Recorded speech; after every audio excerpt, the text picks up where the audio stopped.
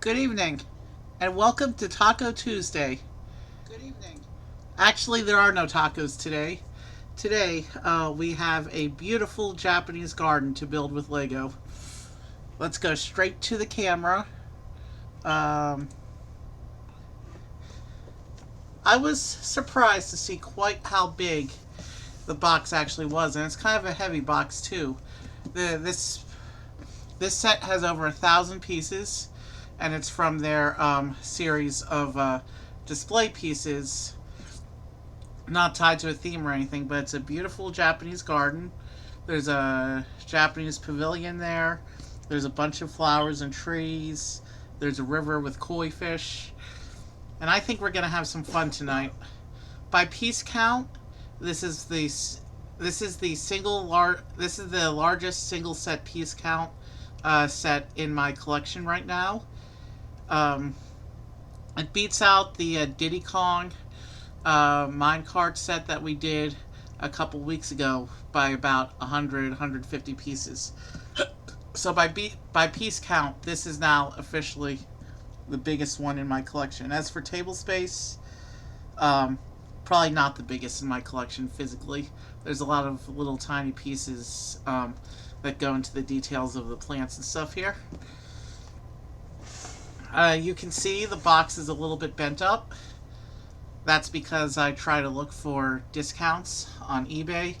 This set is $110 on retail from Lego, but I was able to, because I was able to get it on eBay for about $60 because the box is a little bit beat up, and it's not even badly beat up. It's just some little creasing around the edges. There's this big crease in the middle. But yeah, if you can find damaged boxes on eBay, you can get some pretty good deals on Lego. I don't even keep the boxes, so if I can save a few dollars, um, then I will. Here's the back of the box. You can see here, here's another view. You can see the pavilion is open on the back. And you can see the little bridge that goes across the river here. You can see here some of the plants that we're going to put into the garden as we finish it. Over here also is a size diagram showing you how much table space you need to have and how tall it is. I have a spot for this. So yeah, let's go ahead and get this giant box open. Alright, here's our push tabs. Excuse me a minute.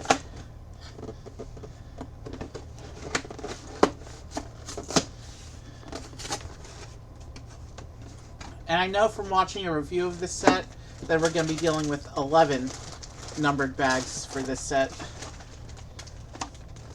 Let me just get it off the table while I get things organized because this box is too big. So here's the paper instructions. You can see it's absolutely massive and pretty thick. You can see just how thick this instructions is. Only about 120 pages of instructions though. That's a surprisingly small number of pages for the actual piece count, which is over 1,300. So this set probably, this instructions probably is more efficient pieces per page than most sets. So here's 4. We're looking for 4 and 5 go together. We're just trying to put these bags in some semblance of an order. There's 11. Is that 6 or 9? This will be 6.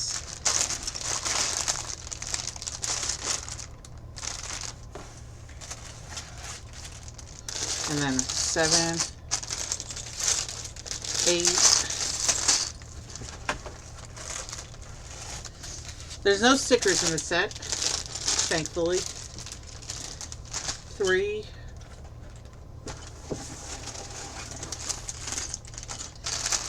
9.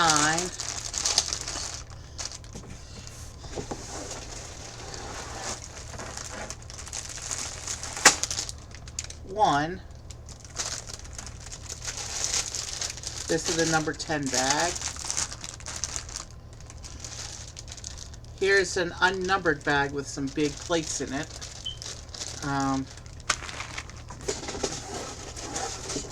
And here's the number 2 bag. So,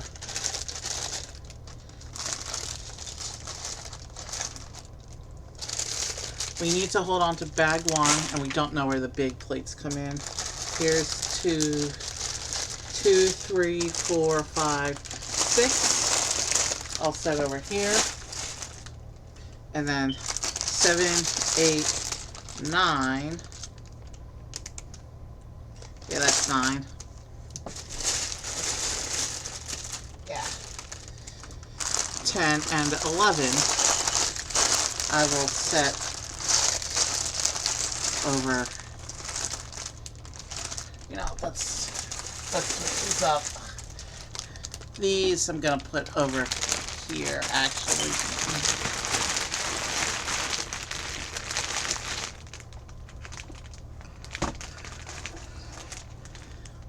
Alright, and then these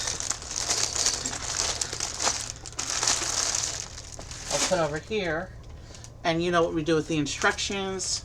I'm just going to, we're going to take bag 1 back over here on the table in front of us. And you can see there's another brick separator tool in there. So we'll be using this one for the build. I didn't pull a spare because I knew this one came with one. So let's pull up our instructions.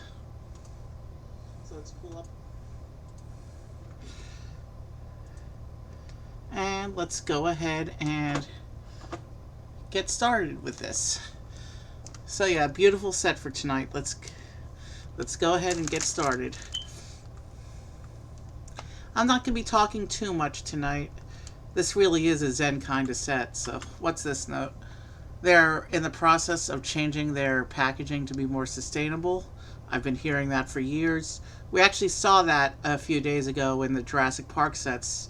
The dinosaur figures came in paper bags instead of plastic. But otherwise, other than that, I haven't seen any of these paper bags they've been talking about for a few years. Still mostly all plastic. Here's a quote from the designer. But, you know, and I'll pull out my paper instructions real quick to follow along with this. Because there's a quote here.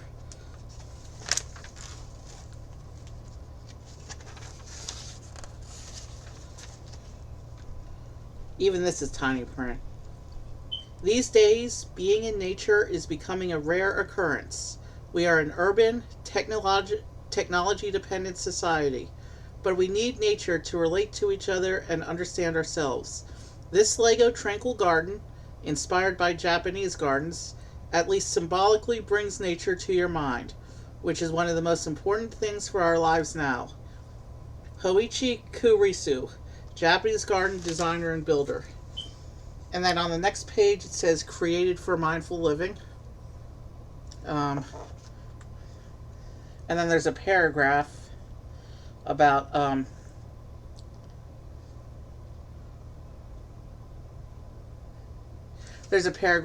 enjoying Japanese gardens in the context of Lego.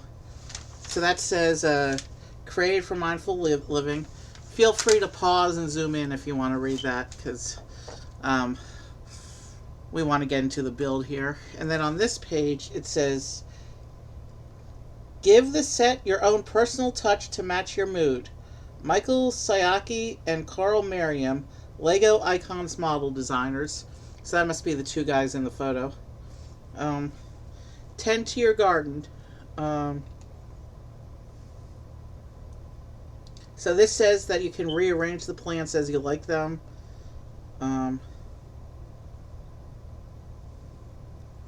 Move the lanterns to fit yourself. Okay, so yeah, we can, this one is customizable later if we want to move the plants around. Alright, and then this page is some more pictures from different angles. And then we finally get into the build itself on the next page. So this shows us how to use the brick separator.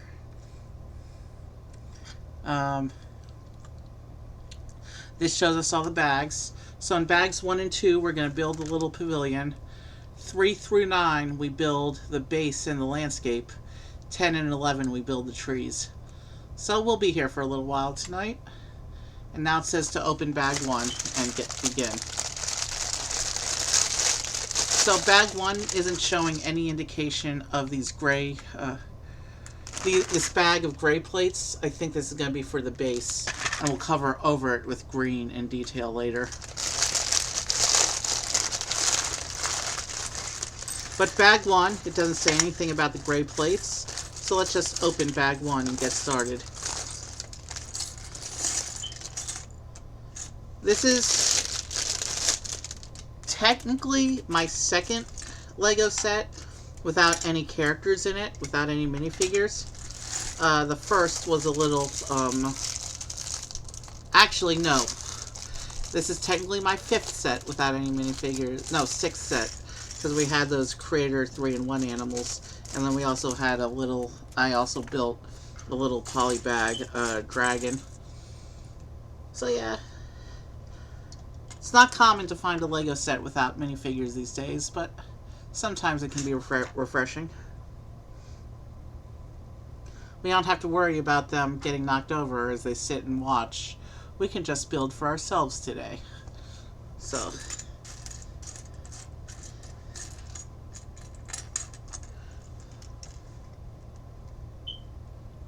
standard Lego disclaimer applies. I'll keep as much of the action on camera as possible. Another cool thing about this set is there's no stickers. Everything is done with bricks. I'm not even sure if there's many prints here. We have the koi fish prints, and I think that's it as far as prints are concerned.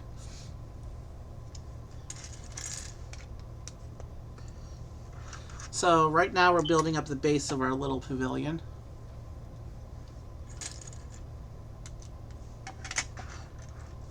That's not on camera, is it? I adjusted my camera angle slightly because my camera fell and I couldn't get it back exactly how it was. So now the front edge of the table is a little bit cut off. But let's see what I can do here.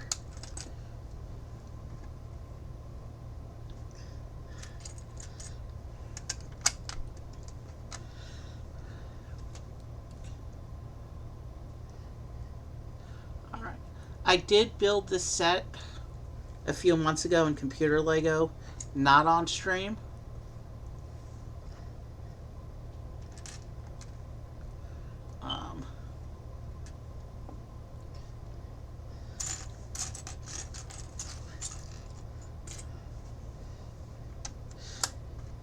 And now I finally get to have it in real life. And now we're going to fill in some of these square jumpers around the corner as well. I should say around the edges.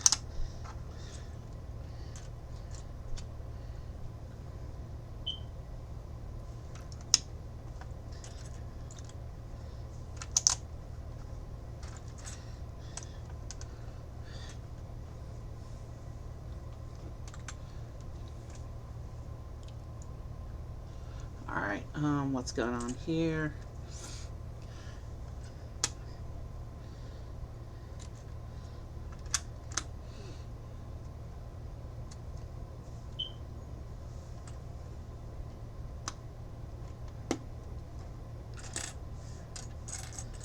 This goes here.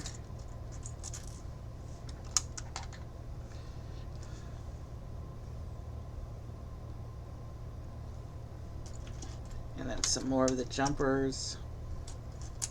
And we also have to put in some more of these tile beams here.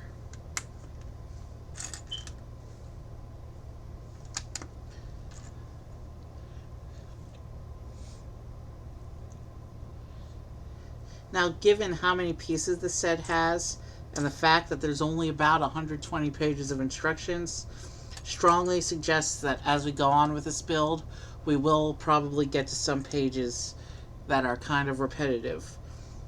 But that's cool. Sometimes it's nice to have a set that isn't all about cartoony whimsy, and you can just sit down and relax with a more realistic, nature-inspired build. I've been wanting to do some more of the nature sets myself as well.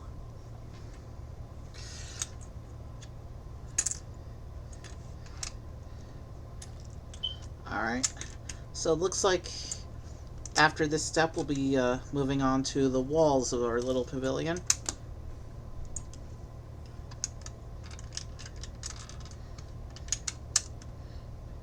So before we do that, I'll just show you real quick. This is what the floor of the pavilion looks like.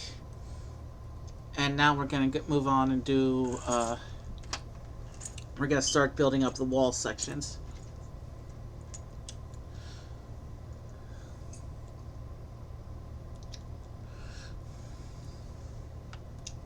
So it looks like we're building these brick columns.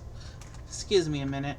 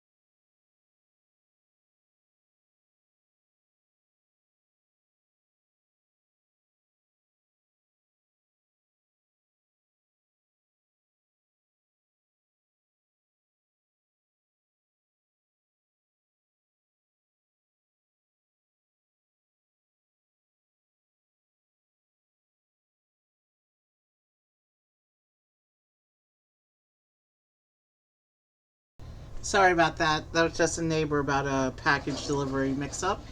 Um, we took care of it while, as you saw, I continued to build while I was muted.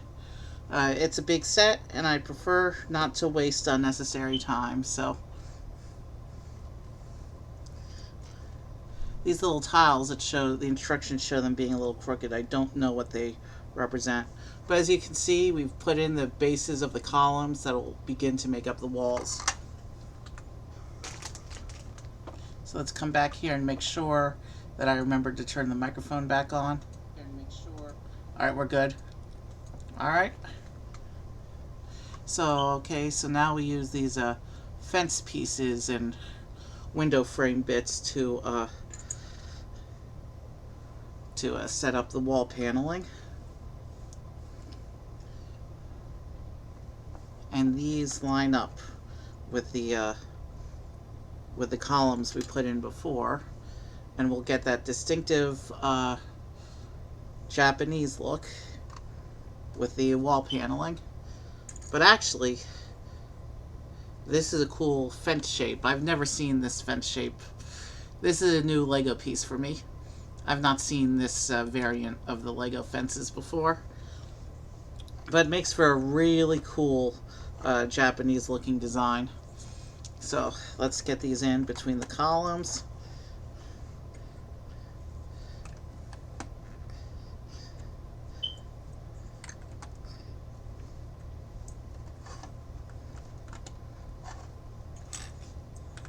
And then we're going to do some, what looks like to be some tiling here to secure the columns with the walls we just put in.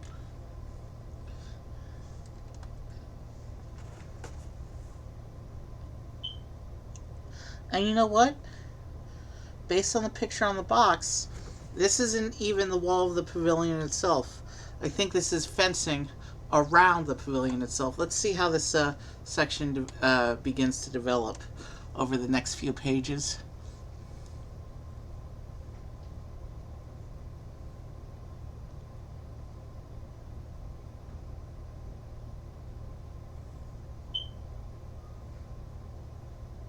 Okay, it shows us having the straight tiles.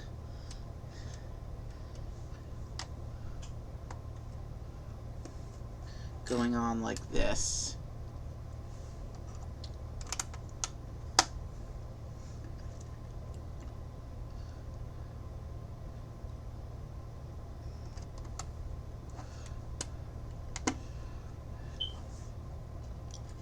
And then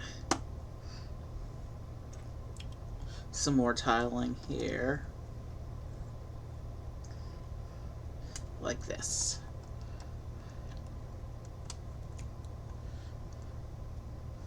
And then we have these round pieces going into the studs upside down like this, all around the walls we just built up.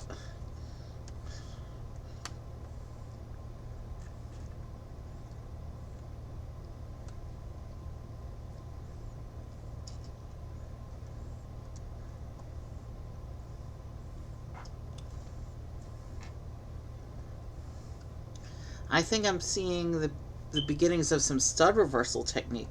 That's pretty cool. And now we're going to do an assembly here. So let's, we need the jumper.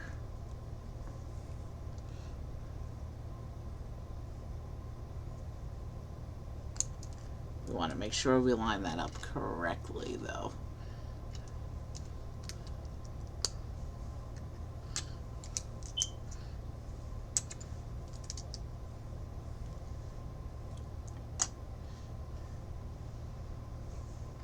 And then we have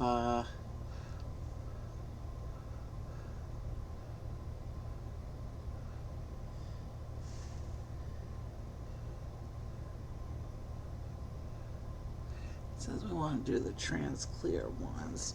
They go in this cauldron looking piece.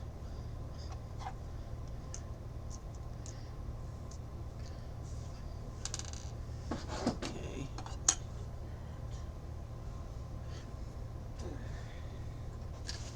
So it says put those studs in the little cauldron piece, and then to start putting other tools and stuff and pieces around the cauldron.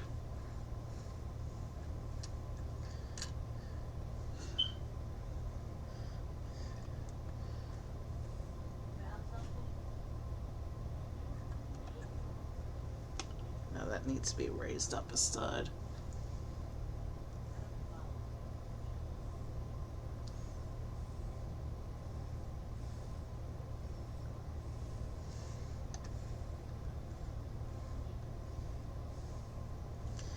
We have this jumper going over these jumpers like this. And then we have 2 cups. What look like actually bowls or cups.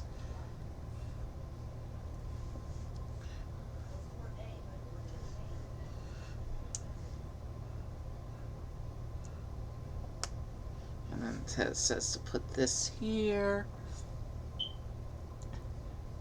And then we have a nice little teapot piece going on here.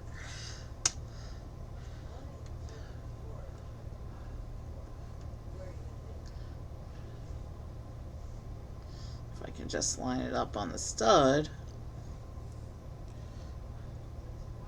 And there's a little mixer.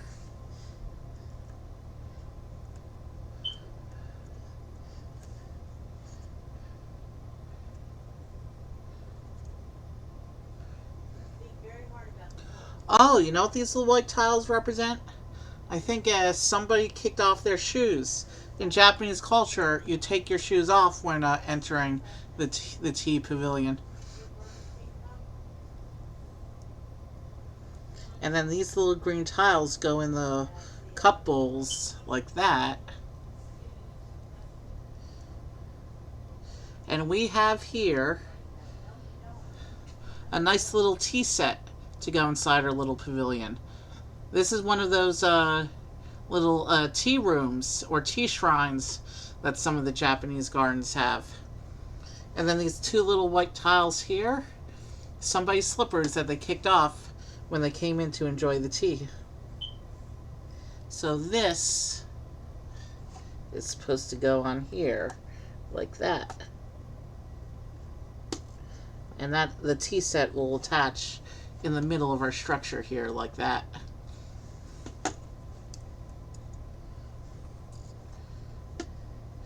So I guess the pot represents the hot water. We have the mixer. We have a little container, I guess, of tea powder. And just like that, the instructions tell us to go to bag 2. And actually, the spare bits, we have another whole teacup. Let's just clear these spare bits off our table so we can proceed.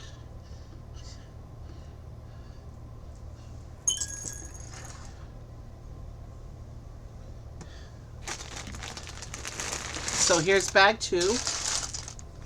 So here's our pavilion so far, with our little tea set inside. And here's bag 2, which is going to be the rest of the structure.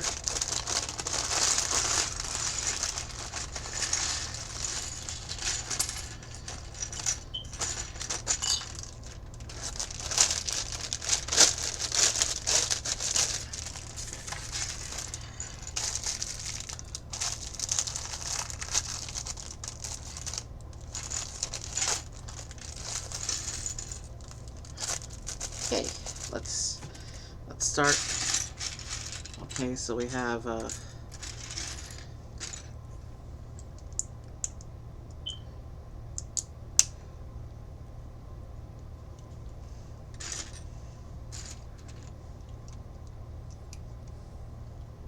right.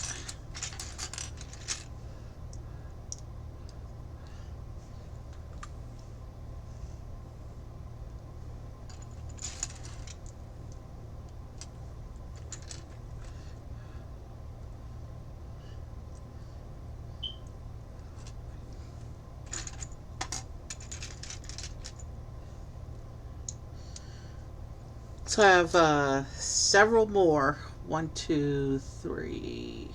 I have at least 4 more streams of content planned, and a bunch more coming up later as well. I'm starting to think about what I want to do for my holidays special. I don't really have anything Halloween themed, but I might try and fix that tomorrow.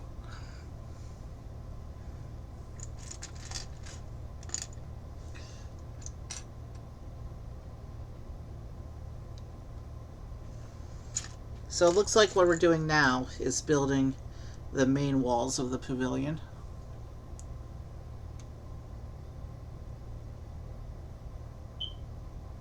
Okay.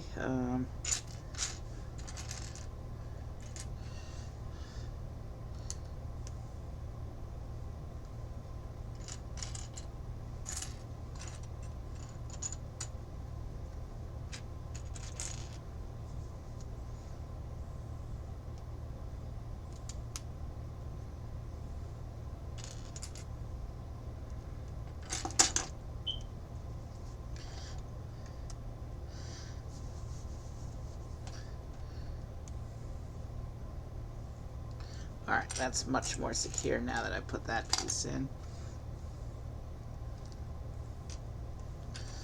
We're creating some layers now to the design of the wall as well.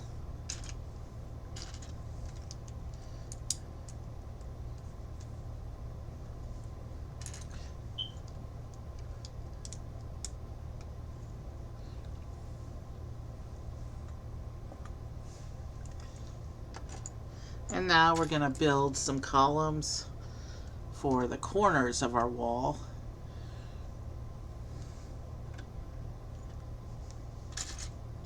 And then what looks like our first truly repetitive step in this build.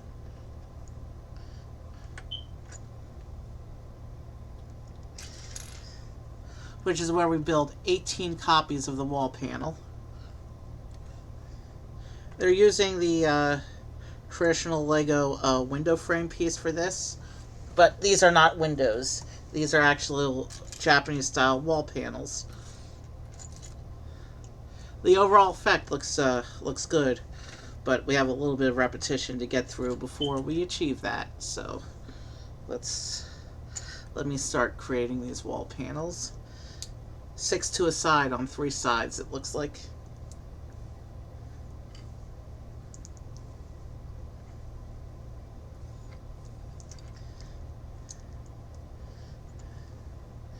It's instruction steps like this that explain why such a piece count, such a large piece count is manageable in such a not that big an instruction book. I mean, the page count is comparable to some of the other big sets we've had, but the piece count is so much more.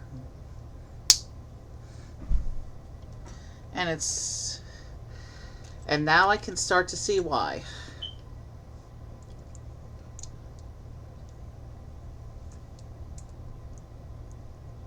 So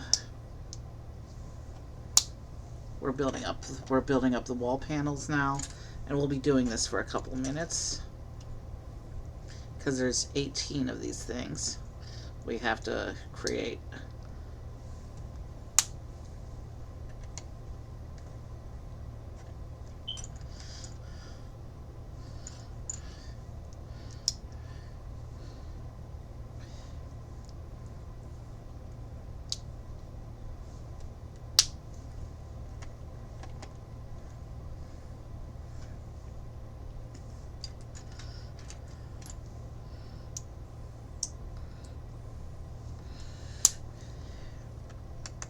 Okay, one side of the wall is done. We just got to do 2 more sides of the wall now.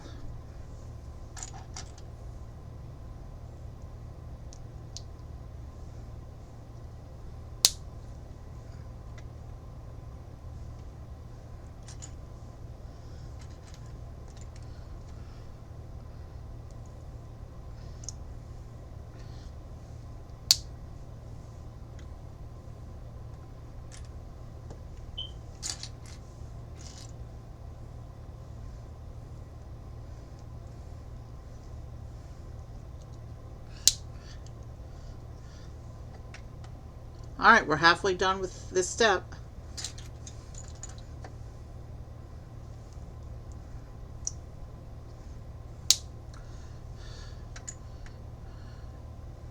I do like how this effect, as repetitive as it is, I do like how it captures the traditional Japanese style of wall paneling.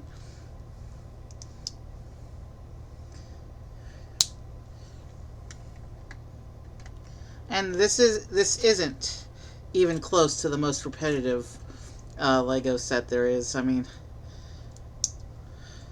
I think I read somewhere that parts of the Captain America shield you need to do like 36 times, and those are like 20 to 30 pieces each for those sections. Something crazy like that. Alright, we're moving on to the final side of the wall now. This is really, the walls are coming together.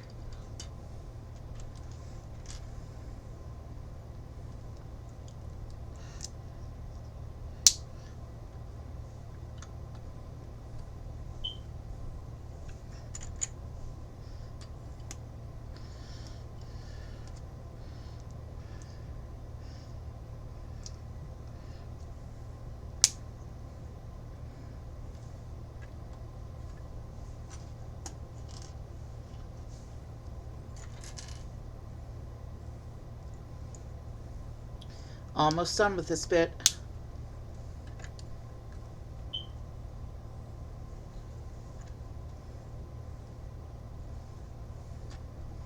When I did this in computer Lego, I could of course just do it one time and then copy paste.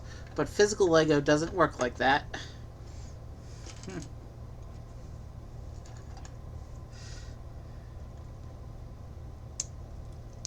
Last one. Last piece of the wall panels. There we go. We have our 3 walls complete and 1 open side. And now we're creating 2 more columns to just go around the entrance like this.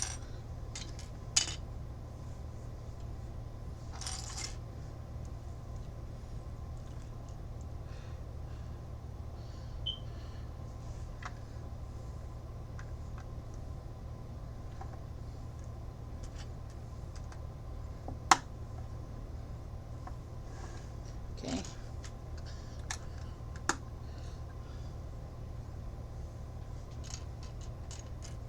Now we just gotta keep building up the structure and shape of our little pavilion here. Oh, and I see this is going to attach onto the base we made last bag and become our little tea shrine.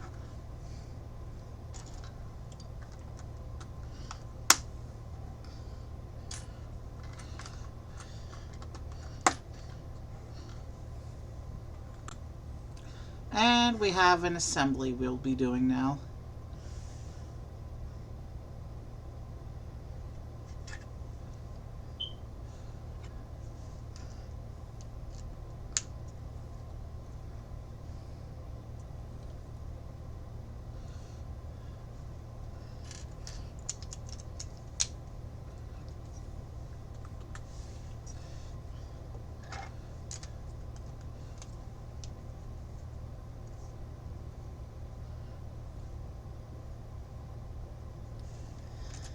And now 16 of these half plate, half tiles go around.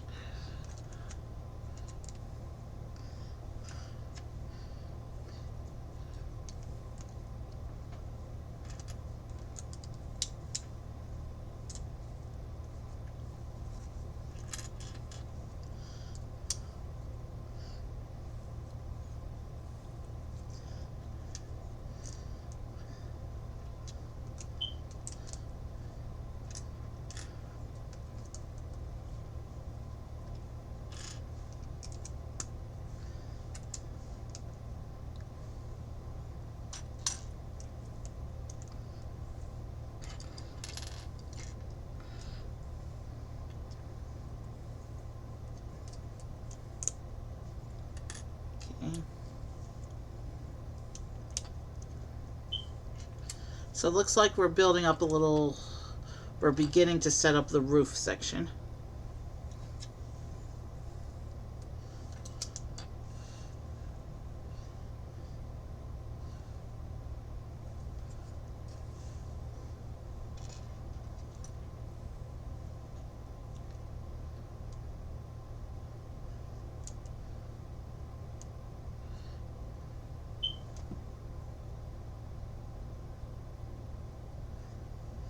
I hope I'm lining these up correctly, because the picture's at a weird angle.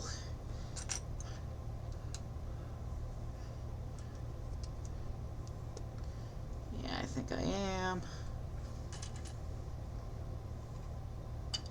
I need another one of those. And then some more of these gold bits to go around.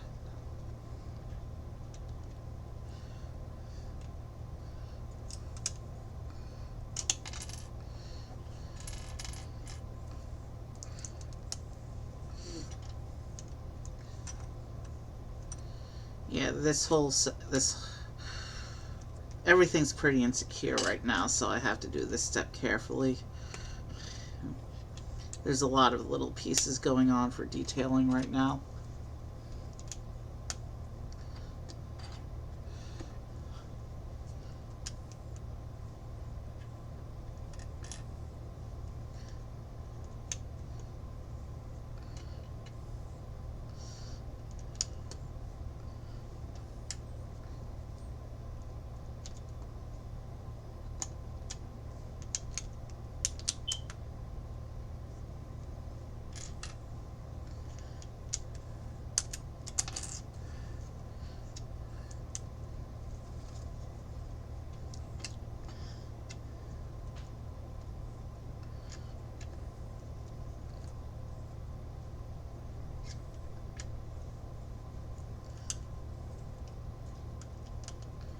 Okay, one more of those little pieces and we can move on to the next page. And if we turn this back over now,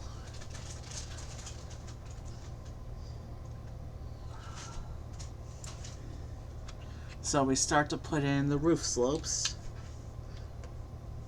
And this will start to hold all these detailed bits together.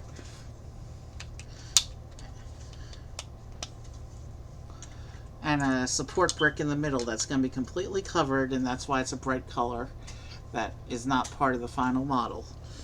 It'll be completely covered over and you won't see it.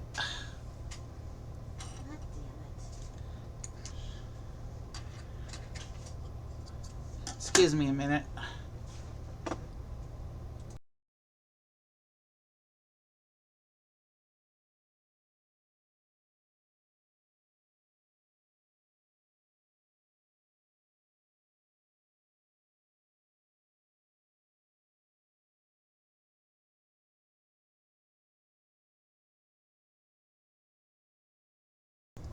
Alright, and then we have these curved slopes. I've only ever seen these before on my brother's Japanese castle. So this must be a new piece that they introduced for Asian architecture. Like recently, within the last couple of years. But yeah. It's this little curved slope piece with a slight upwards curve. You'll see. That's what it looks like around the corners of our the roof that we're building.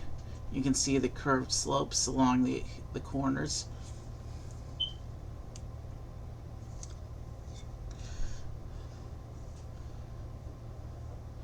And now we're putting in some more corner slopes here.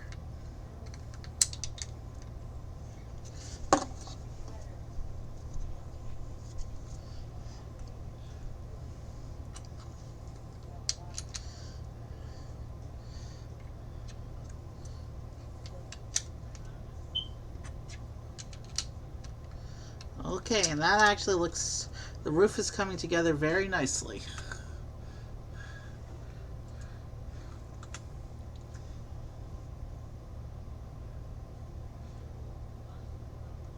Alright, let's go ahead and finish this roof section before, oh wait, I need to attach it on here, right?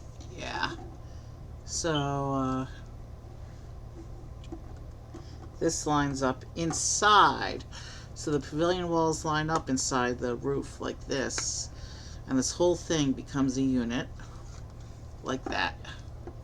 And then we just put these last few slopes on the top of the roof and completely finish hiding the red brick.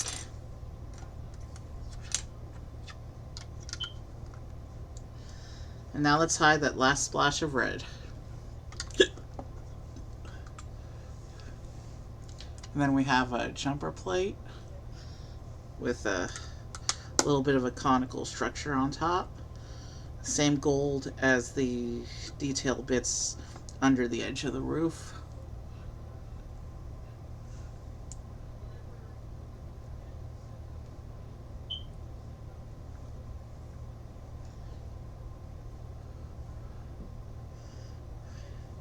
So this whole section goes on like that.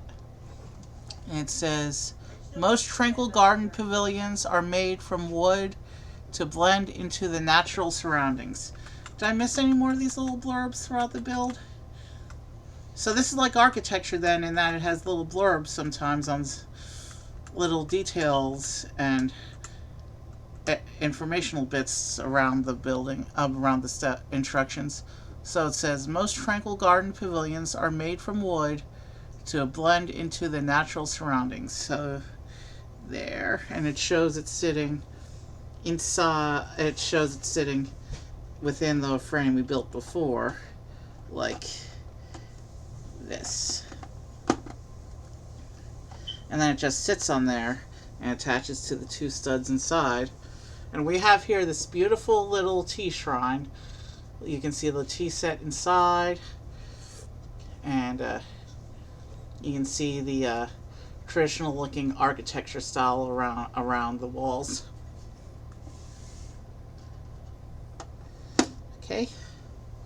let's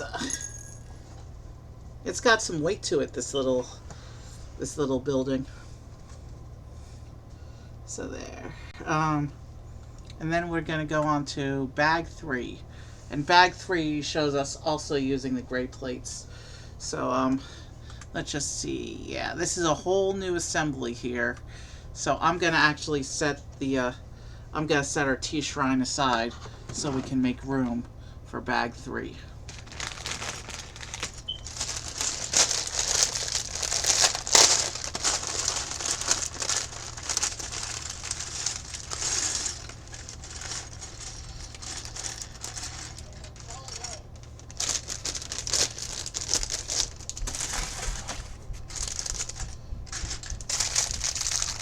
So bag 3, it looks like we're going to begin to set up the base plate for the main garden.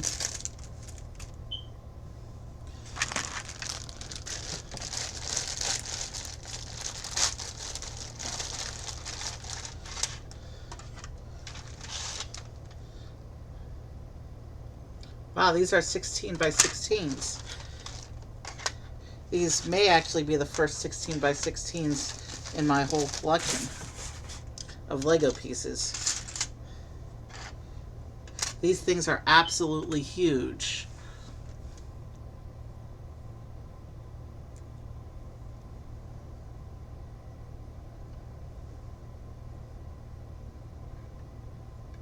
I think this is the piece it's referring to. Anyway, let's start building up the base.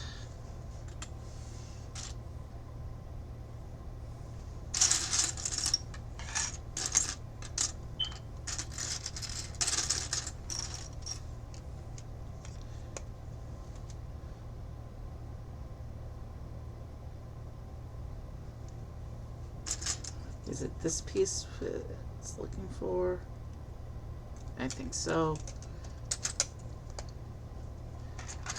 And then we attach this piece.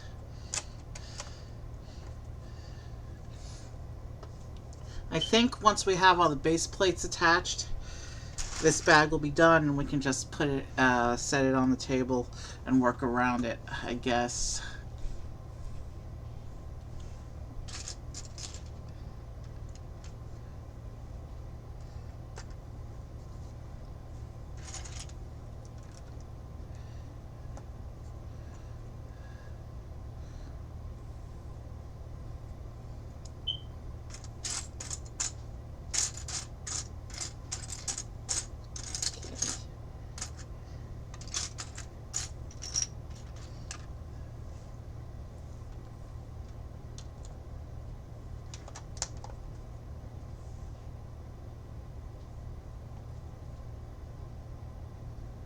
Paper towels. Shh.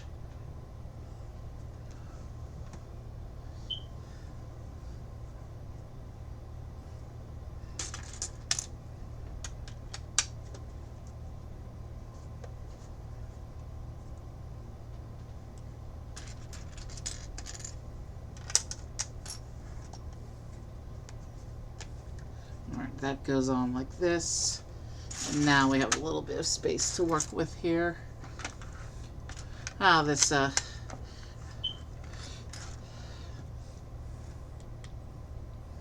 and then we need the green one. And that goes there. Okay, lots of paneling to go in here. Or did I say paneling? I mean plating to go here.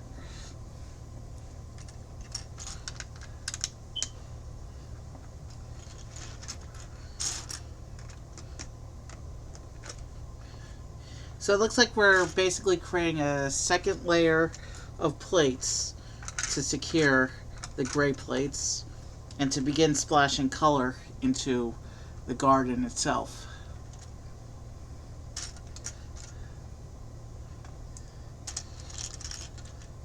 I'm not sure how these colors actually play out. I'm sure some of these are internal colors that are going to be hidden, but it looks like we're laying out general areas of what different sections of the model are going to be.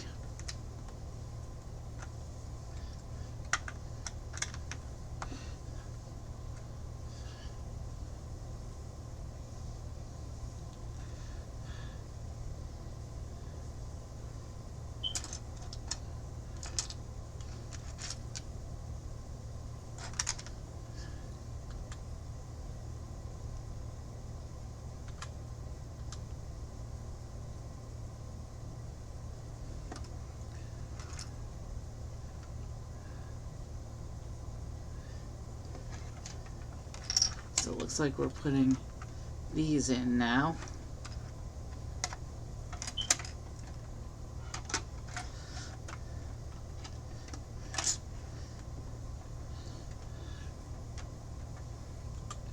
And we're going to line up some more plates, it looks like. And it looks like here we're shaping some more areas of the garden.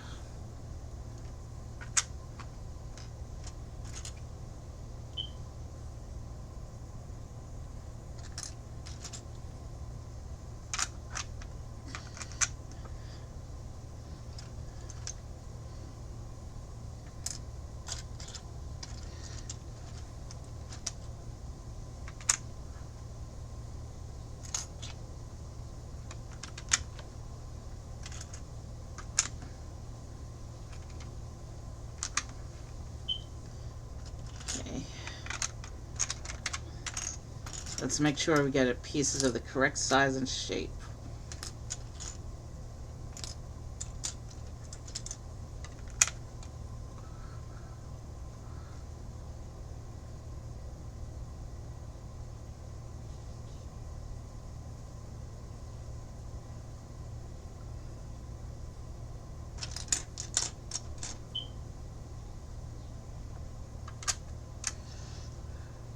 I just finished lining things up to apply for, and the last thing I saw just now, and it's obviously he's streaming. Contract runs May to October next year, so they're hiring early.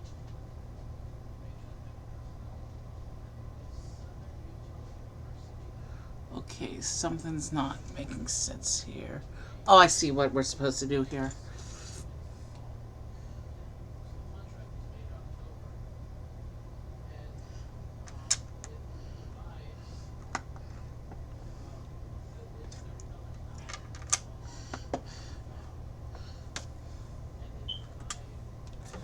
Okay,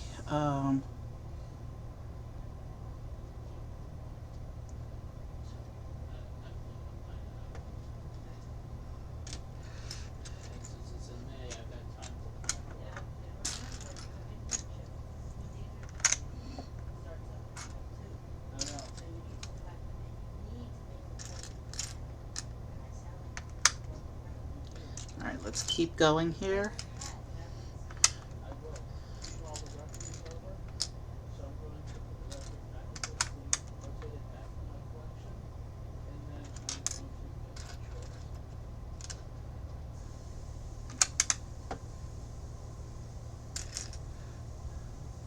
Alright, so it looks like we're continuing to fill in some basic color blocking to mark off different sections of the garden.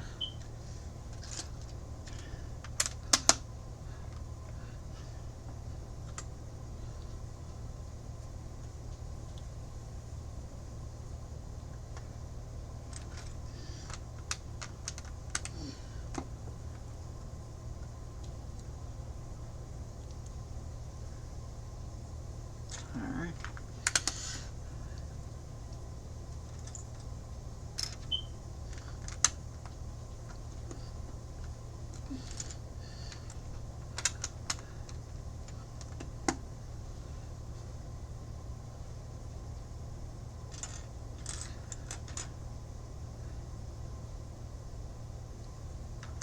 I think this one goes.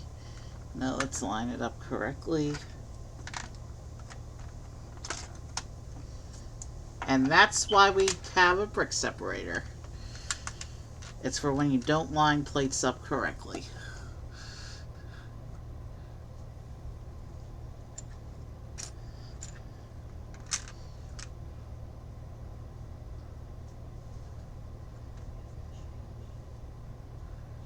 And I'm still not lined up correctly. So let's try that again. That's supposed to be in line with this other piece we just put on. Alright, now that that's fixed, let's keep going and keep putting in these plates.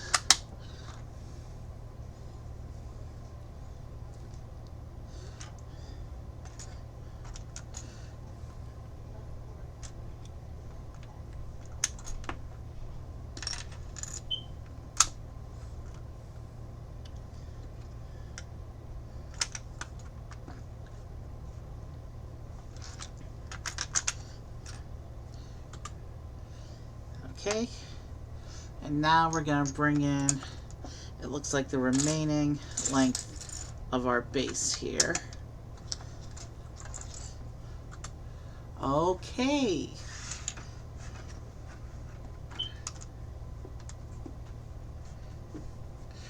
So bag 3 was creating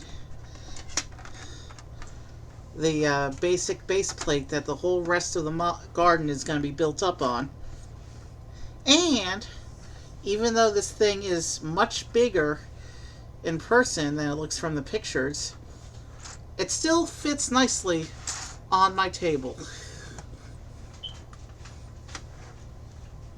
Let's go ahead and put the rest of these plates on to secure all the connections on here.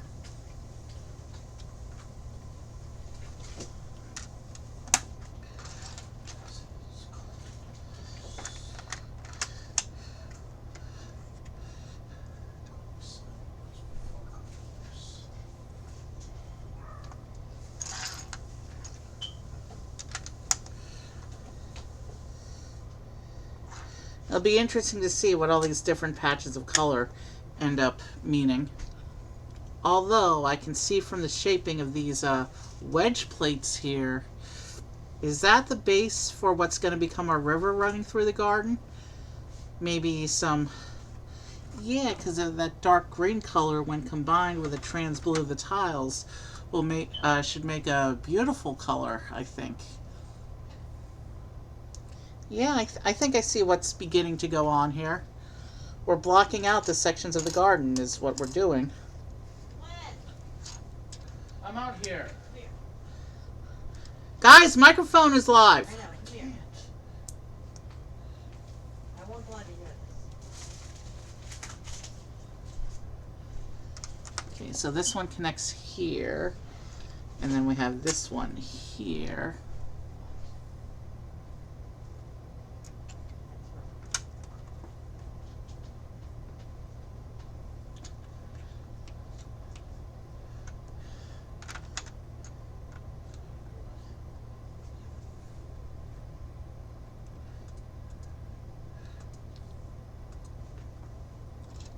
All right, let's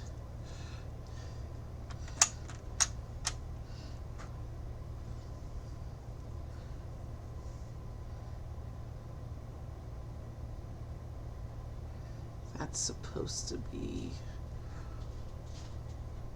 okay. Yeah, I misinterpreted pieces again. Let's try and fix this.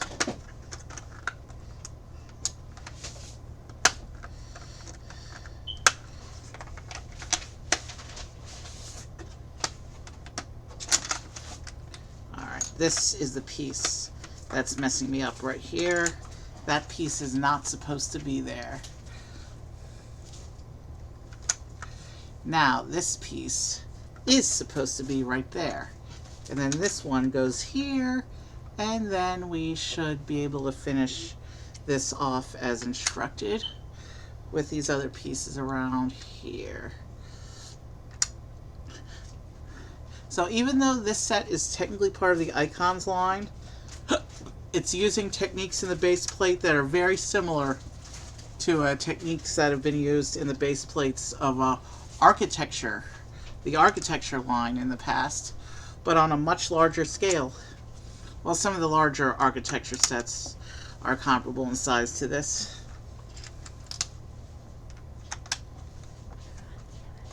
All right. So that's done. Let's come on to this page now.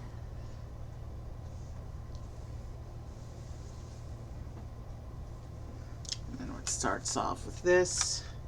So yeah, we're basically creating the general shape of the river that's going to flow through the middle of the garden.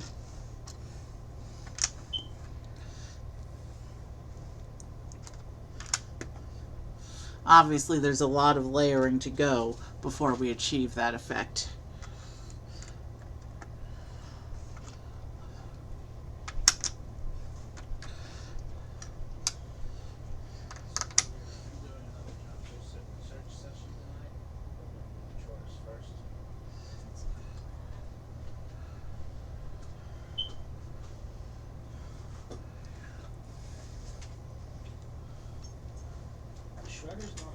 Shh.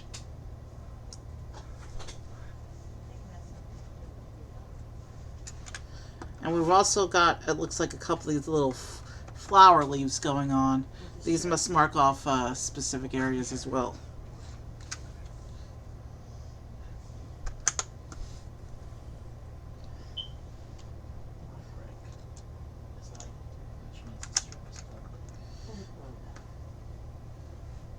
And I also did the reset. Why is it You guys are talking too much. I'm trying to stream here. All right, let's see. I know. I did that. I did that. So this actually uses up all the bag 3 plates, finishing this step. We still have some exposed gray areas, and it looks like we're going into bag 4. So this is what our base looks like so far. We have a long way to go until this looks like a peaceful, relaxing garden. Alright, bag 4. We're already 1/3 of the way through the instructions. We must have some truly massive steps coming up that have a lot of pieces.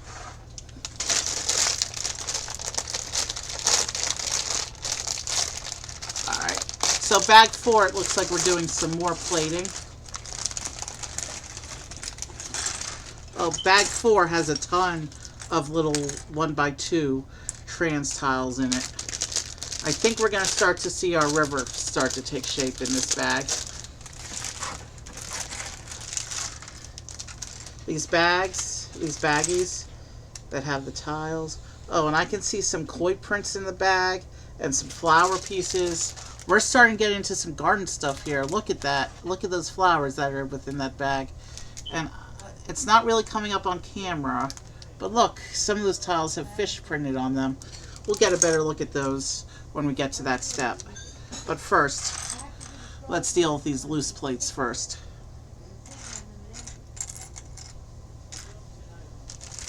Well, it wants the little pieces from this one. Let's see here. I'll put those next to me out of the way. We'll make little different operating piles, I guess. And these I'll put here, out of, kind of here.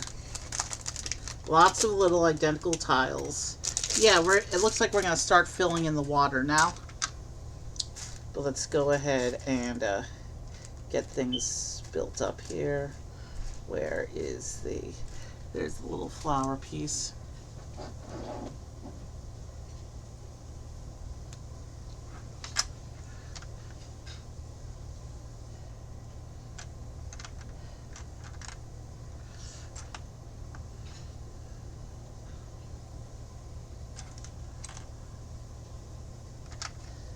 So it looks like we're just filling in some gaps in the gray with this step.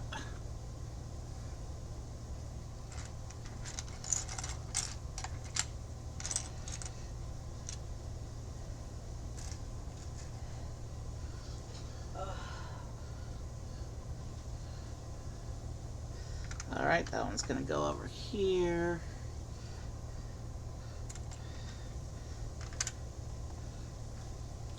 So yeah, I have a feeling by the time we finish bag 4, there will be no longer any visible gray on our base.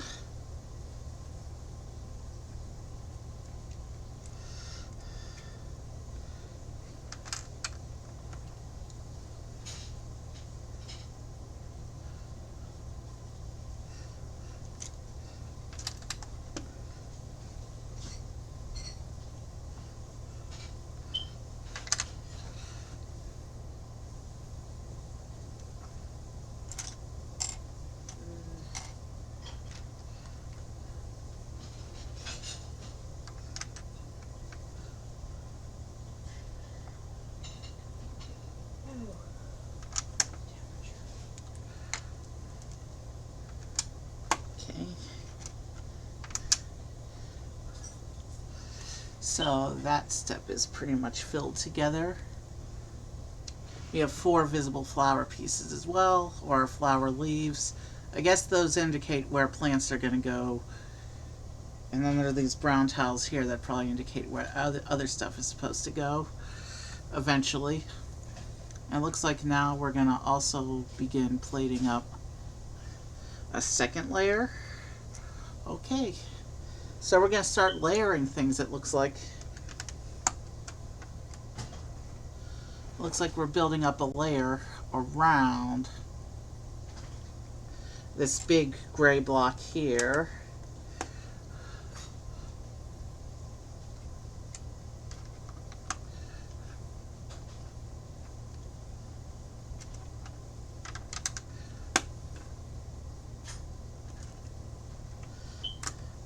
These brown tiles, I think, represent where things are going to eventually go.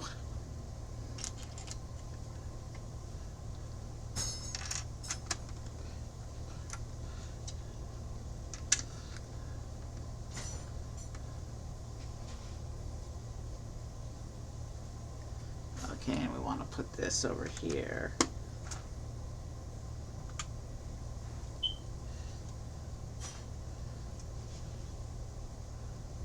So it looks like, yeah, we're continuing to frame up different areas of the base here.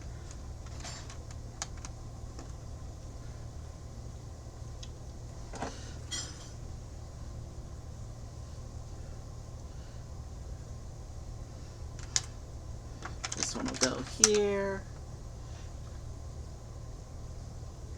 And this goes here. And this goes here.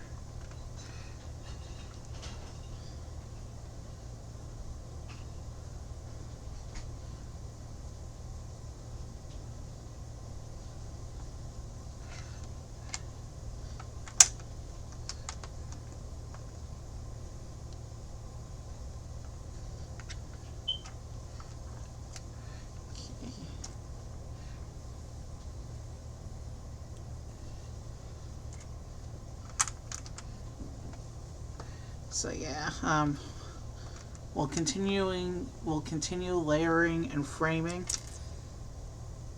and eventually, a reason for all this madness and weird piece layout is eventually going to be revealed to us.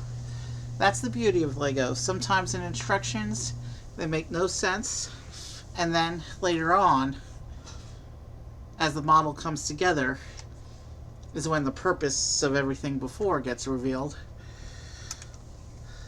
So I think with these layers, we're starting to build up some of the terrain that's going to go up around the garden.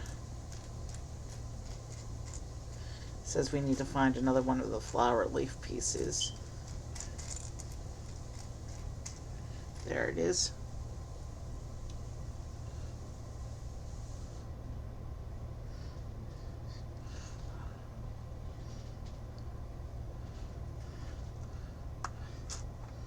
And then we have this brick that goes in here, and then this brick that goes in here. So yeah, the base is starting to form layers now. Okay. We still have a little bit of exposed bits of gray, but here is where we have to start laying out tiles. Interesting. We'll be on this step for a while, obviously. I just gotta go with the flow, because it looks like we're beginning the river now.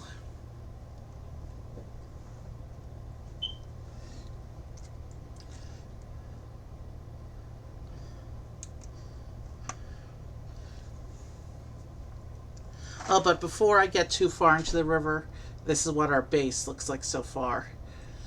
Looks like the colors have mapped out different areas of the garden, and now this next part of the build is going to take quite a while. We have a couple pages of instructions that are just us placing all these little trans light blue tiles. I mean, and which are going to be the river.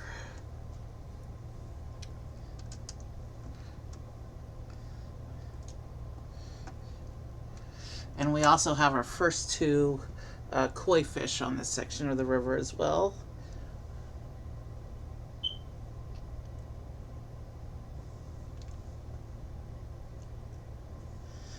Let's see if I can. The camera probably won't focus, but that's. We have a little fish print going on. And that will go on here.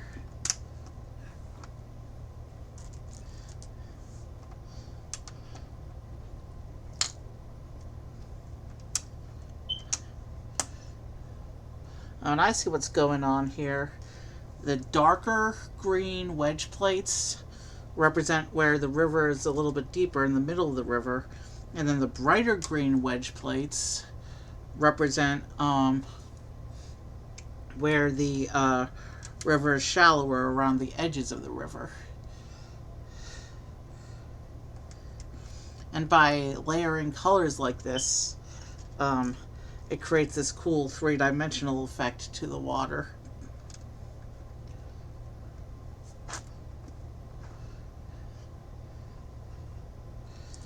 Okay, and instructions say to put another fish tile here. Lots of little koi fish swimming around our little river here.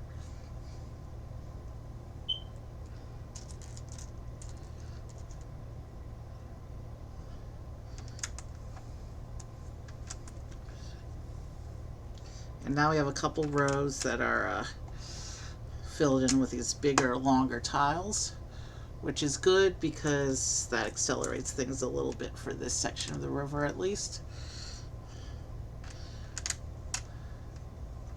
But it looks like that's going to come to an end shortly, and we'll be just have a bunch of the little tiles left.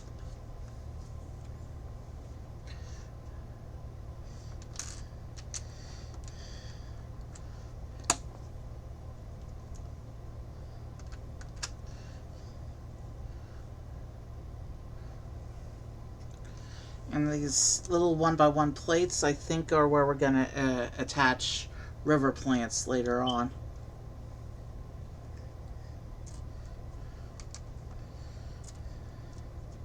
Okay, so that's the end of that page of tiles. Now we're going to tile up the next section of the river on this page. And we have a differently colored fish on this page.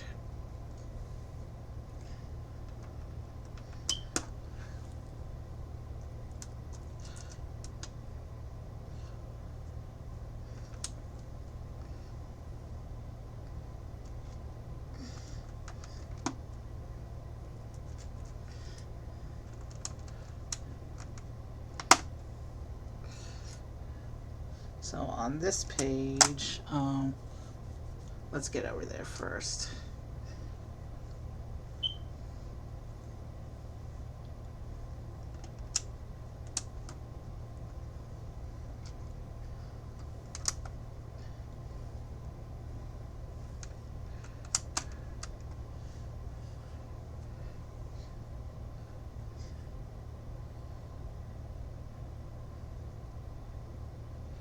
Okay, and then we have 3 of these.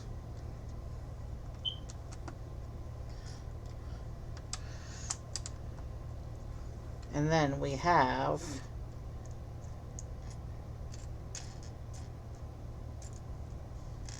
okay.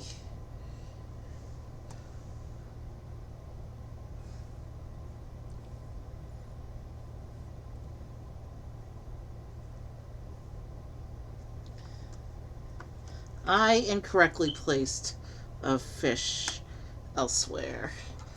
Let's see if I can get that fish out without too much trouble. We may have to backtrack a little bit.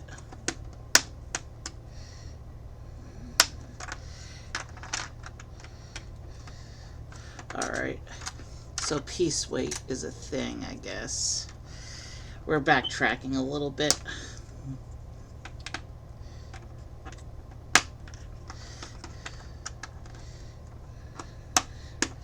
Let's see if I can leverage this with a second separator.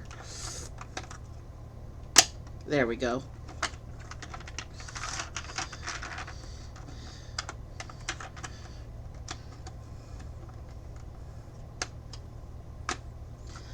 A big set like this with a lot of little pieces is prone to making mistakes. That's kind of what we're trying to fix up here. Alright, that fish was placed incorrectly. And so too was this one.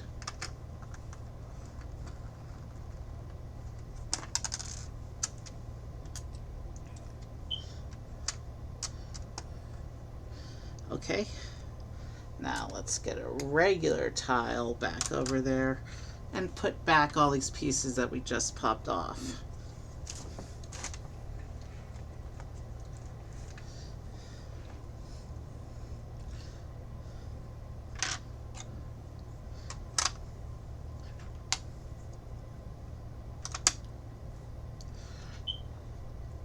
There, we're back in business there.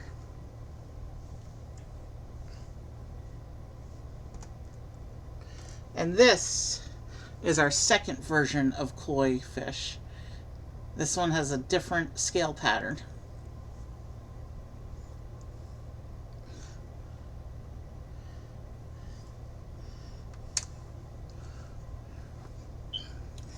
And now let's keep going.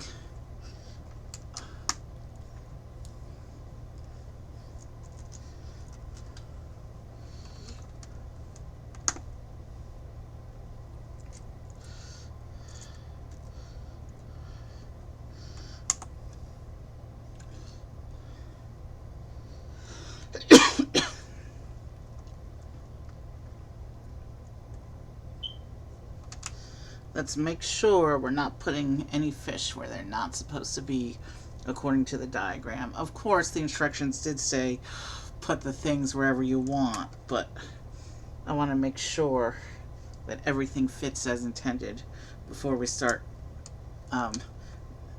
doing customizations or anything like that. So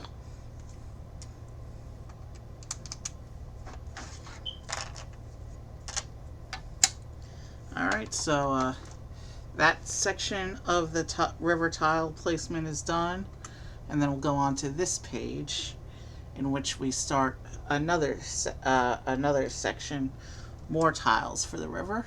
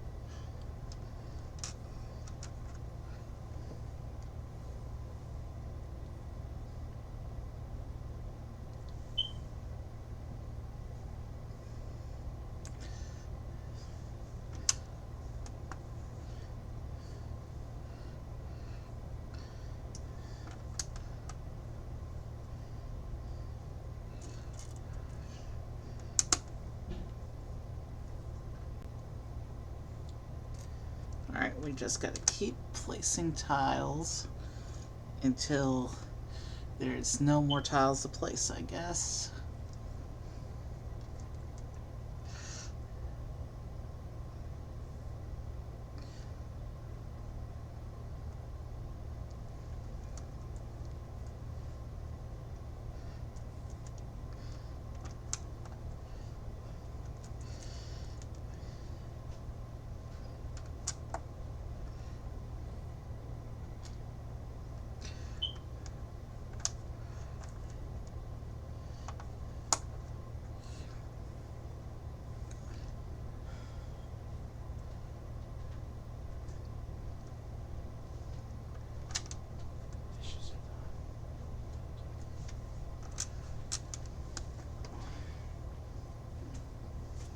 Okay, this tile goes here.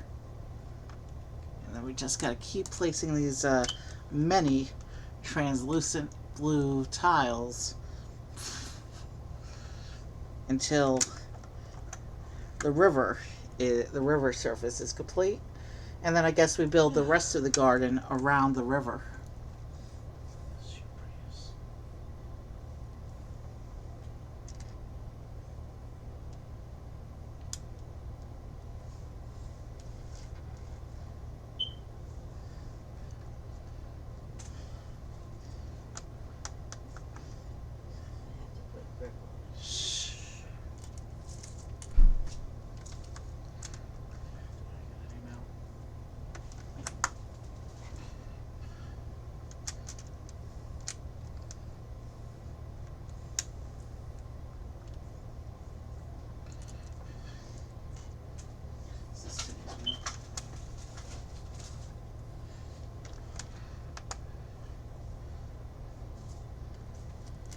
Slowly but surely, we're filling in this river.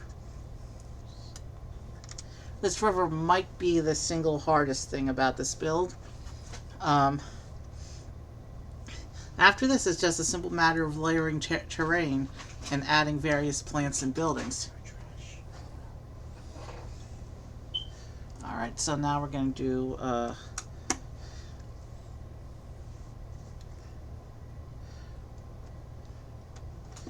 some more river placement.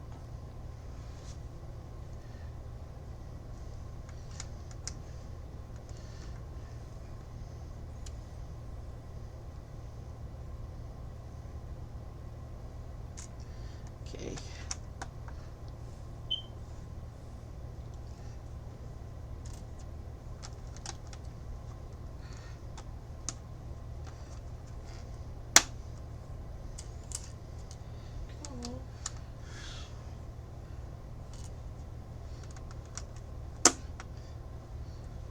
Did you know this?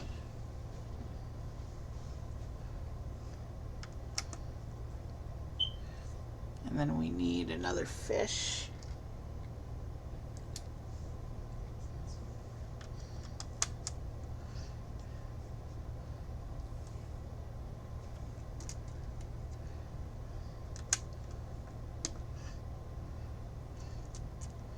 Okay, so this section of the river looks like we're getting into some really deep water.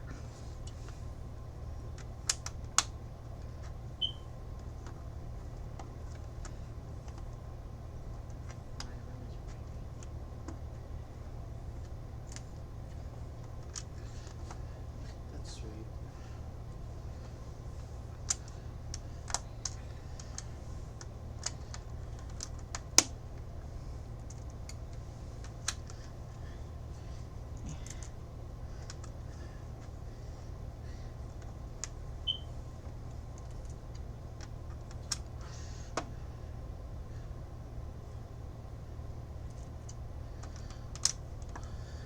But hey, there's not too many of these tiles left.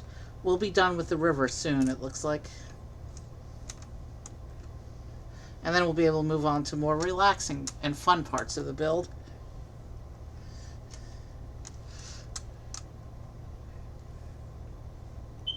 I'll be building this sun garden.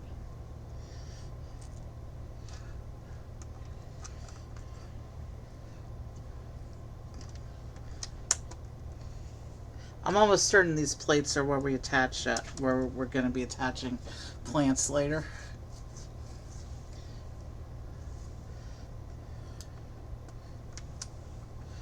Okay, now we're supposed to put in another fish.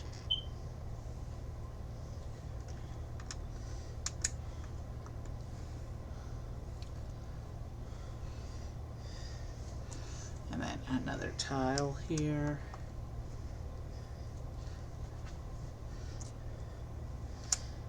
And that covers that page.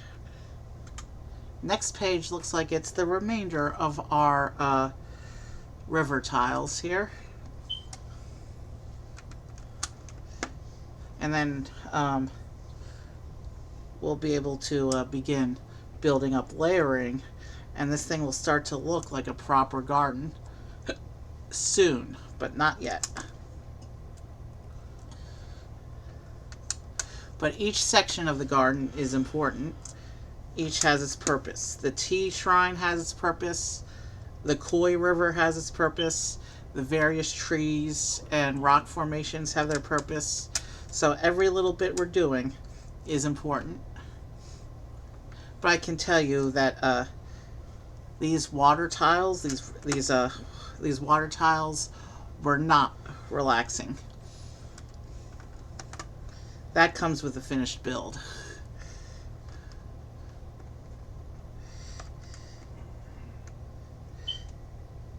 Okay, we have another fish here, it looks like.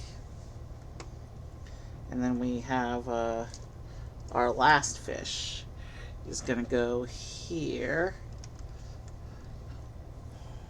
And then we have another plate next to that fish like this. And then the rest of the stuff should line up and fall into place.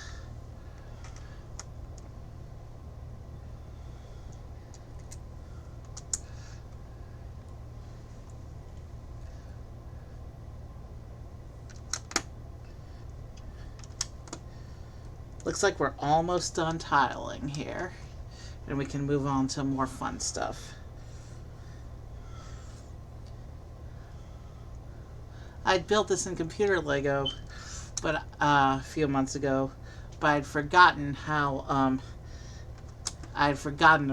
about how this river was built up.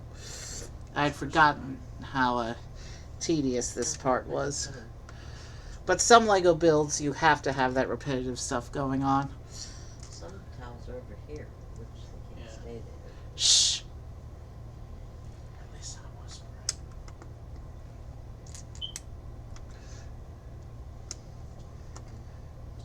This isn't like it. This is different.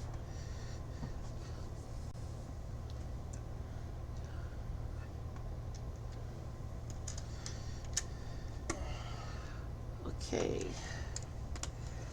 I can tell you that there are a total of 1, 2, 3, 4, 5, 6, 7, 8, 9 koi fish swimming in our river. And here's another blurb. Wow, so we actually have extra water tiles, it looks like. Unless I missed something somewhere, but I don't think I did. And here's a little blurb. It says, pond shapes usually represent kanji, a system of Japanese writing that carry significant meanings such as katoro or heart. Interesting. I just moved your first. Okay, so it looks like we build here 4 lotus flowers. I think these are lotus flowers. Or they could be a completely different kind of flower whose name I don't remember. Maybe they're... Going back to my job search. Shh. Notifications out. So we have 4 of these flowers that are going to be floating in a river.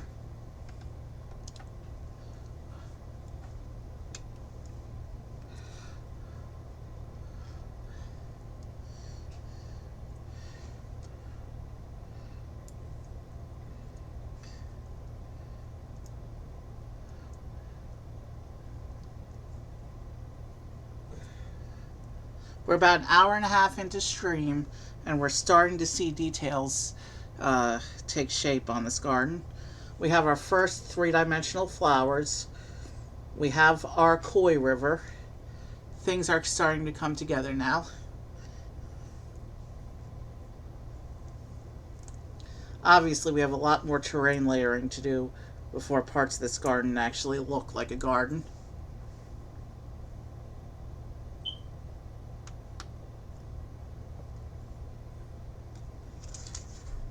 Alright, one more flower.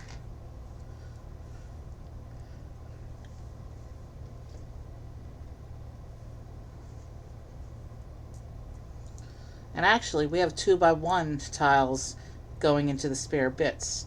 That never happens, but I guess it's because of the non-standard nature of this build that we got extras on the tiles. Okay, so this is what our garden looks like at the end of bag 4. And actually, let me turn the instructions off so I can give you a good view. You can see the river running through it is complete, and we have some koi fish swimming in the river, and we have lotus flowers floating on top of the river. And then we have these big blocks of undeveloped land where we're going to put other stuff later. But the river is done. We have our first recognizable bit of our garden. Let's take the spare bits off, and we will proceed with bag 5.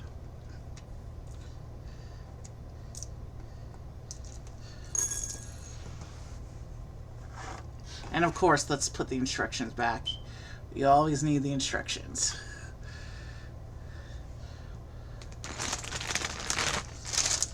Here's bag 5.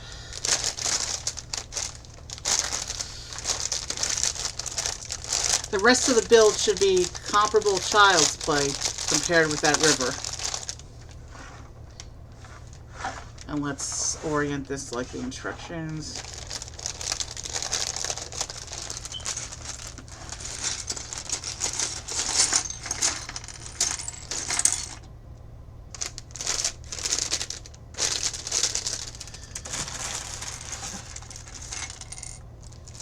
Okay, so it looks like we're going to start to add dimensionalities to some of these flat plated areas.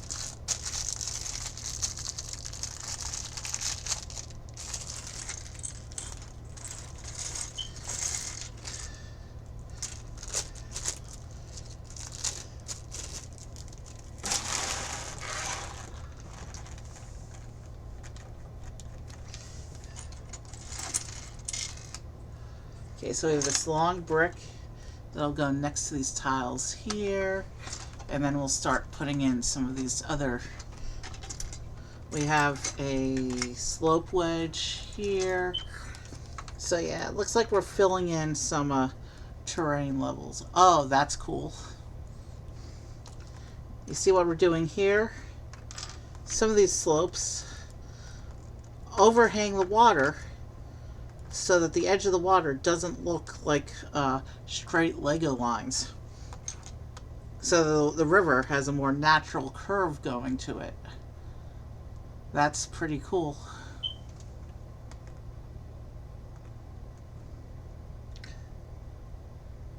How do these things line up here? There's one of these little slope pieces here.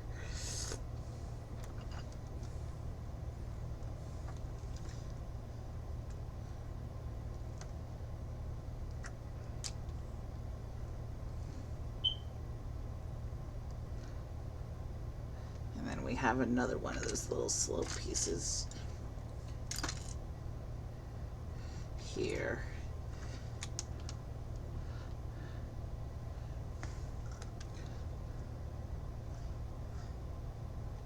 And then we have these gray plates going around here and filling in some shaping here.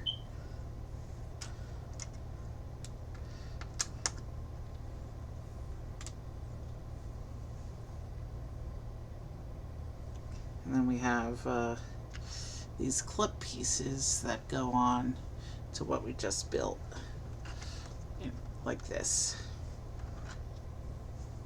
And then there should be one more, and then a green plate.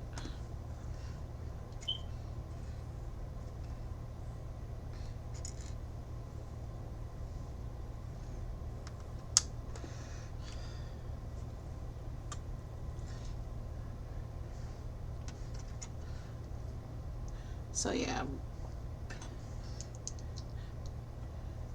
and then this goes inside here like this. So basically what we're doing right now is it looks like we're doing some terrain shaping around the edges of the river.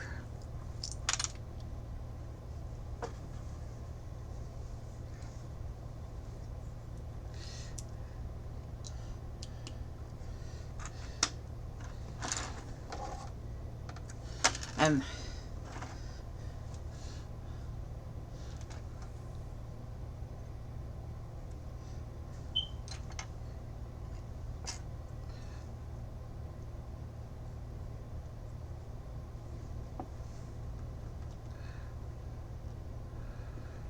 That one goes there. And then we have this corner slope that goes here.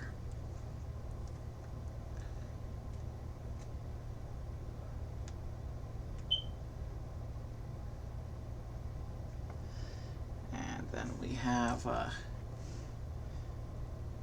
this plate here. And then it looks like we're doing some more layering of terrain here.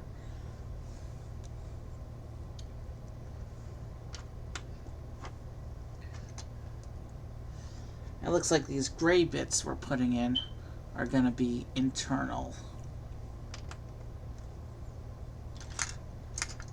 and not visible in the final build.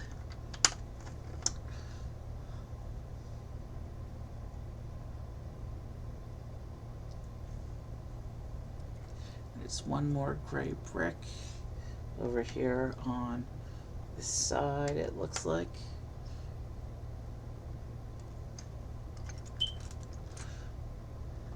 And then we just put these long bricks in.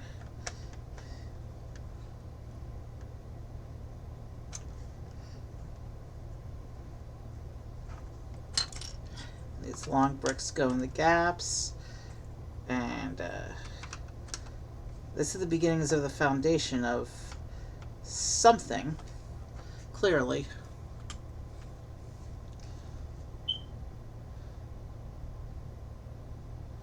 And now it looks like we're going to begin plating over all of that.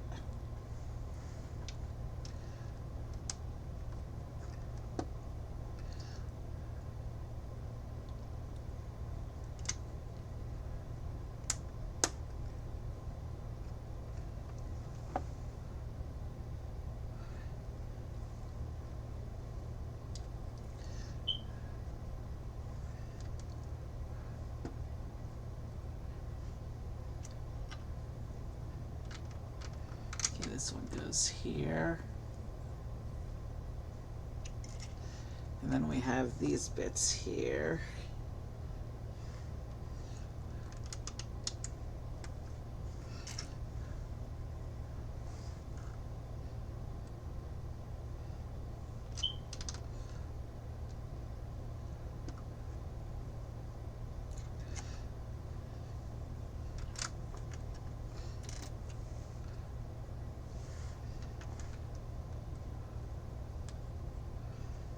We have a dark green plate here. Okay, I wonder what this section is going to be, because it really doesn't look like any. Alright, now we're plating it over. Now I guess we're going to start to see what this is going to be.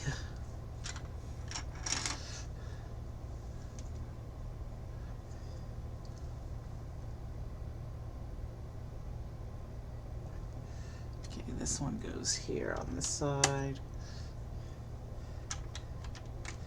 Looks like we are still leaving gaps where the brown tiles are. So clearly those are meant to be something.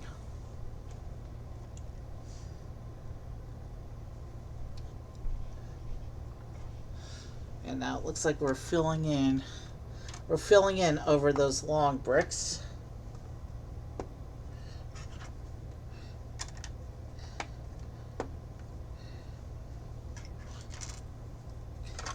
And being covered in green, that corner now looks more like a garden.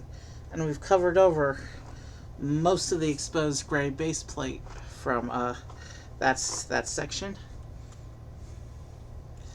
And now it looks like we're filling in some details.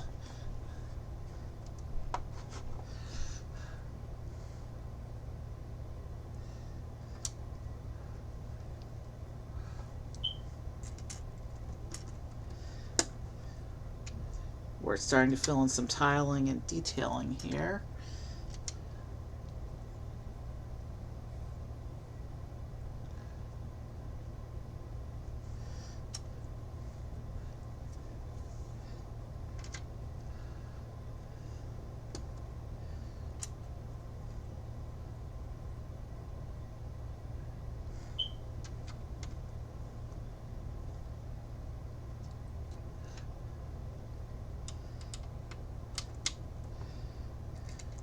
It looks like these corner tiles go around the areas that are built up around the square tiles from before. Interesting. And that will also take us to the end of bag 5. Bag 5 went together pretty quickly. Bag 5 went together in about 10 minutes, which is good because after the river, it's good to have a part that goes efficiently. So at this point in the build, we just built up this whole corner section here. There's some detailing going on here. You can see the shaping of the riverbank here. It'd be interesting to see what else goes on that section. But for now, we have to open up bag 6.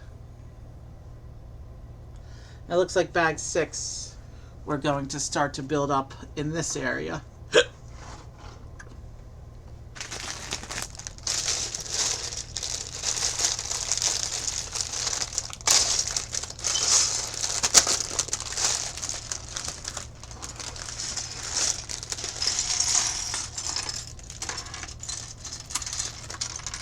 Bag 6, I see a bunch of bricks, which means we're going to start layering and shaping some more terrain on the other side of the garden now.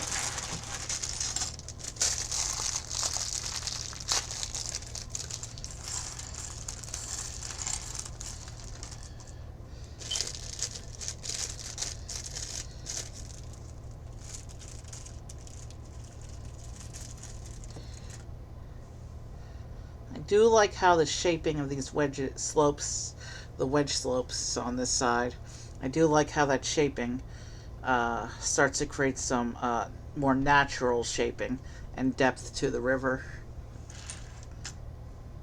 Anyway, let's get on with this side of it, the build now.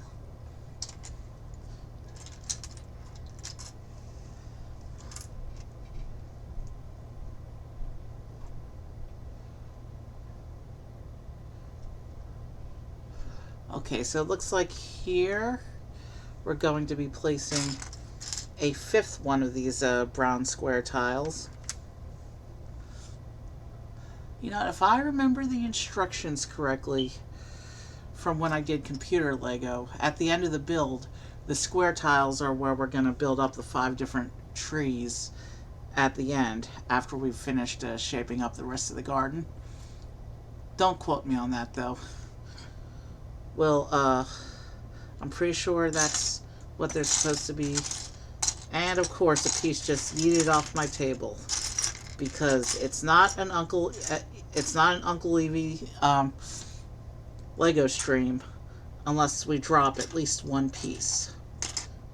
And then I'll go for it in a minute because I know it's not the piece we need for this step. There's the piece we need to finish this step. Okay. Did I do that incorrectly? I did. I did do that incorrectly. We're supposed to be over here on this plate, beginning to cover this plate. Not a biggie. That was a quick fix. We didn't even need the tool. I see the piece that fell. Let's see if I can get to it without disrupting the rest of the parts pile.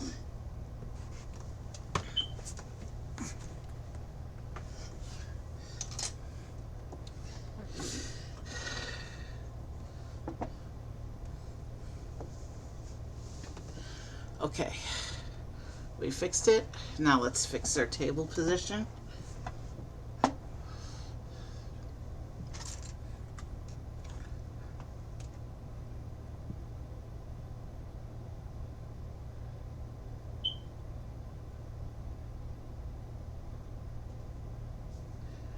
Okay, we need to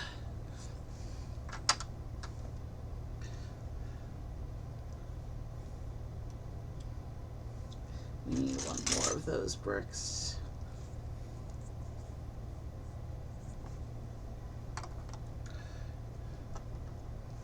Okay,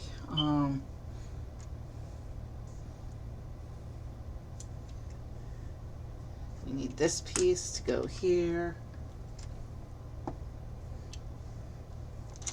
So yeah, it looks like we're filling in terrain shaping here. We have another bright red brick that's going to be nowhere in evidence by the time we finish.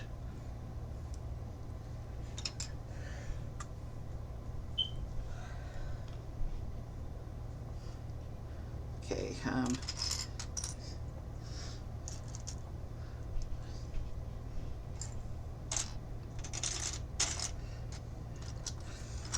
this set has actually been on my Lego wish list for close to a year. So cool to finally be able to do it. For real, I mean, like I said, I did it in computer Lego. But computer Lego is just not the same.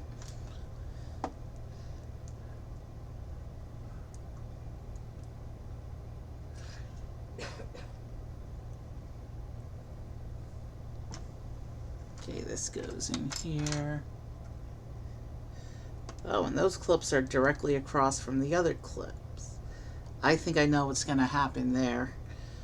But I think I remember that bit, but we'll just have to wait for it to come up in the instructions. Oh, and here's a 6th brown tile.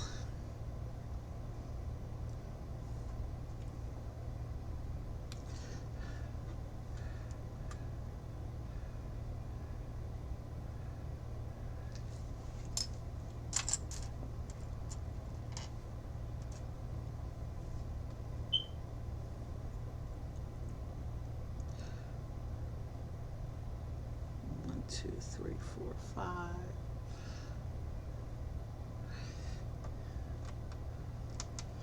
So these two little 1x1 slopes go in front of the clips, and then we just fill in the rest of the pieces around that.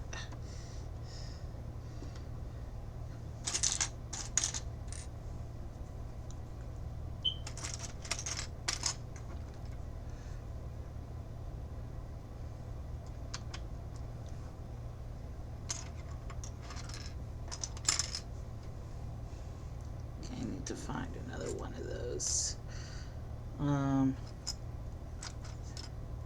There it is.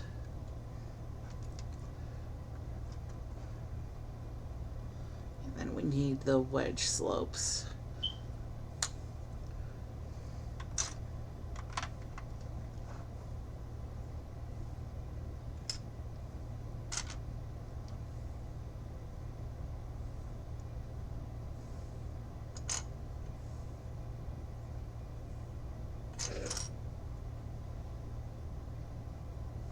There it is.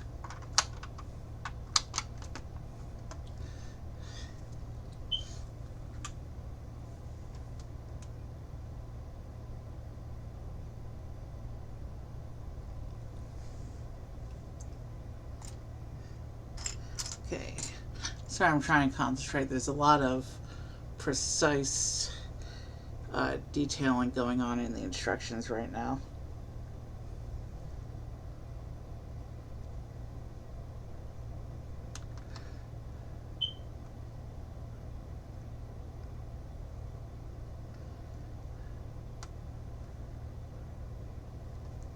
I think that one goes there.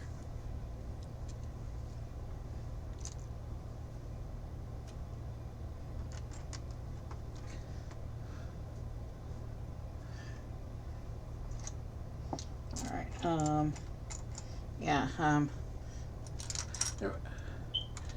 sometimes with confusing steps like this, the best thing to do is to just stop talking and focus on what you're doing.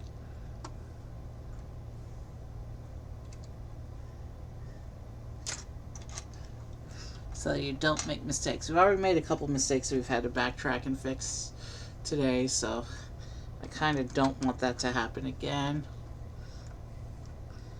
Okay, some more shaping for the river there. Alright, and then we got a couple of these wedge plates going on as well.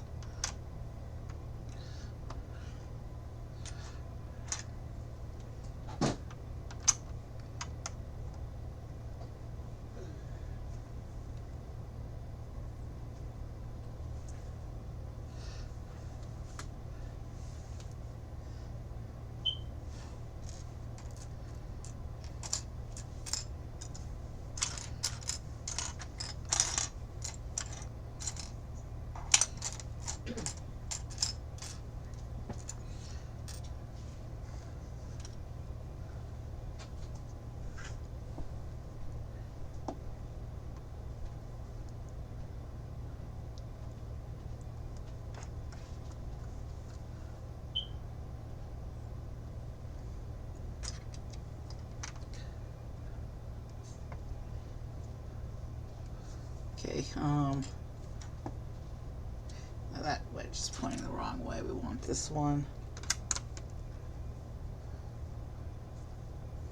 And then we have these pieces here.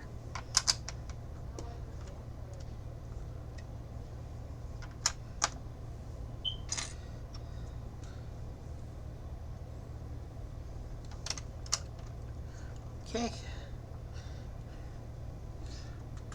Yes, but the book has been there forever. That's what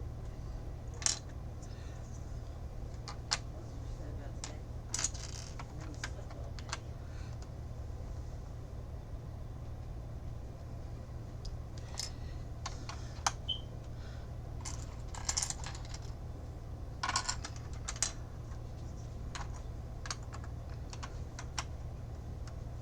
Alright, we're putting some more shaping in now, it looks like. It looks like everywhere where we have one of these brown tiles is turning into a little pit. Kind of like a foundational pit, I think. And then like the tree bases go in there.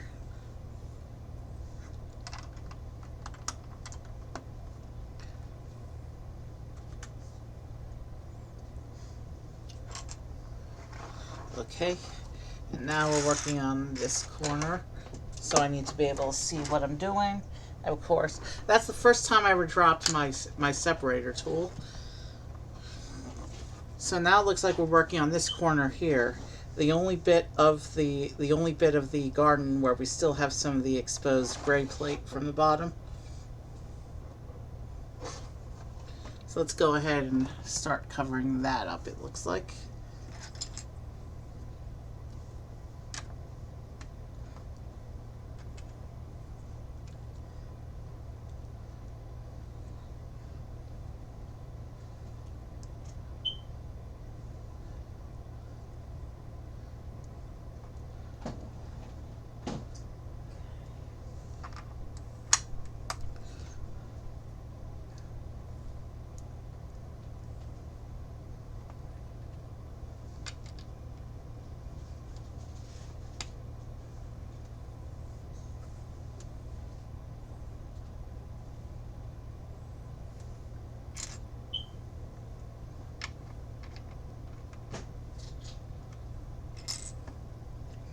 Alright, so we're basically layering terrain right now. We're putting in bricks that are going to hold up bits of terrain.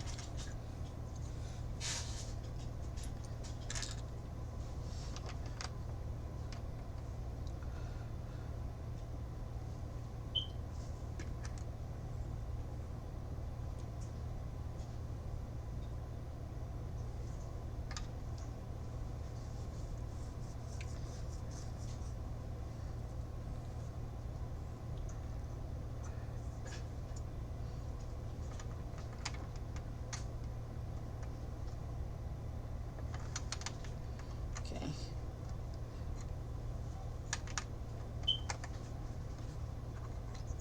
So the color blocking from before was basically to help us align pieces, because now we're actually covering everything over with the colors it's supposed to be in the final build. And that a lot of the color blocking is just vanishing as we build up over it. Now that we no longer need the guideline pieces, and we need to start filling in the surface details.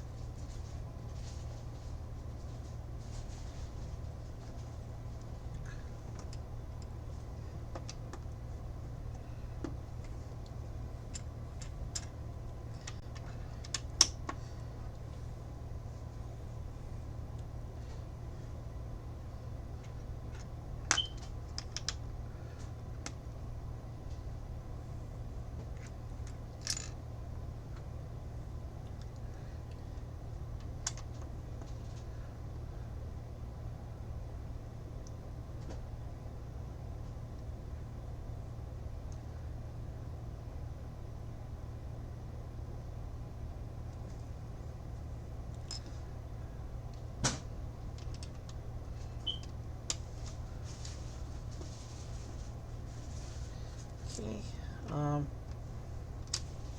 that goes there.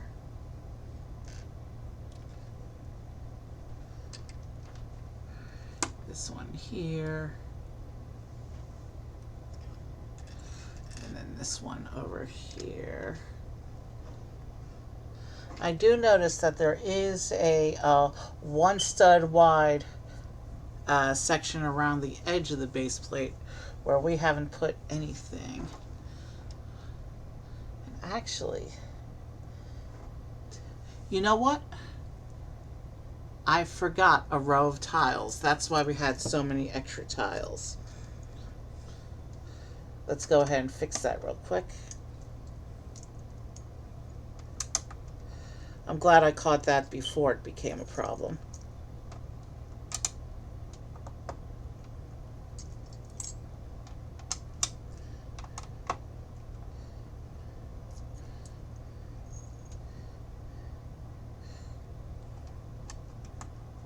Alright, now the whole terrain really does extend all the way out to the edge.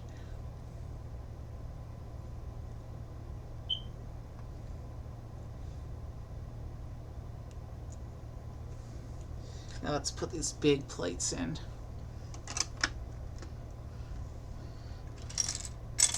And the last bit of color blocking is now no longer in evidence. And everything is surface colors now.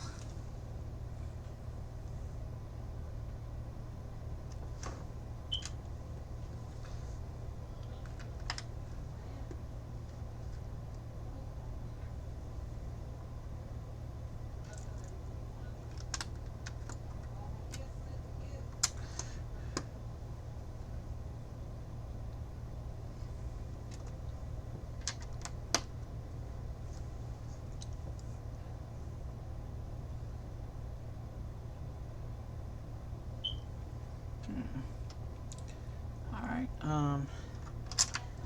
that one goes there. This one goes here.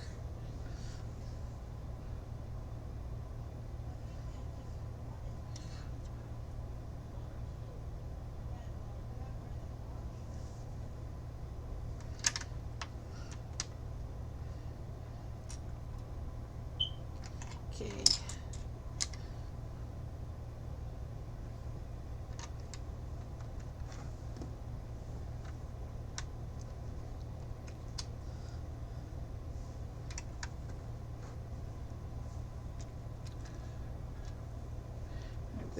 This all goes here.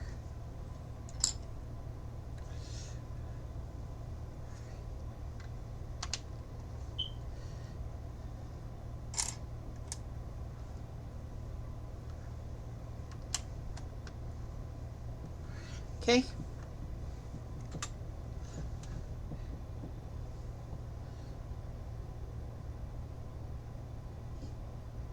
All right.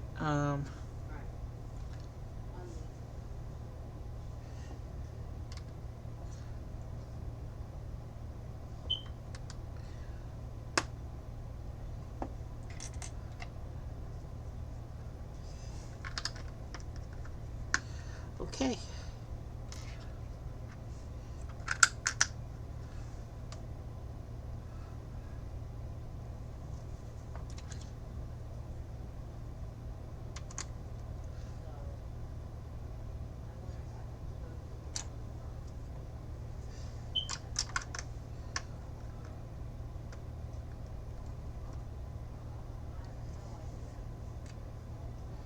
This one goes here.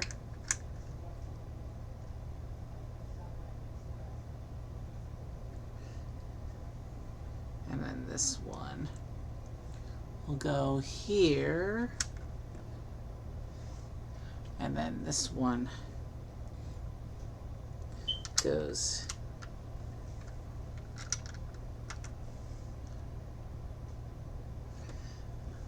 another piece I put incorrectly. Let's fix it real quick.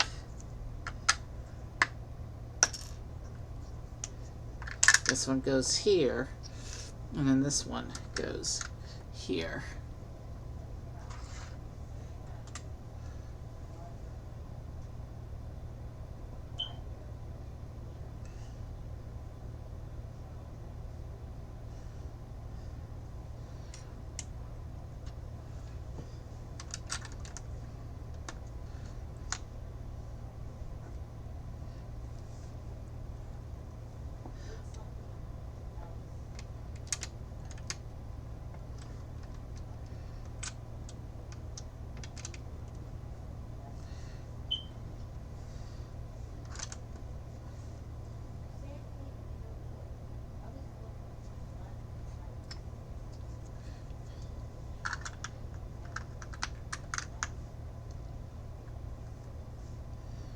these go here.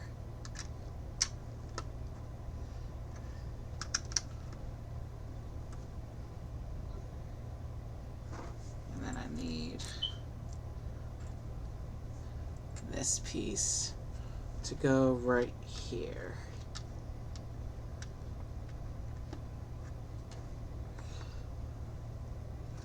Okay, so yeah, all of the brown tiles are built up and surrounded and in pits now, but one of them is still open on its side. So I can't imagine whatever tree we put there is going to be very secure unless we have something to close that off with.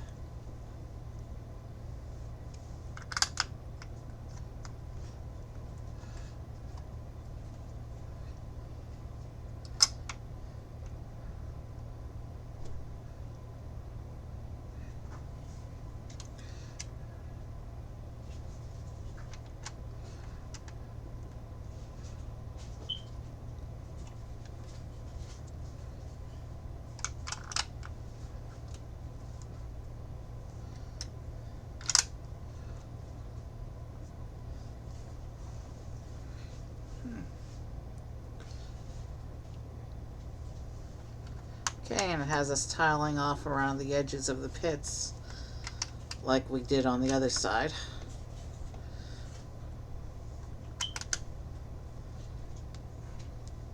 Like this.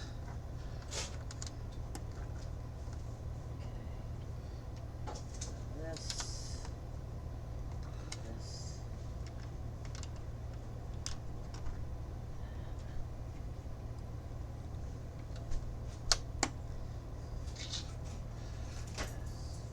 Wow, it's only 9 o'clock. Of course, I started earlier than I usually do because I knew this would be a long build.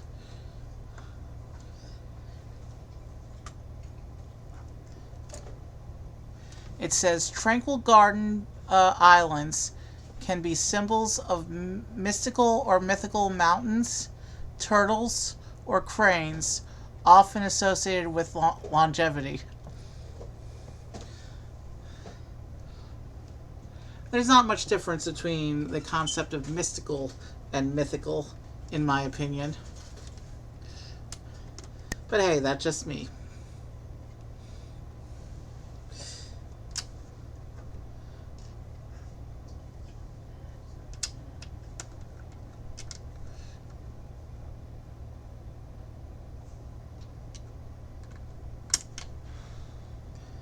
So now it looks like we're just blocking off the rest of the tiling here.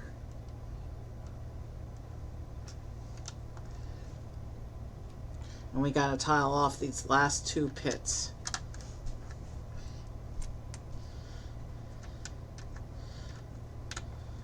So yeah, now our base is 3-dimensional and colored appropriately. It looks like now we can start building in the remaining details of our garden.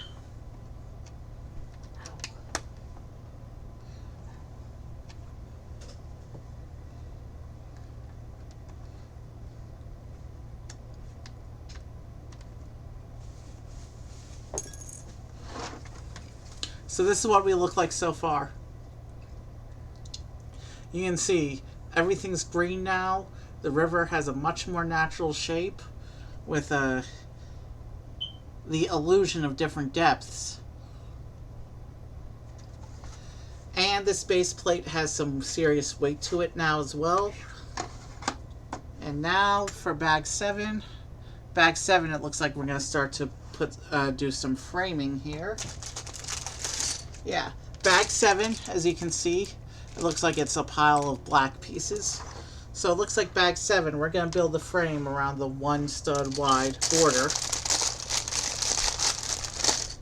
and make our base plate look really nice before we continue on with the details.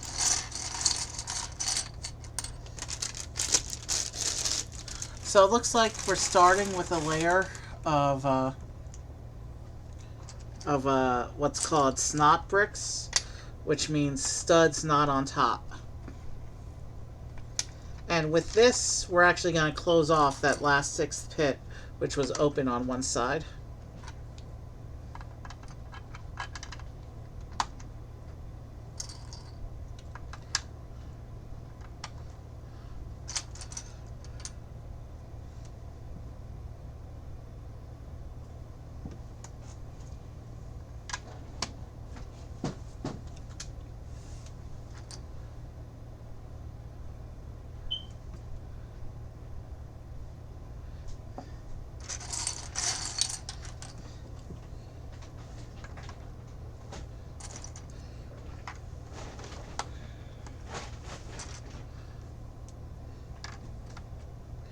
So right now we're building up the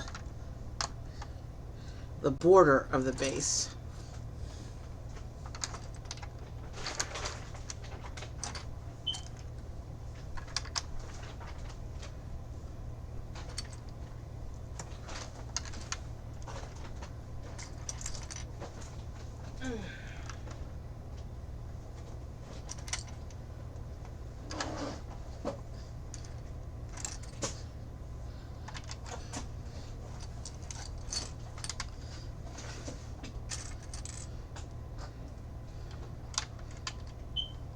I have a feeling this bag is gonna go pretty quickly.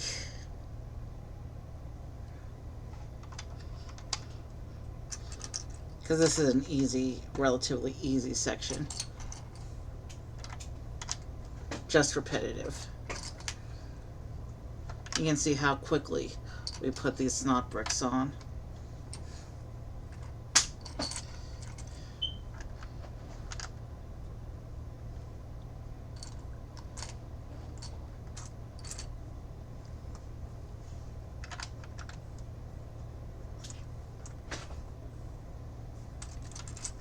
Okay, there's a couple green plates mixed in with all the black bricks here.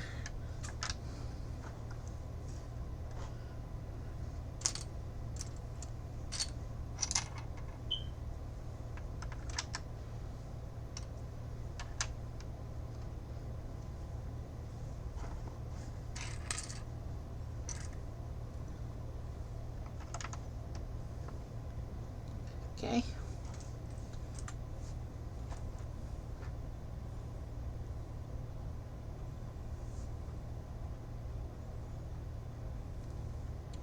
So now it looks like we're building up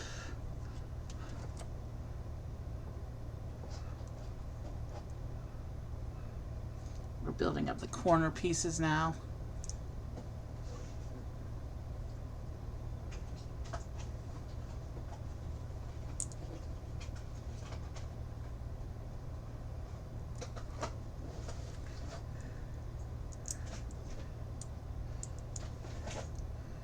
So these go on like this.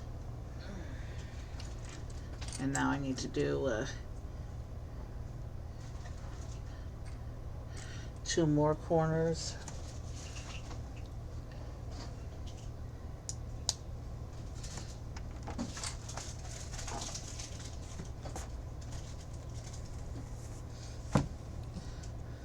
So basically what we're doing is we're creating polished edges for the base, so it's a nice fancy stand to stand on. That's what bag 7 is about.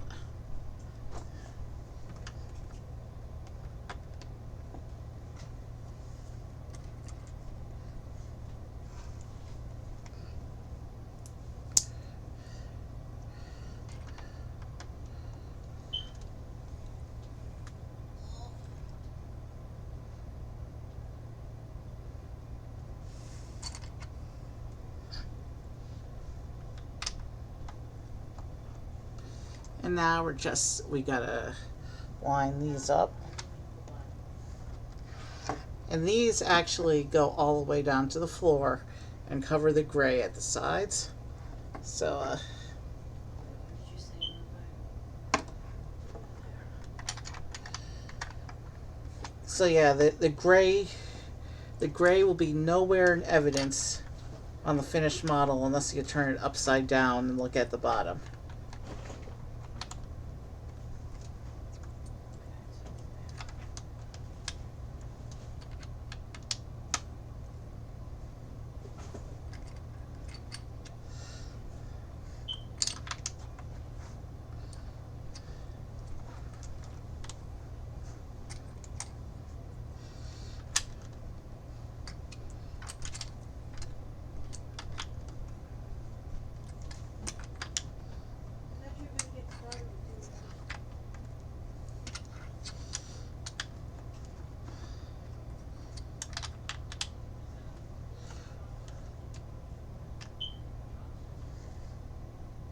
Did I not line things up correctly? Oh, there's supposed to be a gap in the middle. Okay. I need 1, 2, 3, 4, 5. I didn't even notice that. Alright,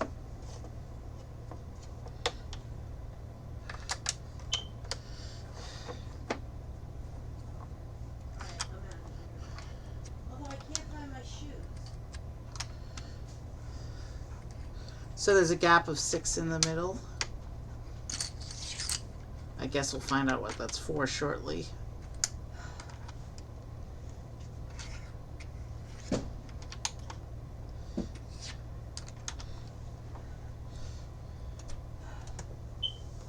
really tired.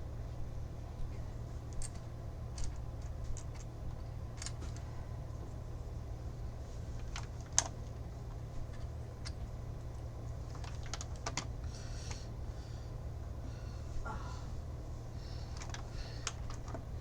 Yes.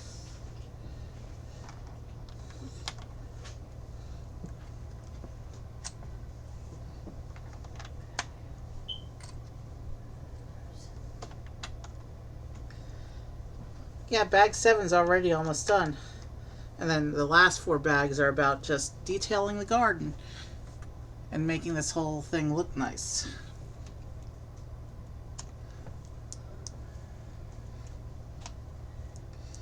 So it looks like these are where we fill in those gaps.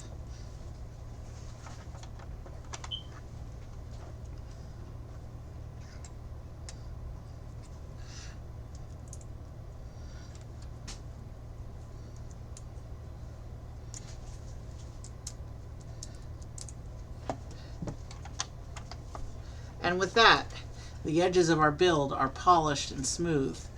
And the only evidence of our gray base plate is if you turn it upside down. But if you look around the edge, we have this nice smooth black edge around the border. And now we can move on and see what bag 8 brings. Oh, bag 8 is more black pieces. I don't think we're done with our stand yet.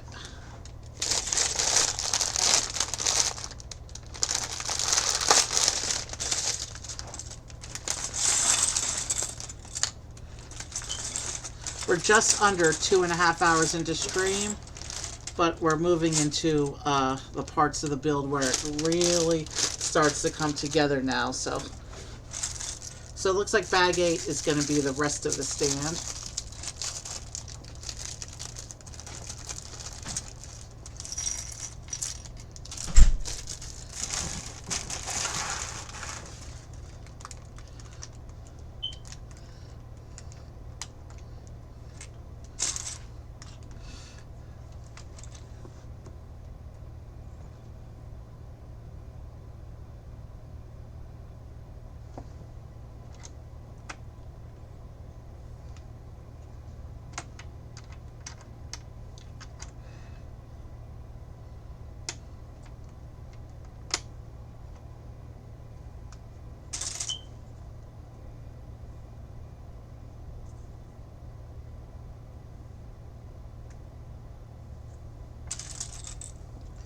Okay.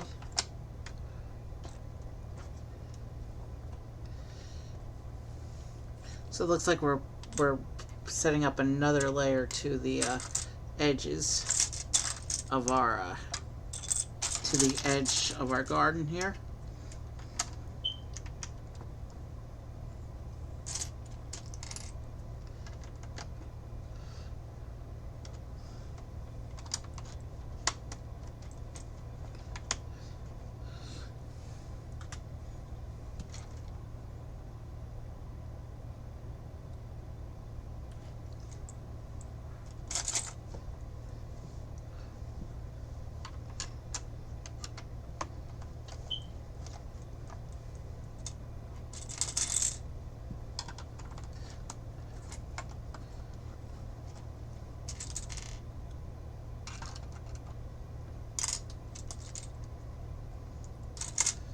All right, so what we're doing, it looks like, is continuing to build up the frame.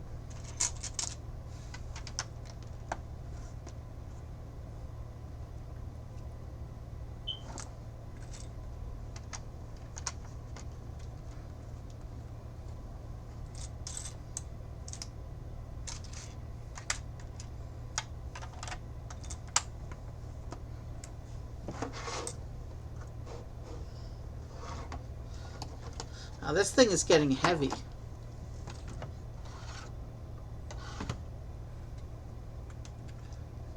Alright, it says, recognize the base frame design for this model. We reused the flower pot design from the Lego Icons botanical bonsai tree set to emulate a similar look and feel. Oh, I thought this base looked familiar.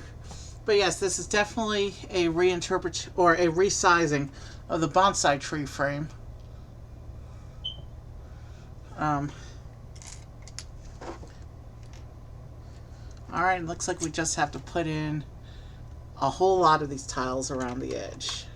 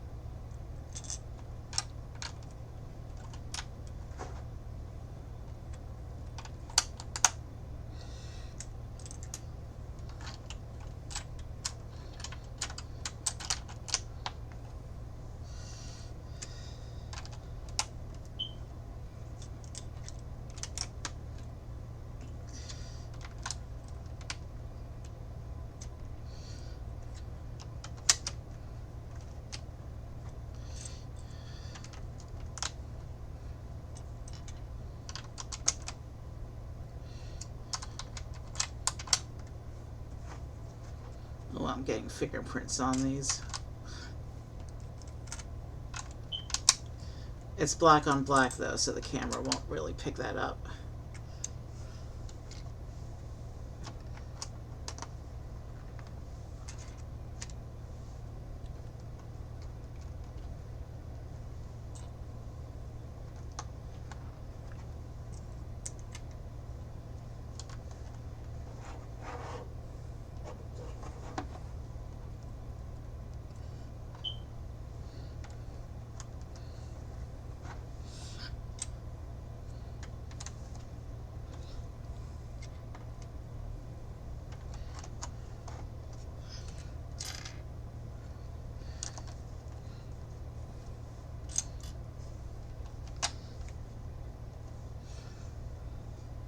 And then we get two tiles to finish off the uneven bits here. And then, okay, so the frame is smooth now. You can see my fingerprints all over them because it turns out the light did pick that up. But we do have a smooth base now. And if we turn this over,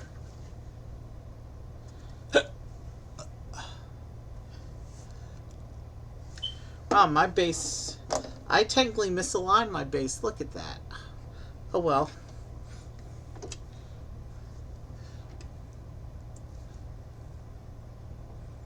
No matter. We're just gonna do things the best we can here.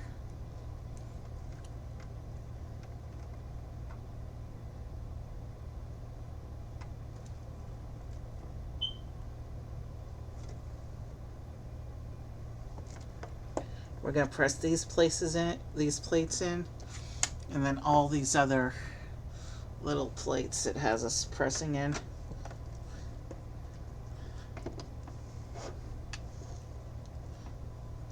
Alright, we're putting some right on the corners here. This is the only time I think during the whole build that you'll see this upside down, so this is the last time you'll see gray, or this is the last time you'll see the gray base. And then there's two more plates that align how exactly? 4 in from the sides, it looks like. I hope I'm aligning these correctly.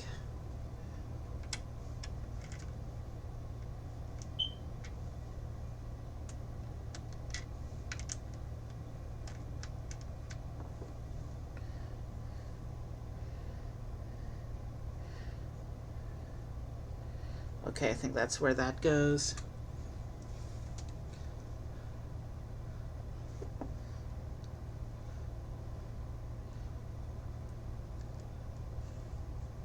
And we actually have these little rubber tire bits that go on around the stand like this to hold it up. Nice.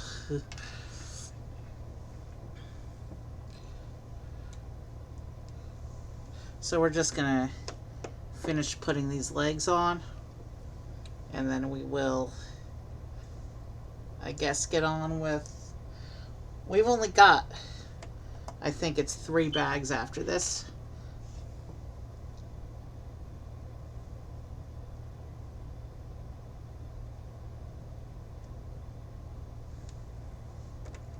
But yeah, these are definitely little tire bits. Well, maybe not tires. Actually, I think these are used for tires on some smaller builds.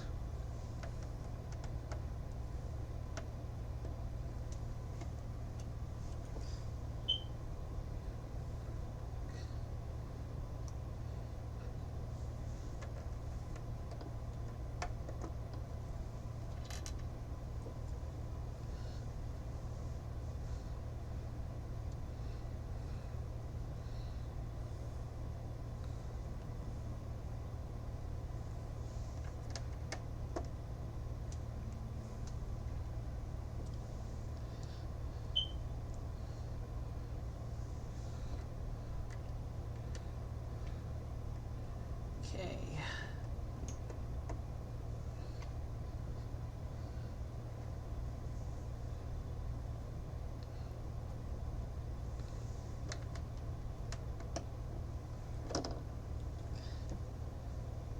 Another repetitive but quick step, kind of like the pavilion walls or any of the bits of where we were smoothing off the edges, but there we go. And then it's time for bag 9. So here's the base with all the legs attached, and if we turn this over, it now is slightly raised from the table, and we're getting into some more complete looks now. Still a long way to go. We still have 3 bags to do. There's a lot of bright red in this bag. I think bag 9 is where we'll see the bridge come together. And when we open bag 9, I need to be able to see it from this direction.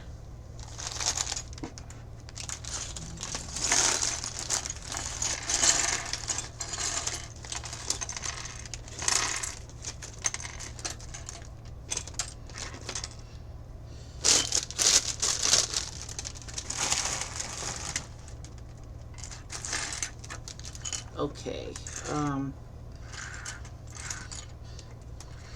Bag 9 has a lot of pieces in it, it looks like.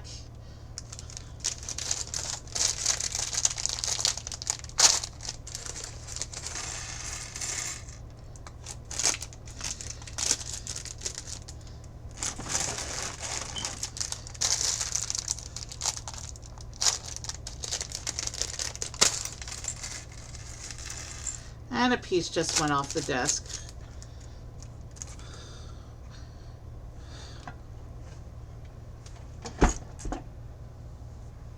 Let's see if I can find it without... I think I got it. All right, let's proceed. Given the dimensionality of this thing now, it's going to be a little bit harder for me to see what I'm doing. But we're starting with 2 of these tiles.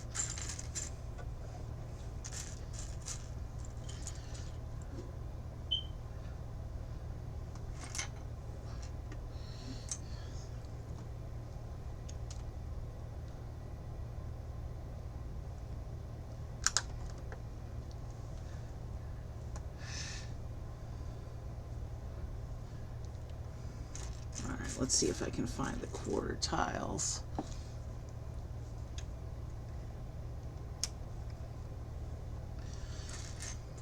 So it looks like with this step, we're adding some more of the flower leaves, and we're adding a stepping stone path, it looks like.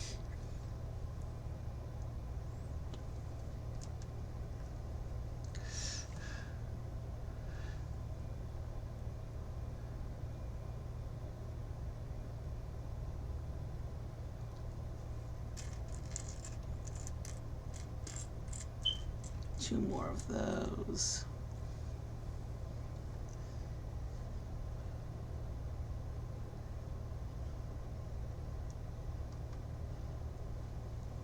One goes there. And then I need to find where the last quarter tile is. And then we'll move on to the bigger tiles on the step.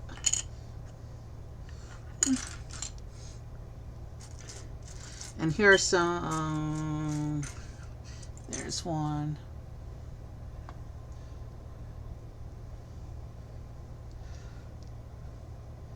This one goes there like that.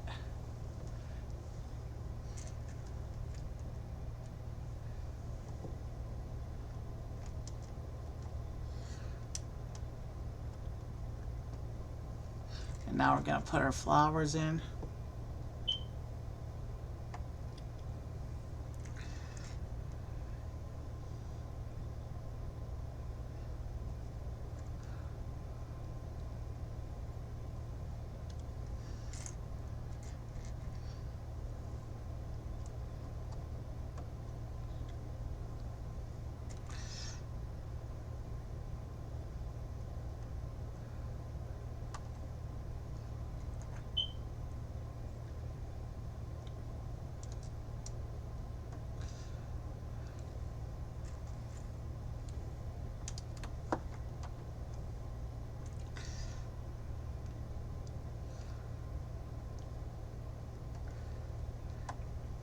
Sorry, I'm trying to concentrate on where all these go.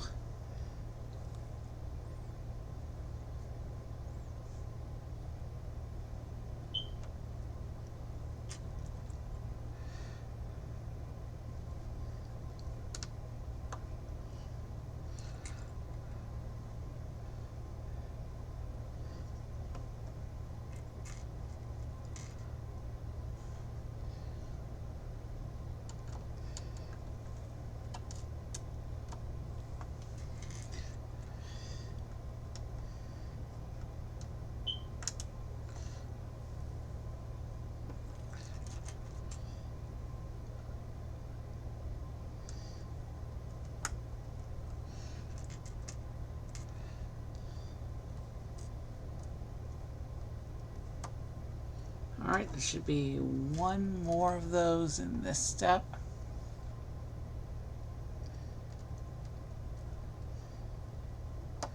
And then I can move on to the corner tiles in the step.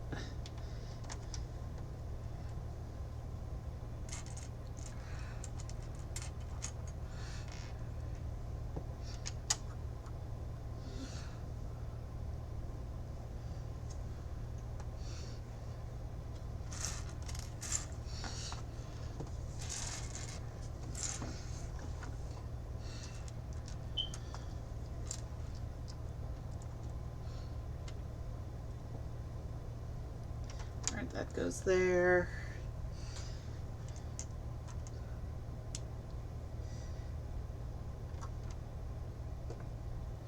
So yeah, we're doing a stepping stone path, it looks like.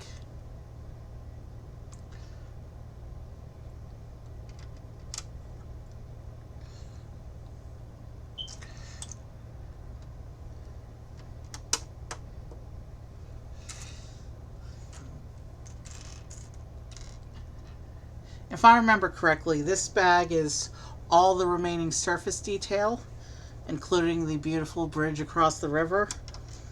And then the next two bags are the 6 different trees.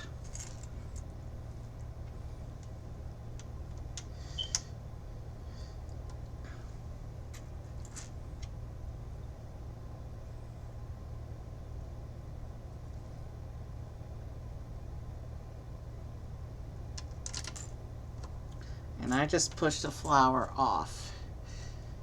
The flower yeeted right off the model.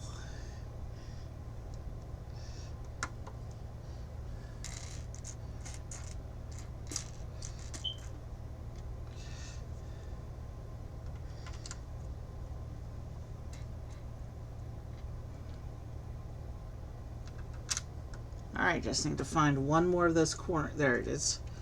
One of those tiles. And I just dropped it into the tree pit. There we go.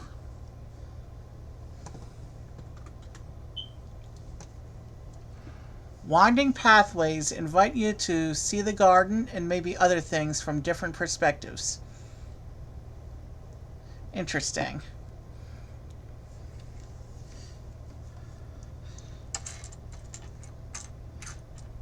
Now, we are seeing both light gray and dark gray in this parts pile that are going to be added to the model this round. So the base gray, I was wrong about us not seeing it anymore. Turns out it's actually a significant part of the model.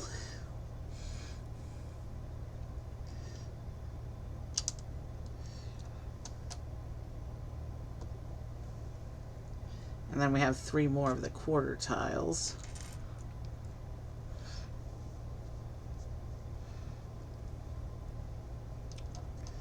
There's one.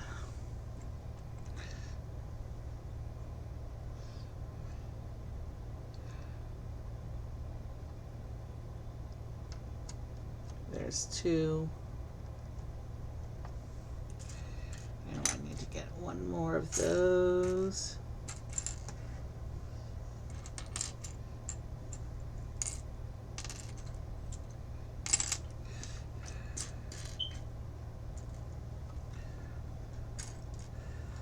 Okay, I need another one of those.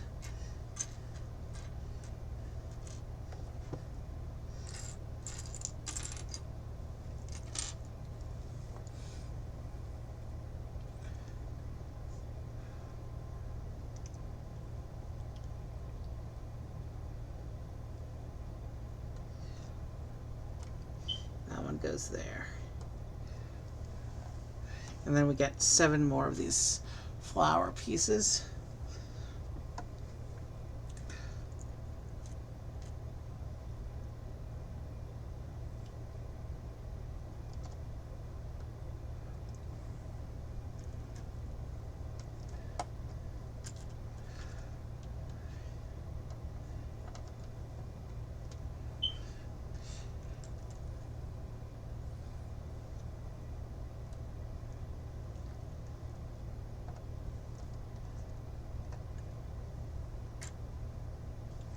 Okay, and there's 2 more little flowers that I need to put here.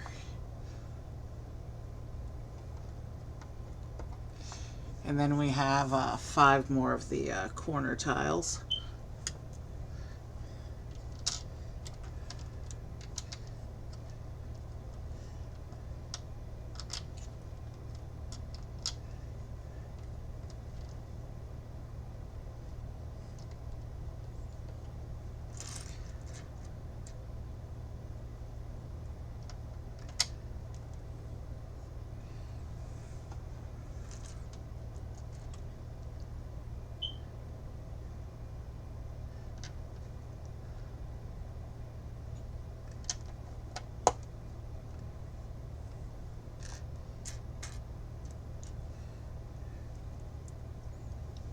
Alright, there should be 2 more of those.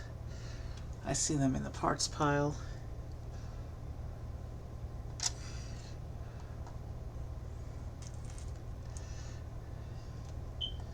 Alright, so our stepping stone path is complete and crosses the whole garden, except for a gap where the river is.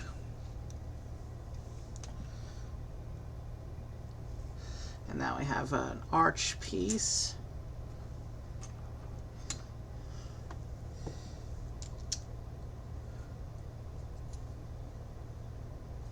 That's going to go here.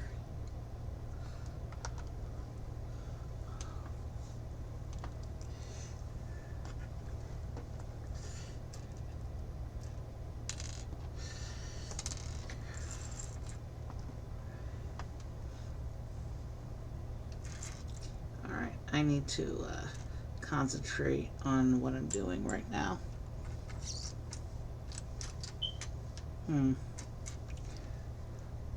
Where's that piece? So I was looking for that piece.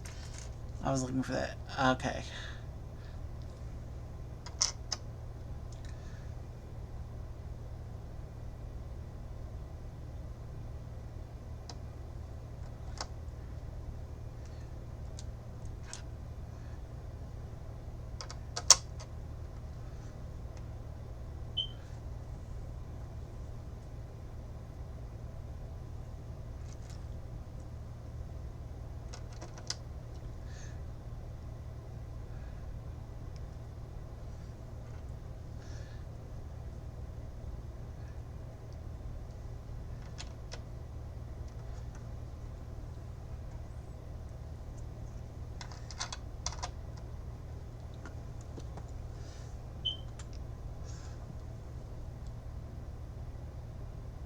So yeah, it looks like we're filling in some more details and layering right now.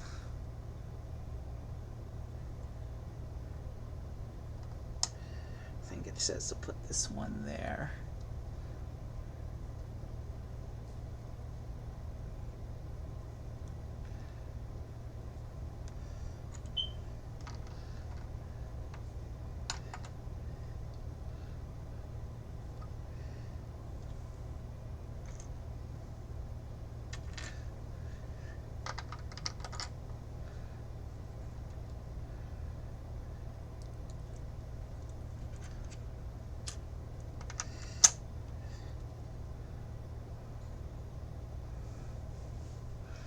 Okay, and then we have this big piece here that goes here, I think.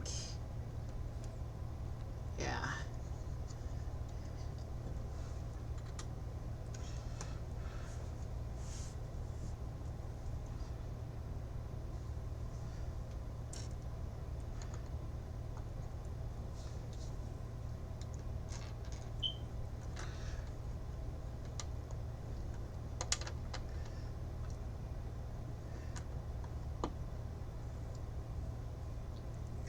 And then we have, okay,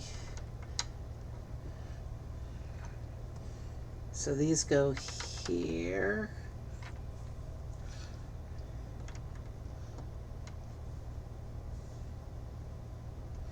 And then this one goes here. And then another one of these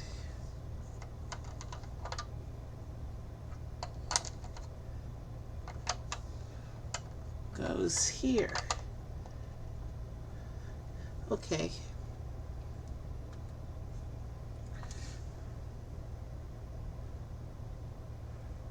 Okay. And this set has a hidden frog. We need to find the gray conical base piece.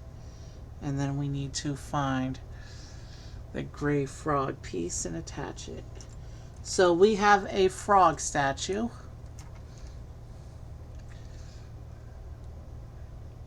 A lot of Lego sets have a hidden frog somewhere. But here's our little frog statue.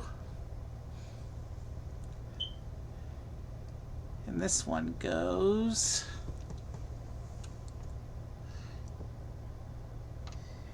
says to put it right there.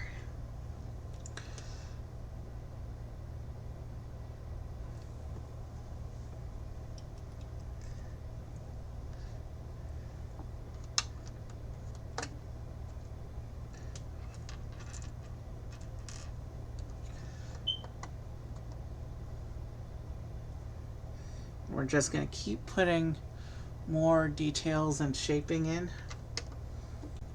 until the garden starts to really come together.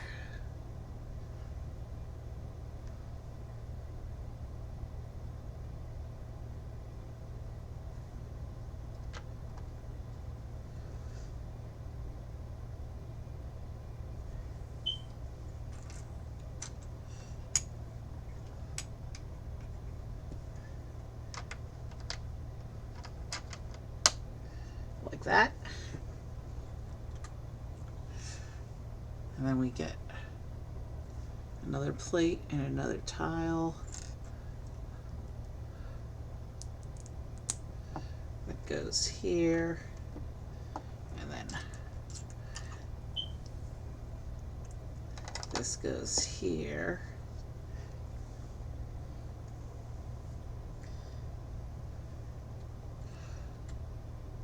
And now I have to do an assembly.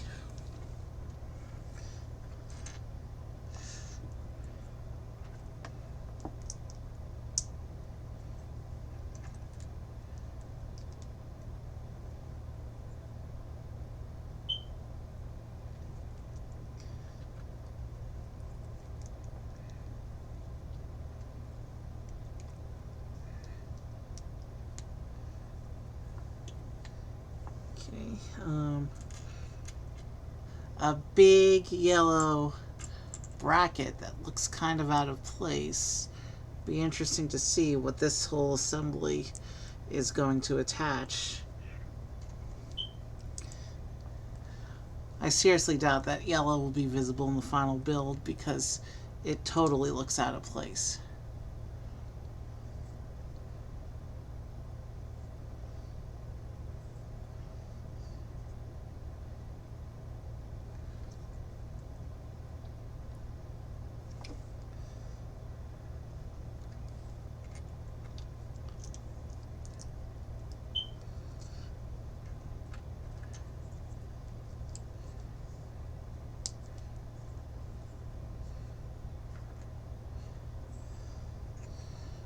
Okay, that goes there like that.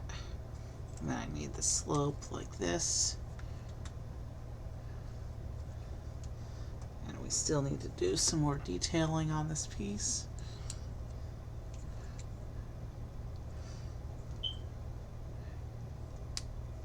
So it looks like we're doing some rock work here, is what this section is supposed to represent, I guess. Okay, yeah, because then the yellow bracket just gets pushed against the yellow plate that's exposed here. So here's the rock formation we just created. And this gets pushed in here to this gap in the hill like this.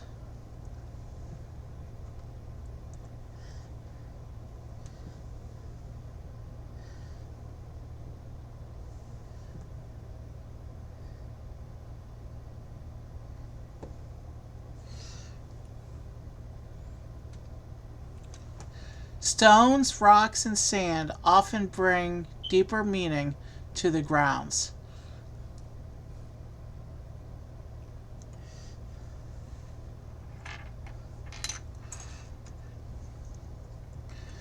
So it looks like we're building up some more rock work here.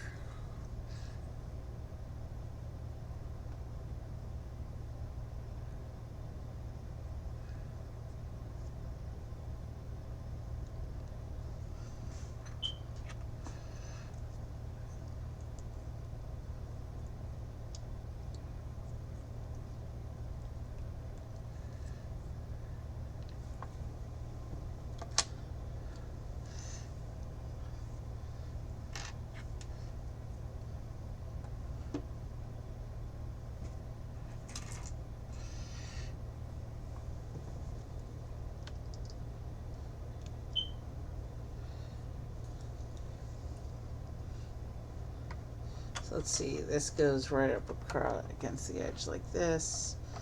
This one comes here. And just like that,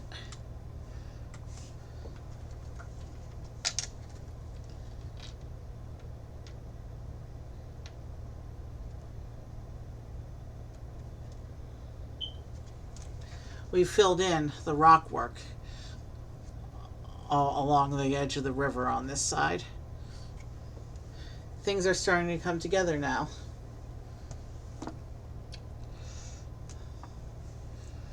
And it looks like this page, we're going to begin building up the bridge.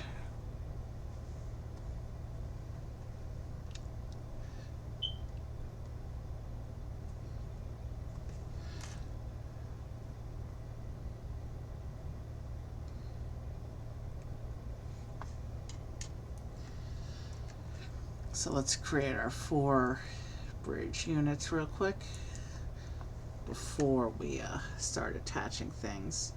Let's have everything ready to go.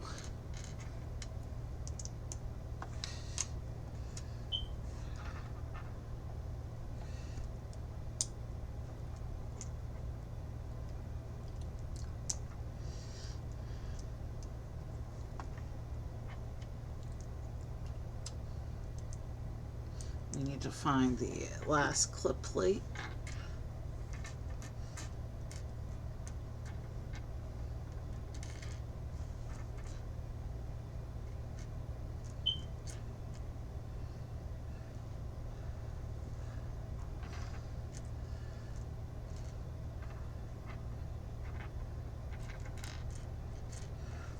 Where's the last clip plate? Oh, there it is.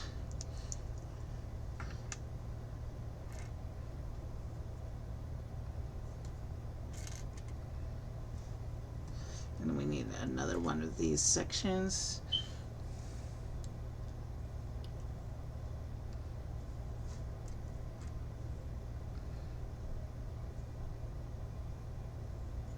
So yeah, it looks like we're putting together the bridge.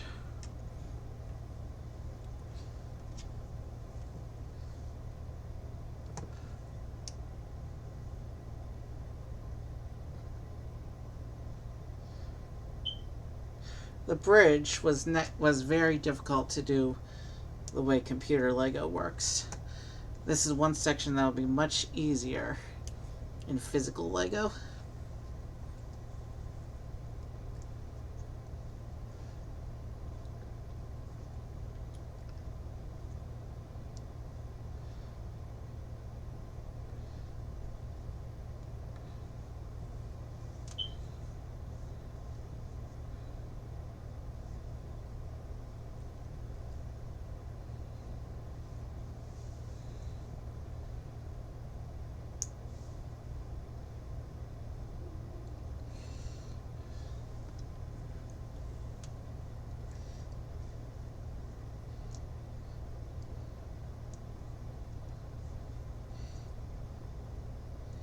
Yeah.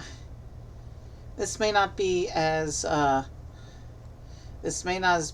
fun or as whimsical a theme as some of the things that I do on this channel with Lego, but I think I'm really enjoying this build more than a lot of the other builds I've done here.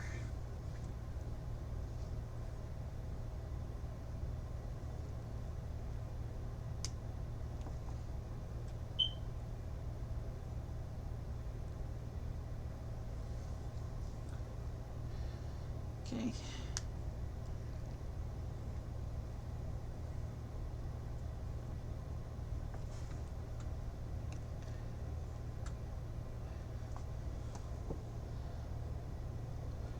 So yeah, this thing is supposed to flex a little bit.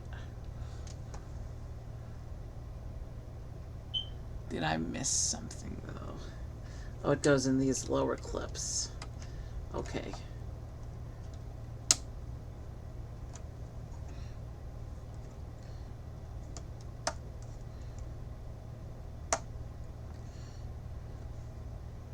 Let's just make sure everything looks even. Okay, so that bridge is starting to come together.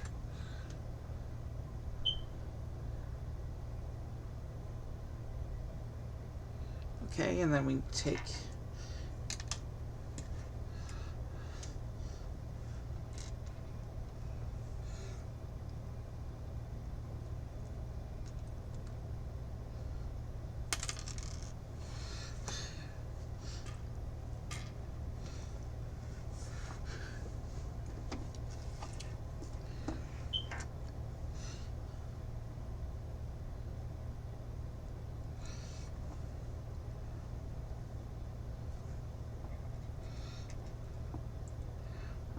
and then these go.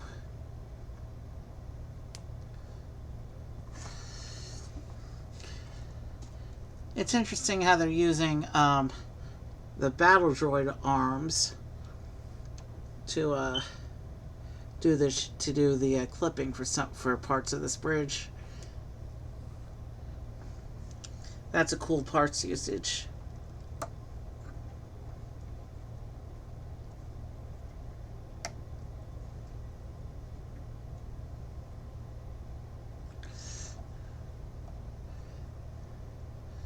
Help if I had the piece facing the right way.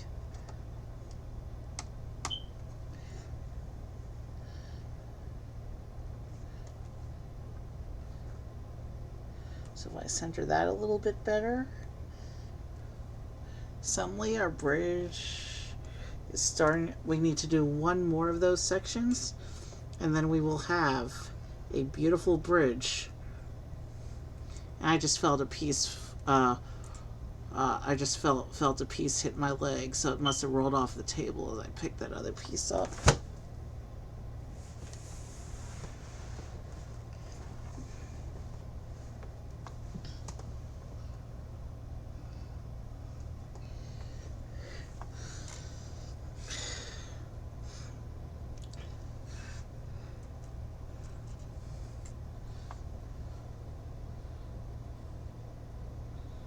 Okay, let's get the last battle droid arm,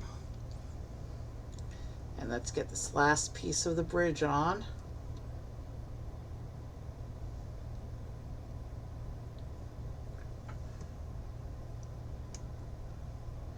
And we're about to go into the third hour of the stream. I mean, we're about to hit the 3-hour mark. So if I connect that, and then I come down here, and I connect this, and then I push everything, I align everything into position, and we have a beautiful bridge going across the river.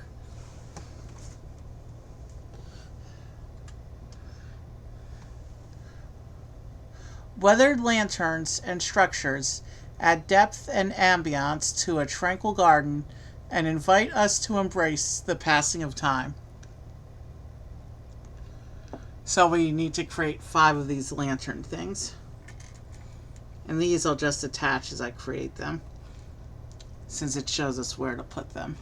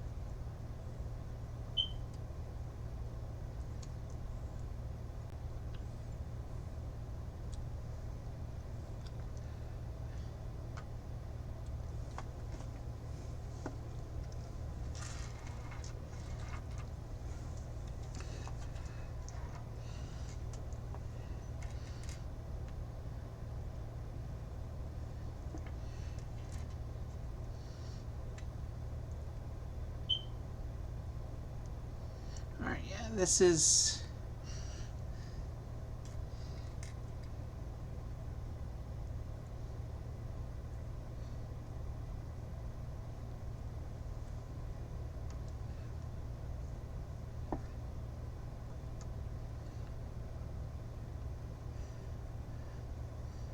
Okay, I need 2 more lanterns.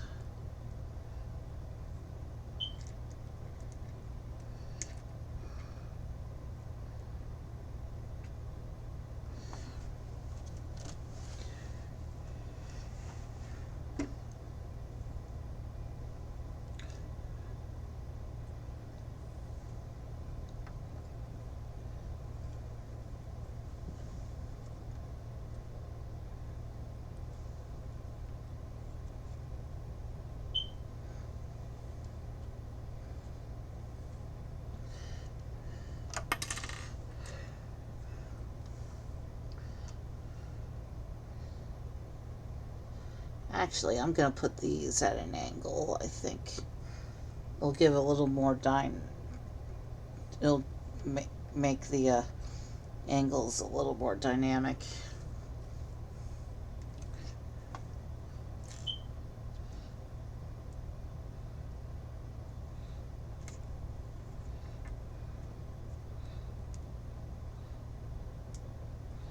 All right, where's the last cap piece?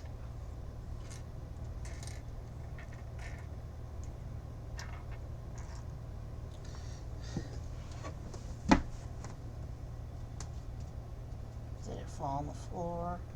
Did I lose another piece to the floor?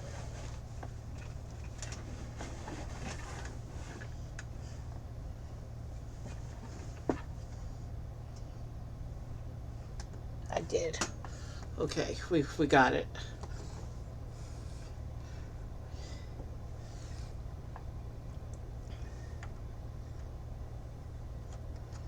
And this one actually goes in the middle of the water. Interesting.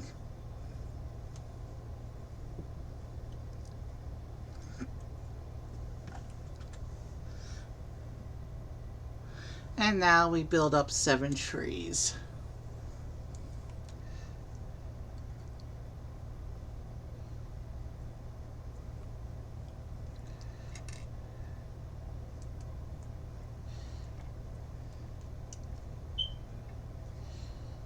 Oh, I didn't show you what the lantern looks like. This is what the lanterns look like.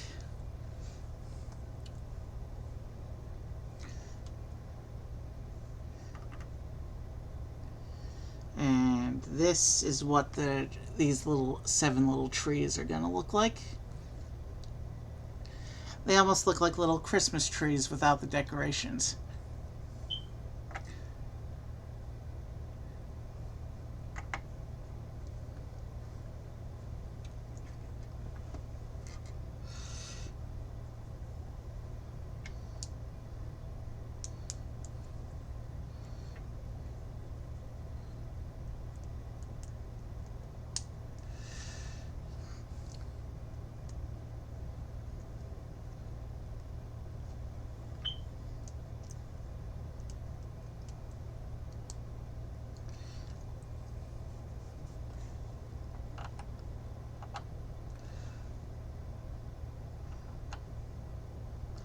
Okay, there's 2 trees.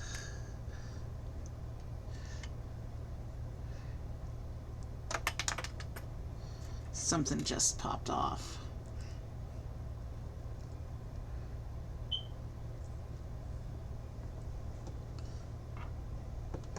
Let me see what went off the table. Oh, one of my lanterns just got knocked off.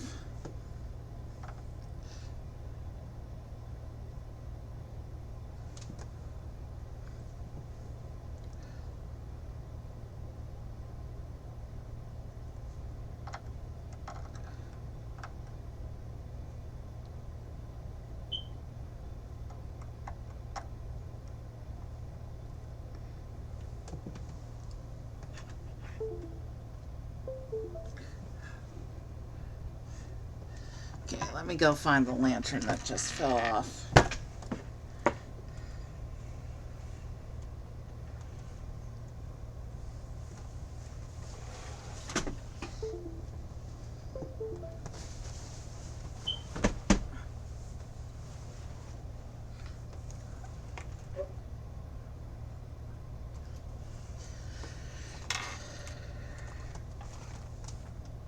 I got it.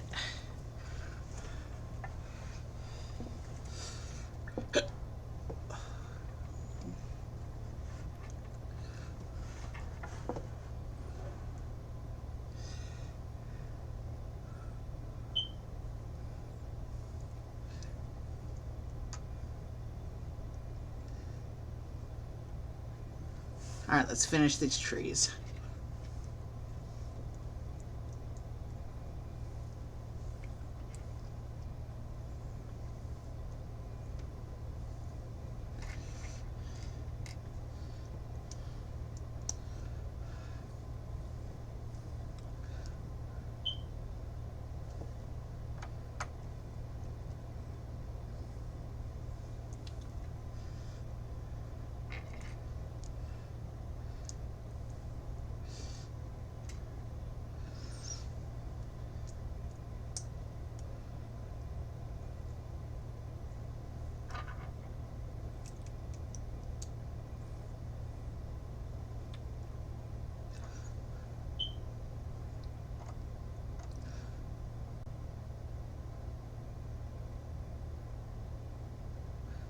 think that one wants to go there, but I'm not 100% sure.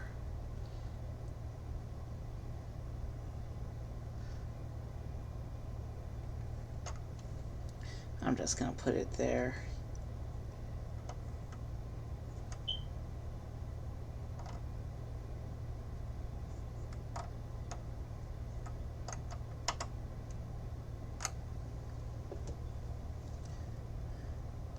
Does it not want to go there for some reason? The instructions say to put it right there. No, they do say to put it right there. Okay. All right. 2 more of those little trees.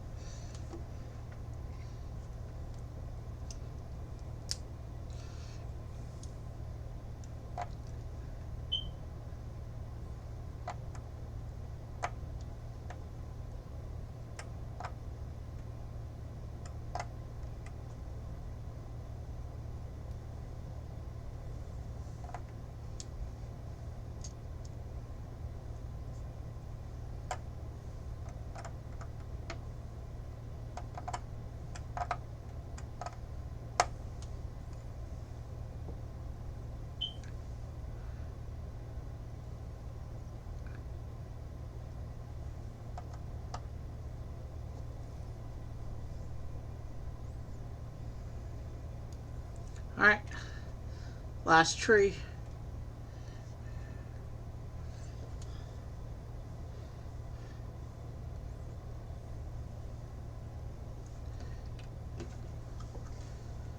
There it went.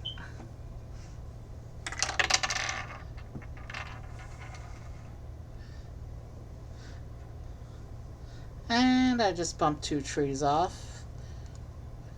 So we'll get them put back on when I finish placing the last tree.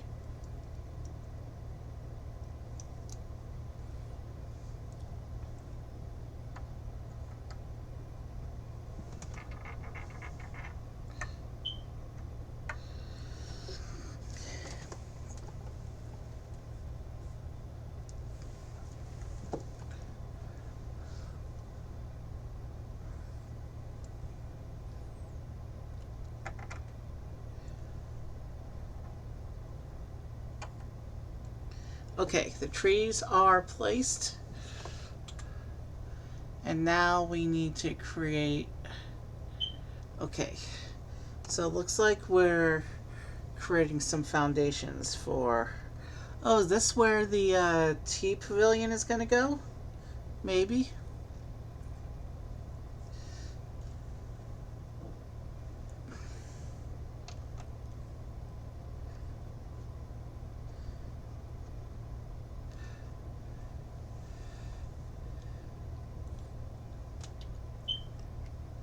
Yeah, it looks like these brown blocks we're putting on are going to be where the tea pavilion is going to eventually end up.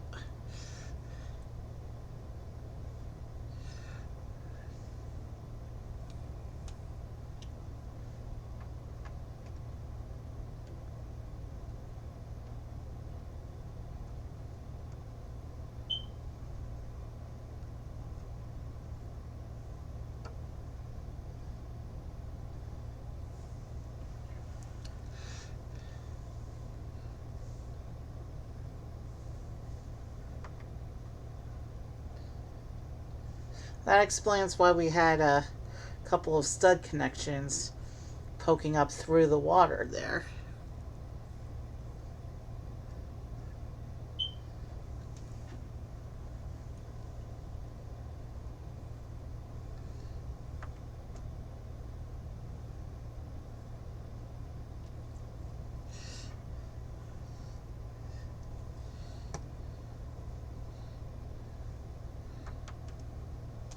Let's see, let's make sure these all look reasonably straight.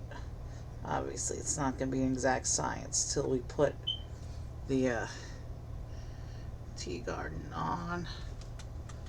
And we're going to do bag 10 shortly, so let me ditch the pieces real quick.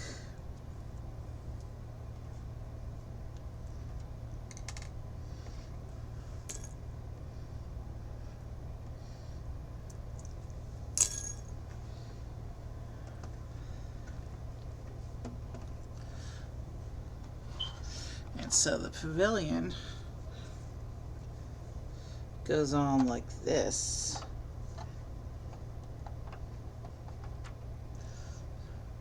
I need to make sure things try to line up here.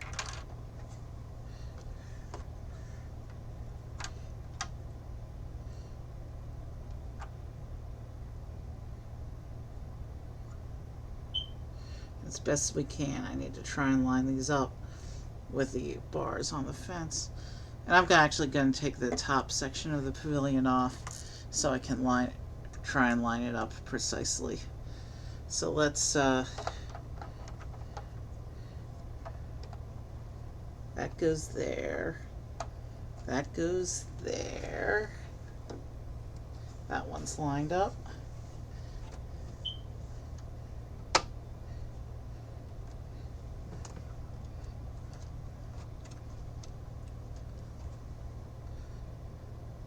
That's pretty secure. Let's see if I can make these beams a little bit straighter.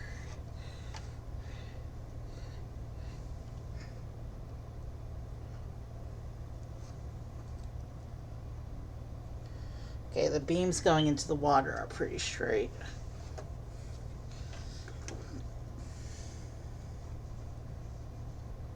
Let me just check the ones going into the stone here.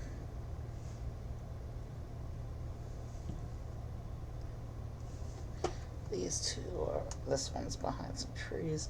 Yeah, I think we're good enough here. Let me go ahead and restore the tea set and the top of the shrine.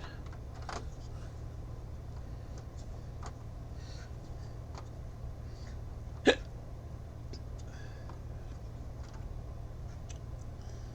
I'm not sure why this isn't staying now. It was before.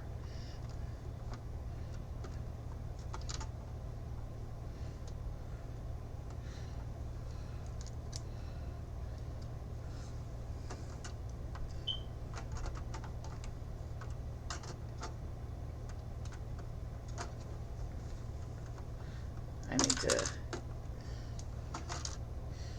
think as something fell off here.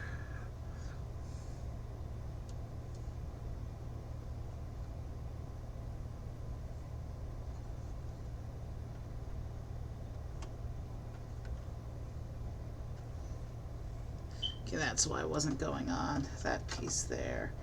Now will it let me put this on? No, it's gonna knock off the whole tea set. And knock the tea out of the cups. So let's go ahead and try and fix that real quick.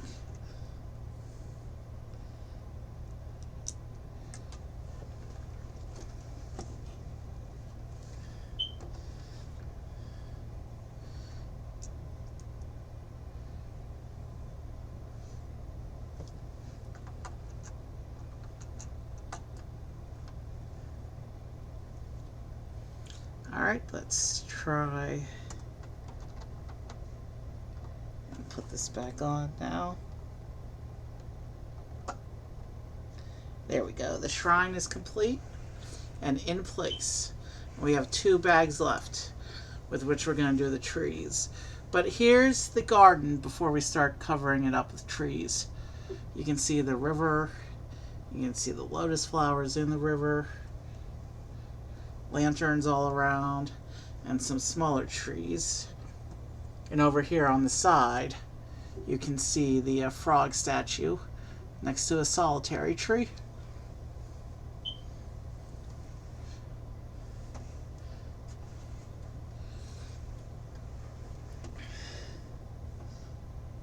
This thing is heavy. Alright, let's go into bag 10. and start building up the trees. All right, we're about 3¼ hours into stream. All right, I knew it was going to be a long one tonight.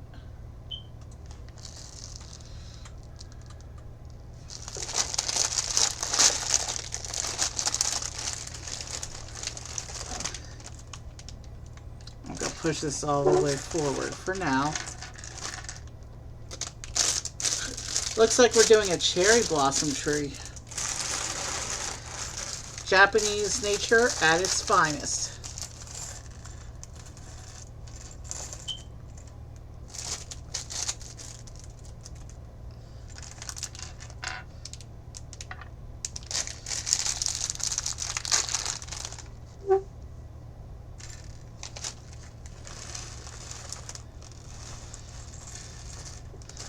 Yeah, we'll be here for another little while. Look at all those pieces that come with this tree.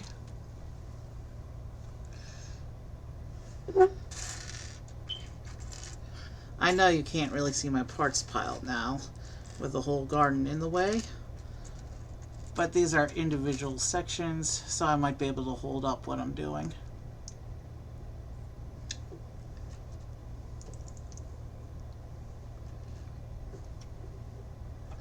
I just want to make sure nothing goes under.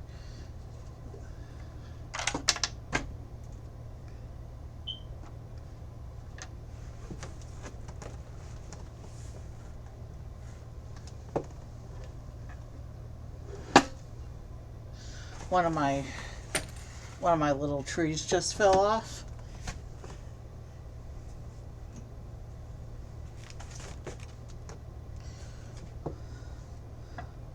I need to find it. It went where I can't see it.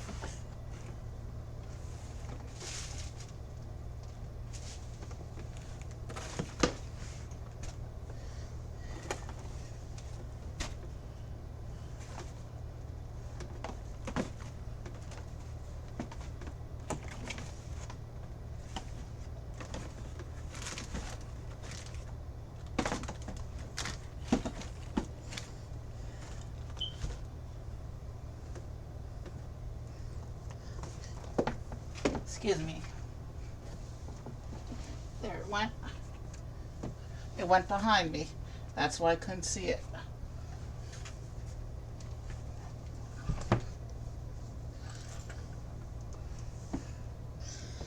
Of course, as I sat down, I knocked another piece off the table.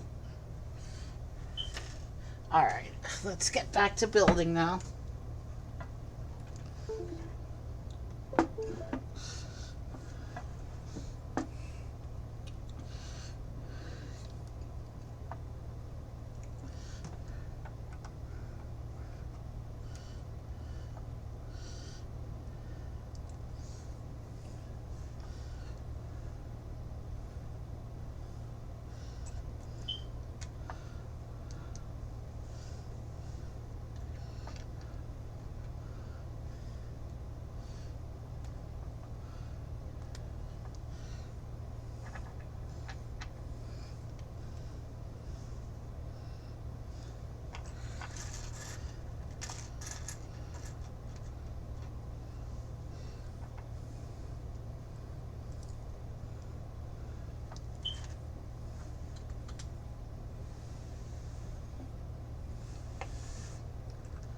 Interesting.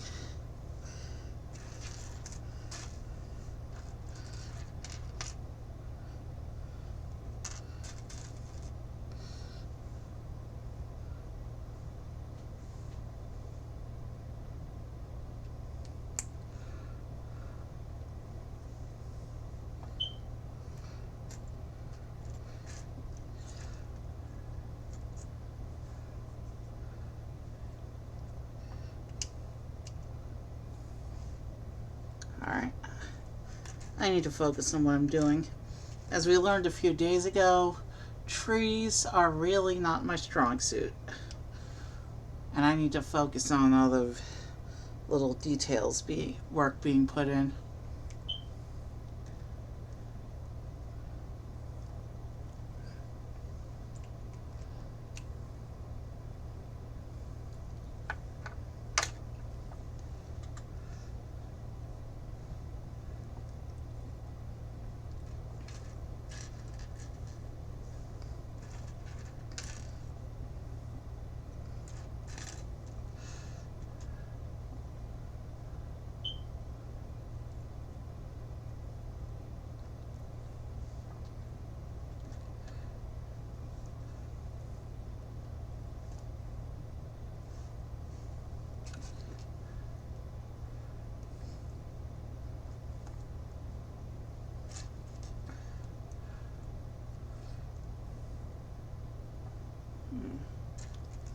Yeah, I need to focus on what I'm doing here.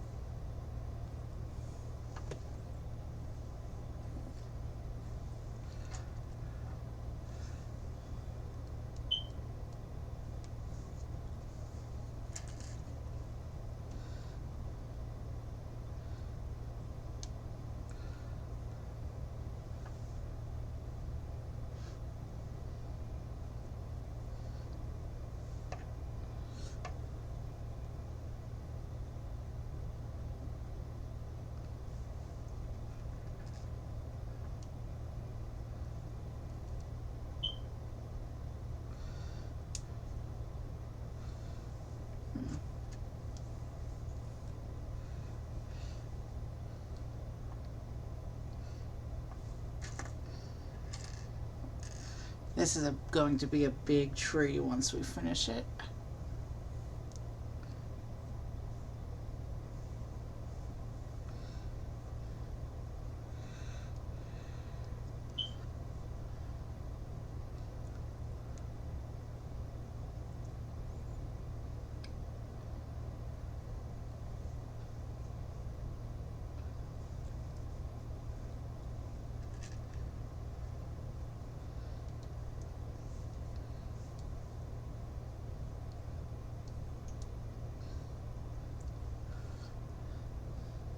I hope this is the most difficult of the 6 trees.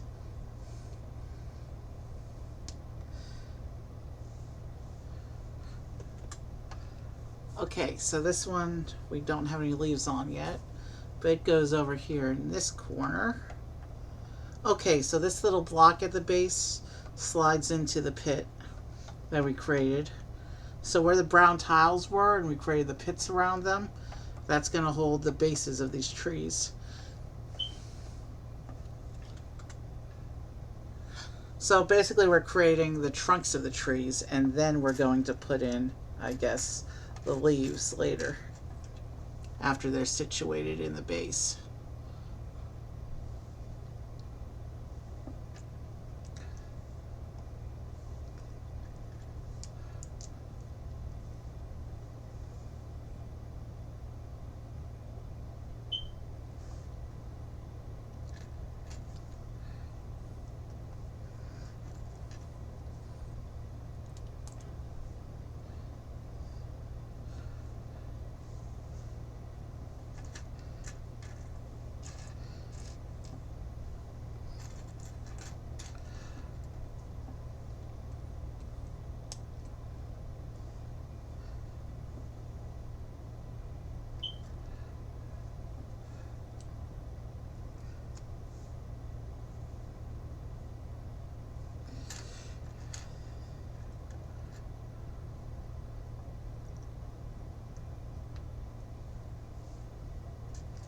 Okay, I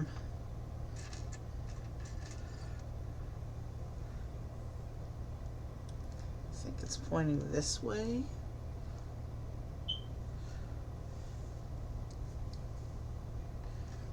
Now there's a little pin here.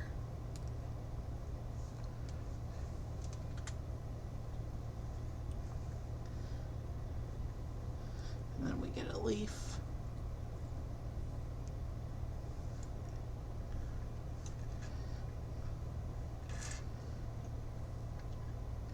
And then a gray axle.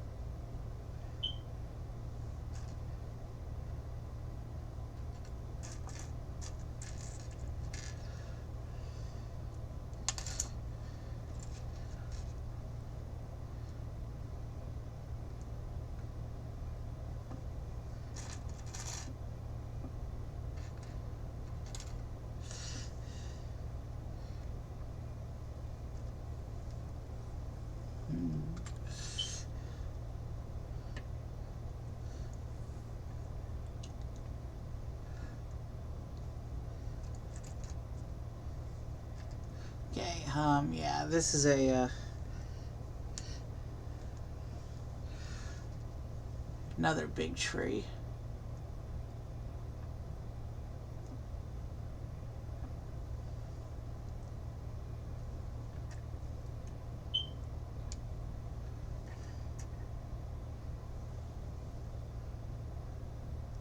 Okay, I really need to focus on what I'm doing here. Trying to put this thing together. So it looks like this bag is the two big trees, and then the last bag will be the other four smaller trees that we're going to put into the other pits.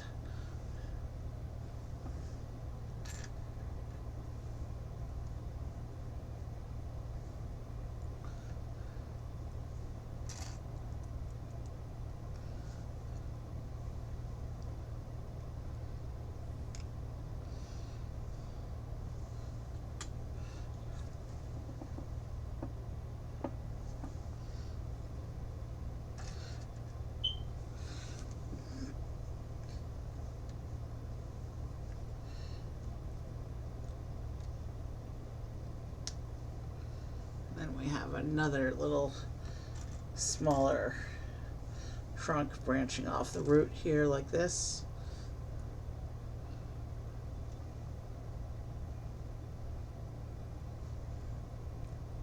And then this tree also gets tree branches.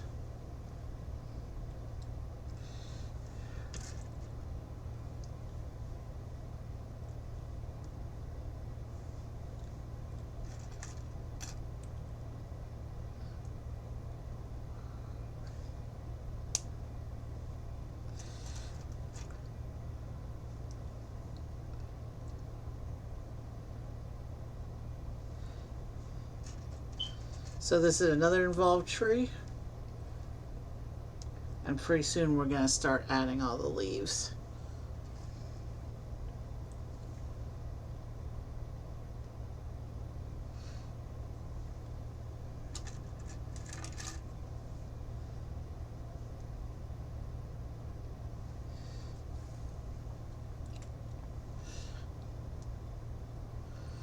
This one will go into this here. So these two trees are going to be in front of the tea shrine pavilion thing. And actually, did I see that correctly?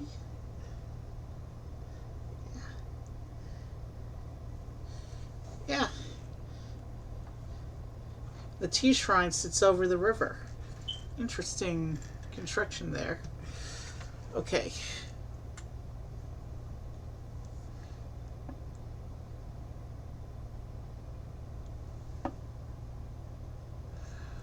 Okay. We need to build 17 of these damn things.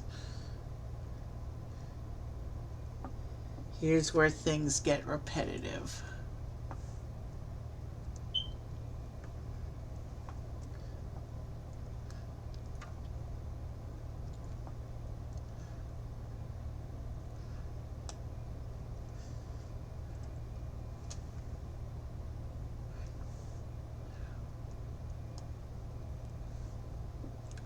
So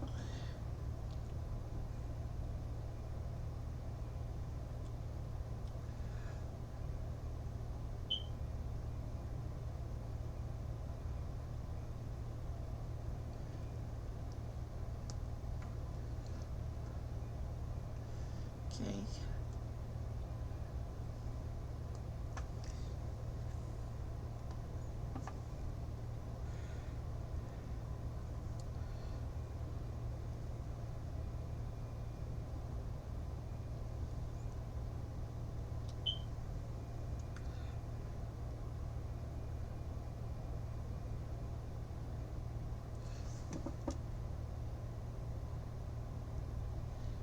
Okay, so that's how they attach. And I'm just supposed to start putting them on at different angles.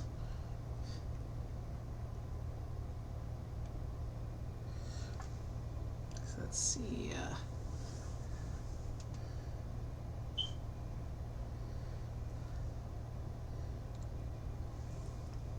I guess we just gotta do that 16 more times.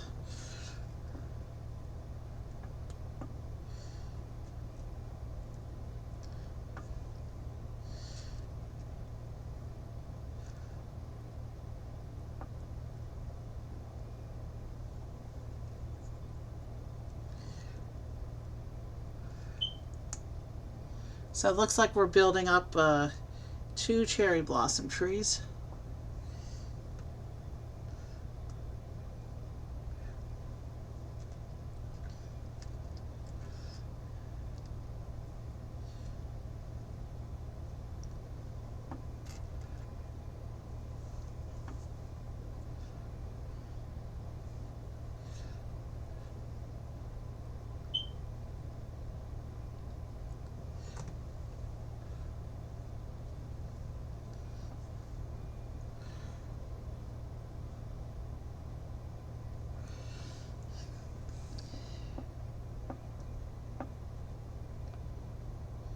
And we can always repoint them later if they seem to be in weird alignments.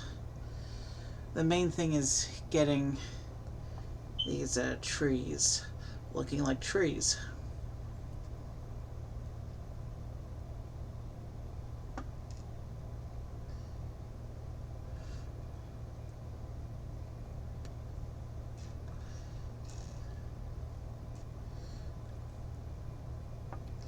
So we're on the 3rd of 17 right now.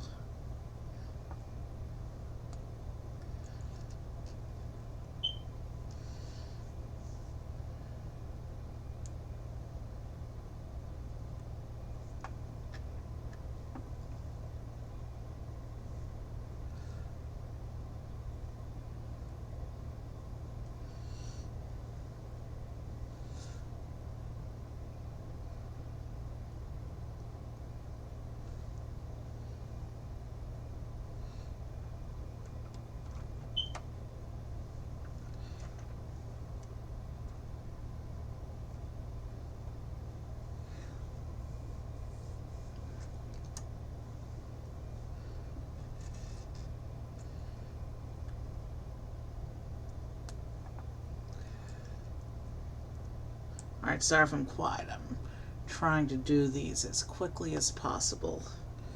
We're on the 4th of 17 right now.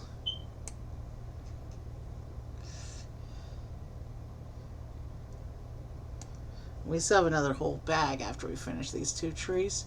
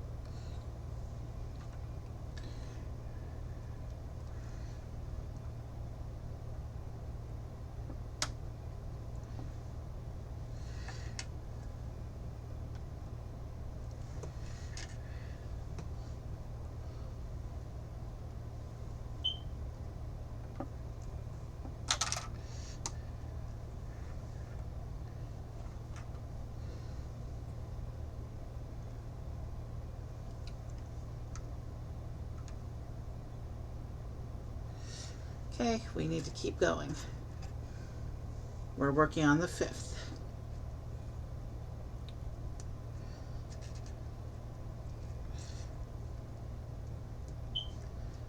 This is probably the most repetitive part of the whole build, more so than those river tiles.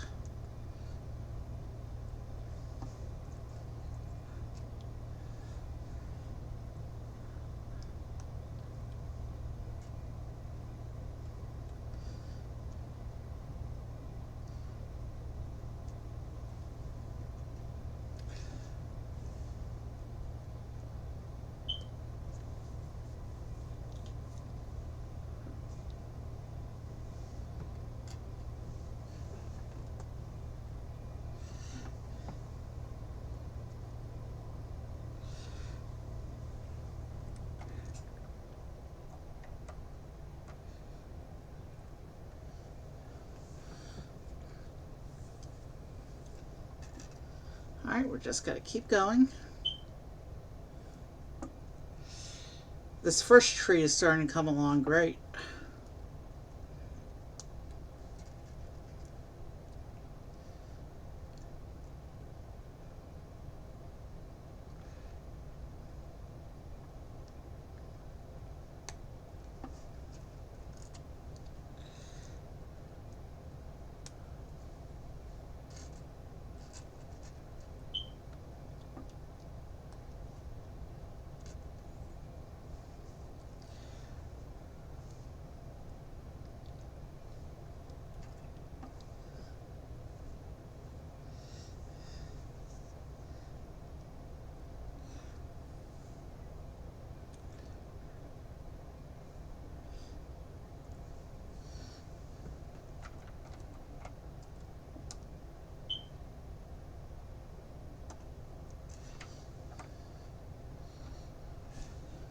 Alright, we just need 3 more leaves for the first tree, and then we can move on to the second tree.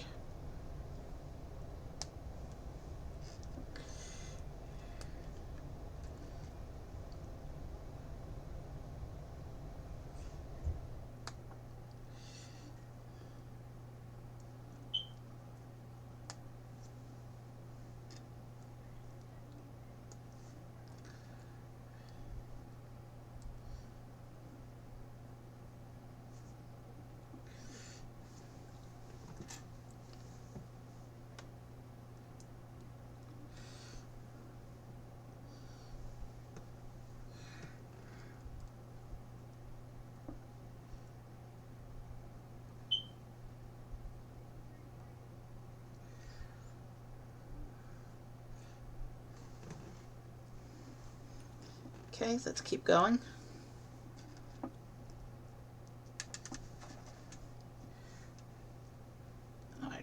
Alright, I need to get the piece that I dropped.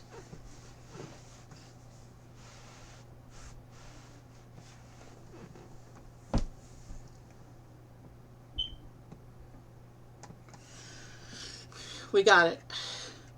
Let's keep going.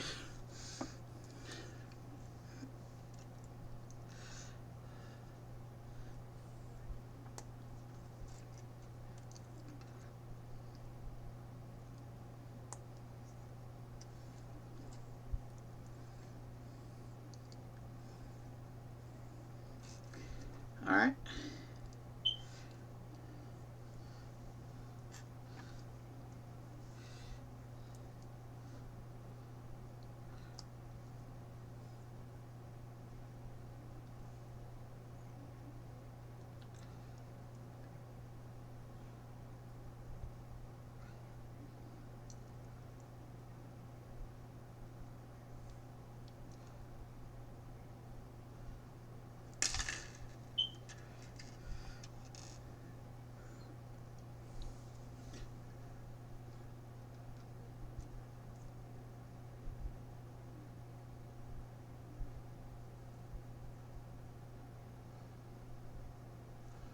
That one will go here.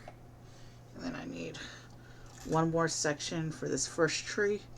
And then we'll move on and start putting, we'll start prepping the leaves for the second tree. Yeah, and then it looks like when we finish these 2 trees, we get to finally move on to bag 11, the final bag.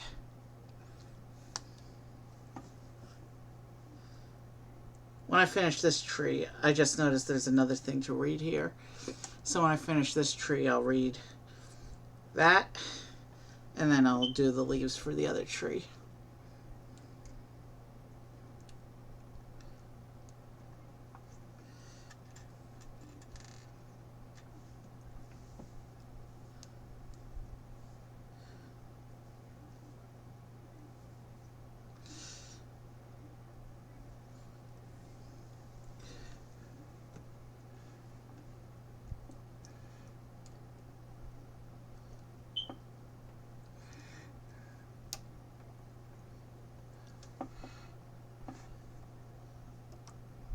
Let's just make sure that these are all pointing in slightly different directions for a little more volume.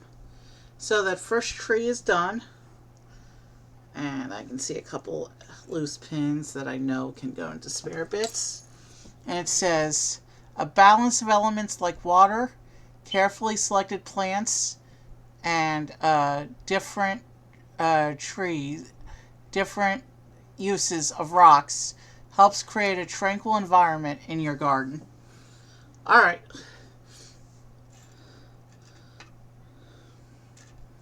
Let's keep going with the second tree now.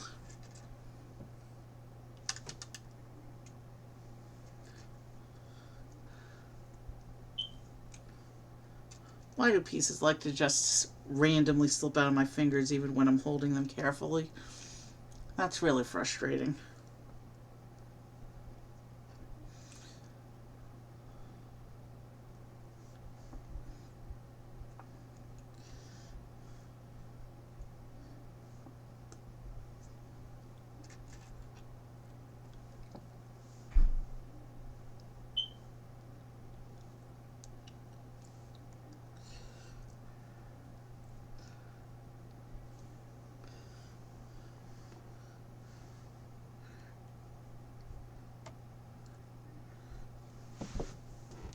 Okay, where'd that one go? Right there. Can I get it? Not without difficulty.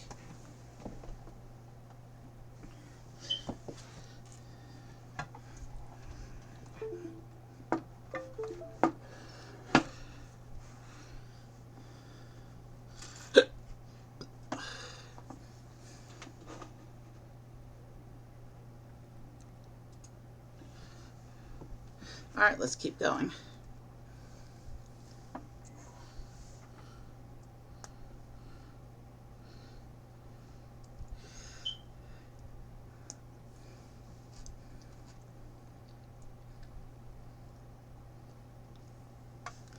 All right. Um,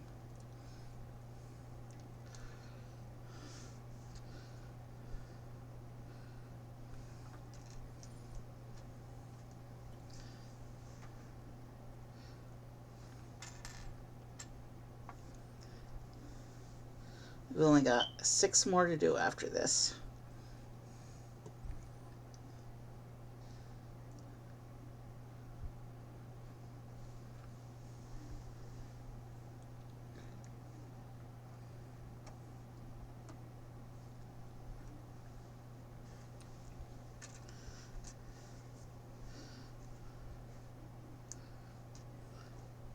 All right, let's keep going. Slowly but surely, these trees are coming together.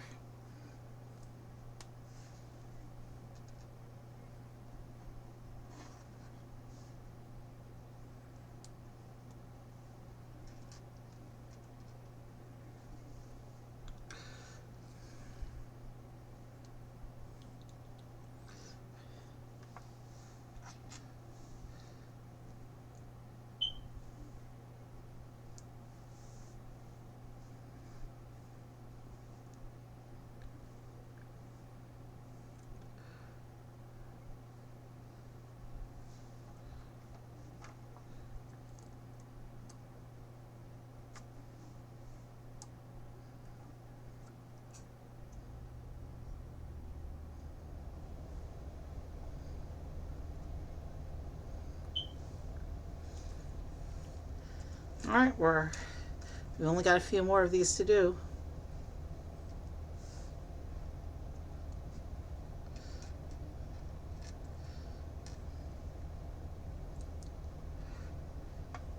This is the most repetitive part of the whole build.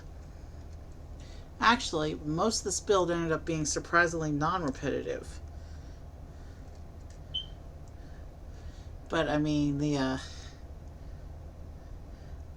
tediousness of the river tiles, that was mild compared with this.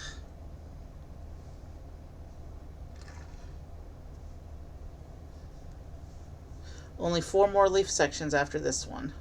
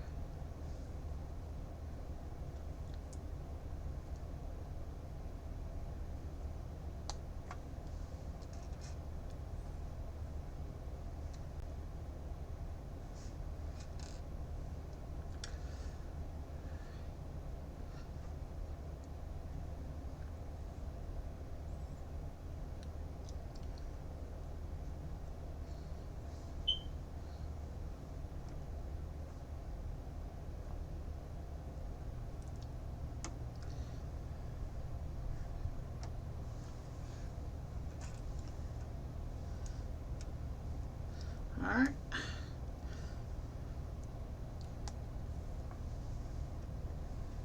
There is an end in sight to these madness-inducing trees now.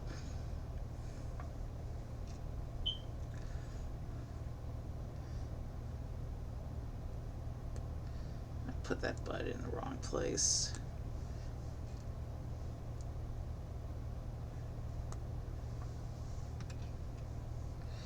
Did I? I forgot to put a leaf piece behind that last section. I need to fix that.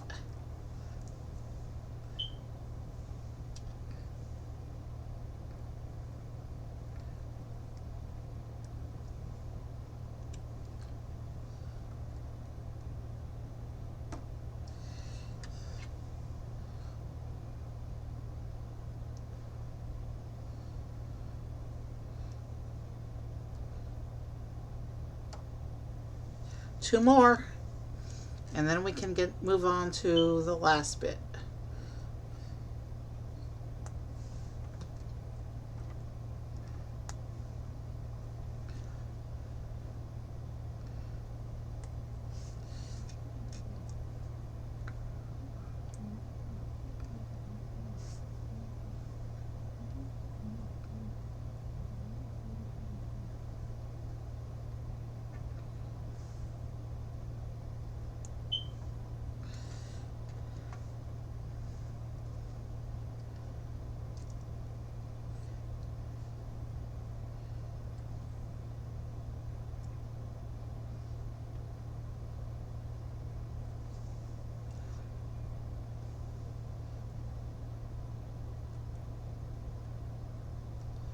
Last one. And then we can move on to the bag 11 and finish up this model. You can see we still have 4 more of the little pits left to put things into.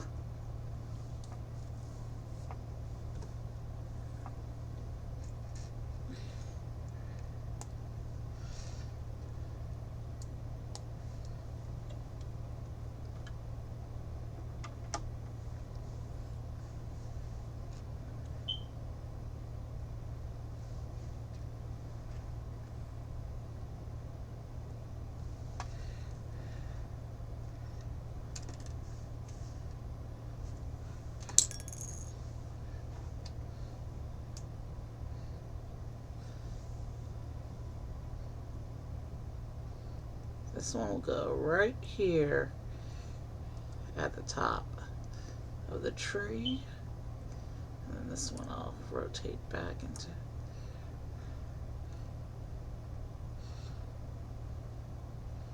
I'll rotate these slightly so that they're not all on top of each other.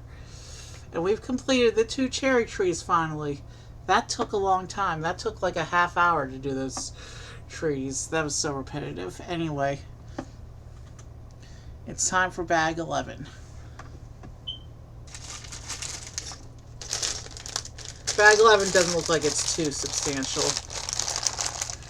We have less than 20 pages of instructions left, so these last 4 little builds should go pretty quickly.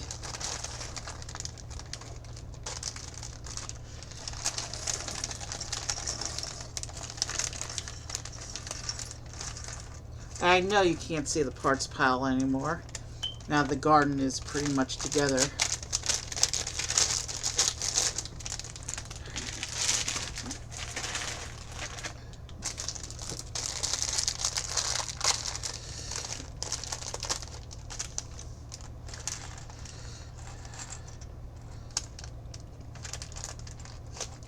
It doesn't look like all 4 of these are trees. It looks like we might have some statue or stonework going on as well.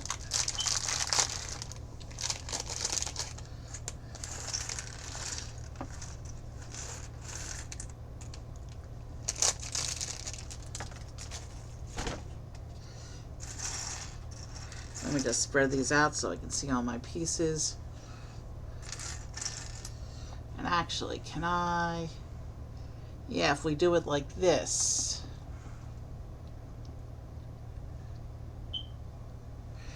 Yeah, if we do it like this, you can see my parts pile.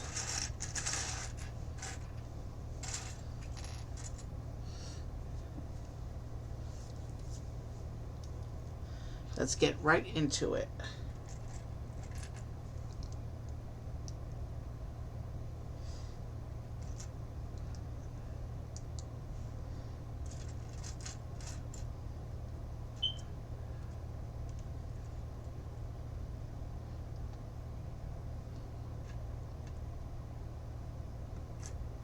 Let's use the correct pin type here.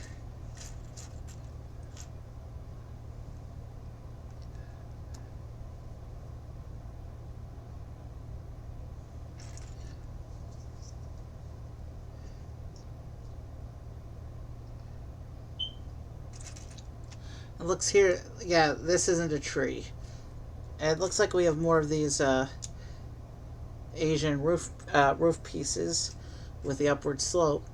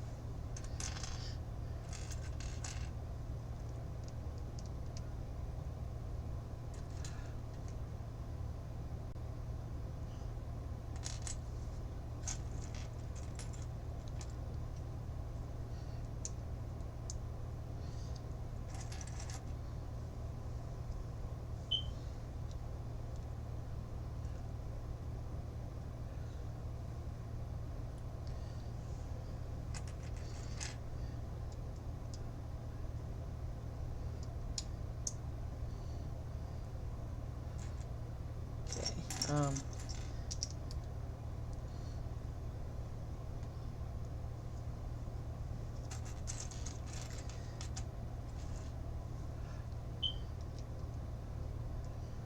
All right, let's keep going.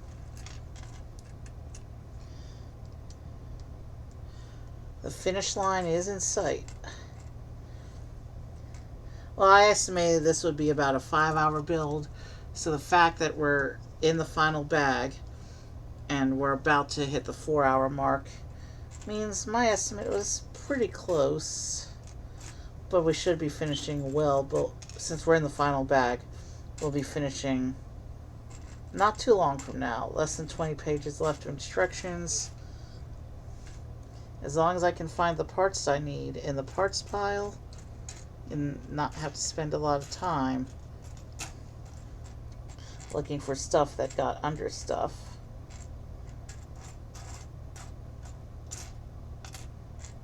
Alright, I should have one more of these sloped pieces here.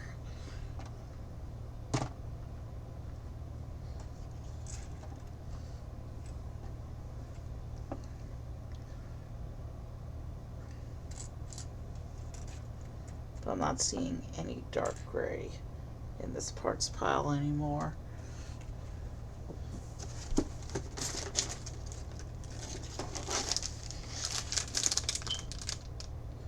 Bag 11 is empty. We got everything. Something fell off. Oh, a whole leaf section fell off.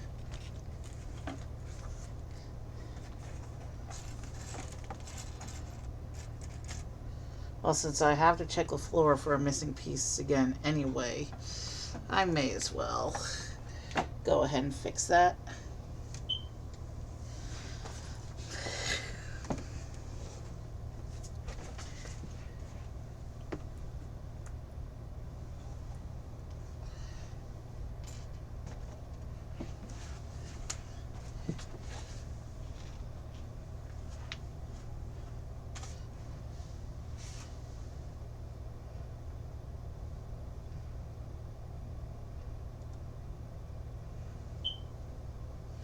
Okay, where could this final roof piece have gone? Did it go on the floor?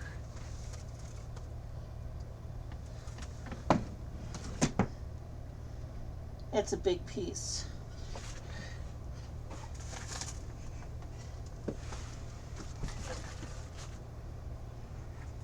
relatively compared to some of the other pieces.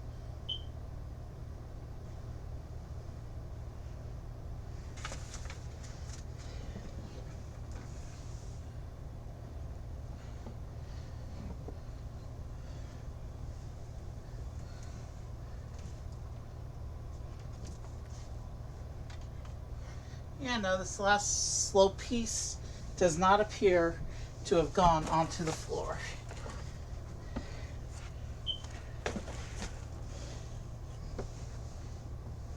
So why can't I find it in my parts pile?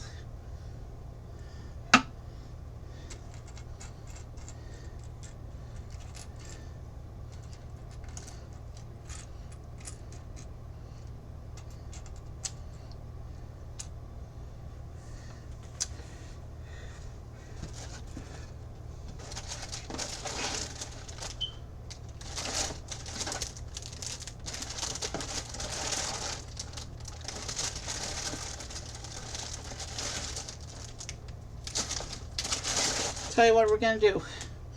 We're going to proceed with the other little builds from this section.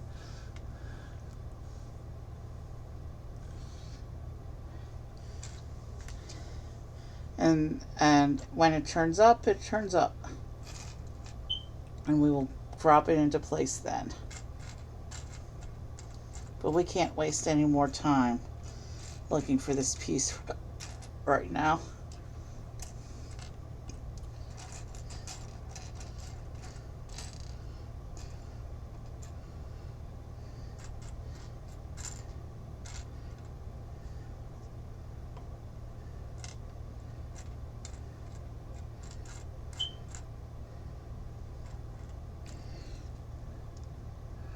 So we'll go ahead and that goes in that little pit. Okay.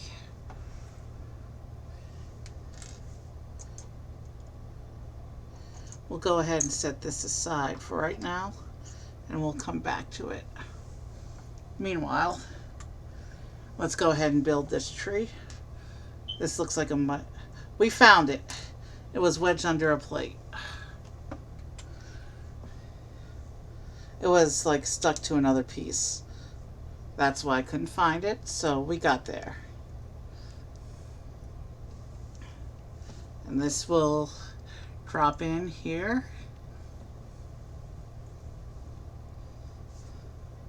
Oh, but first. So it looks like a little shrine.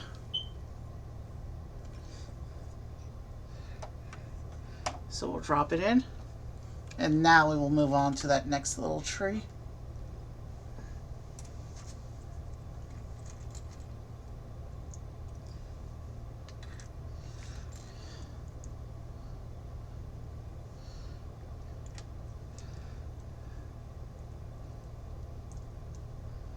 Now we want the tile there.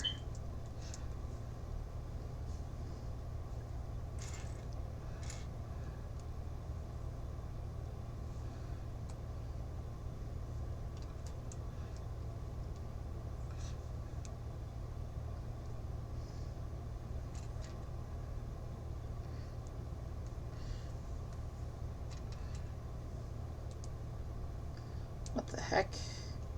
Hold on.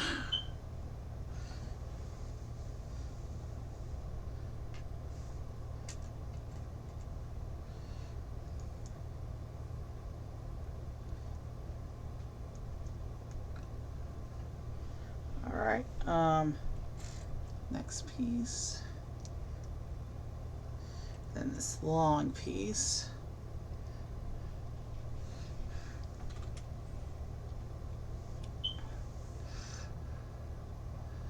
Okay, we have to do this 7 times. But I'll put the tree where you can see it.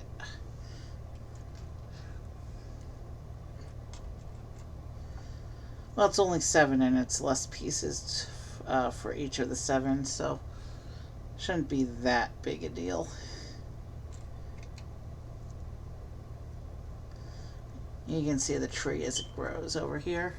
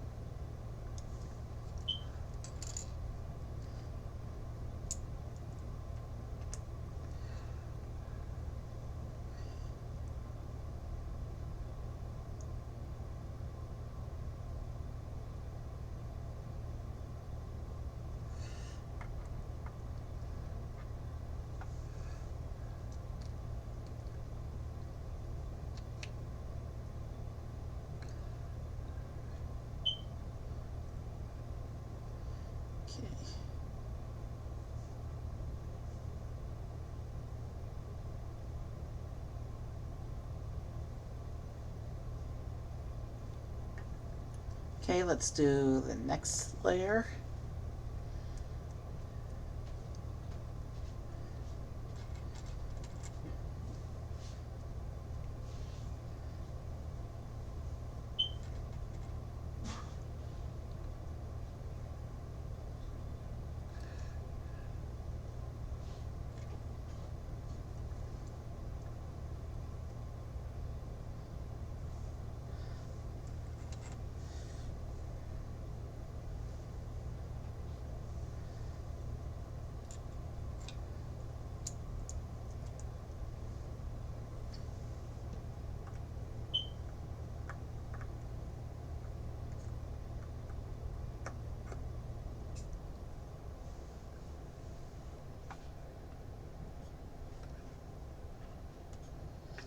Okay, let's keep going.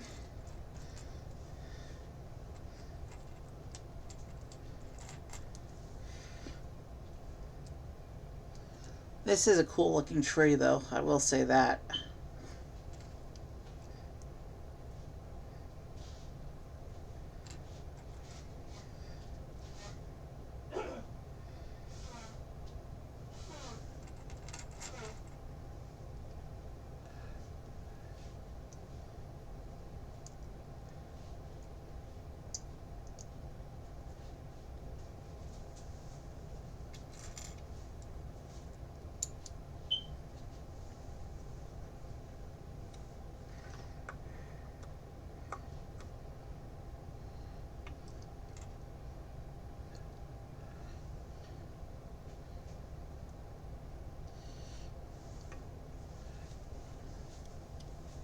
Okay, next row.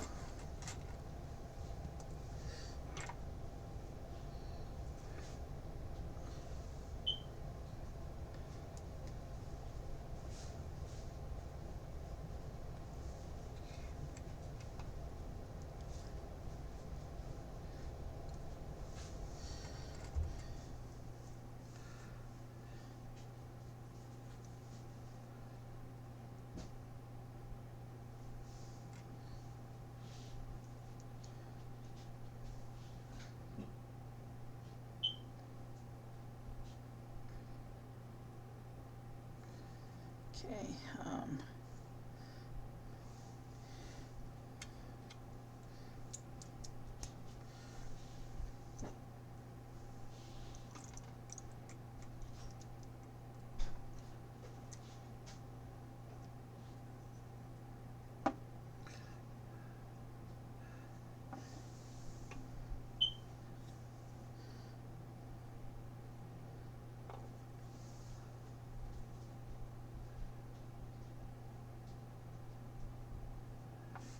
all right, we need 3 more rows of that.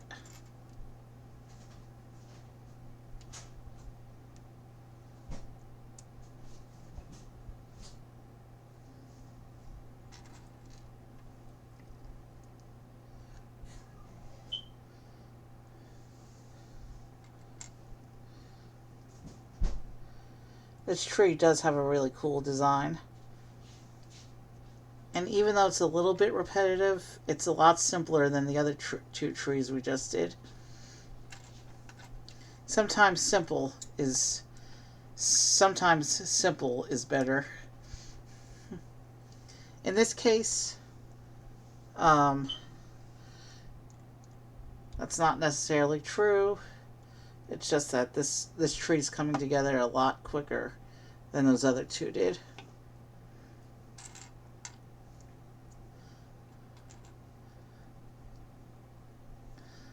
Okay, including that last step, I have 3 more layers to do.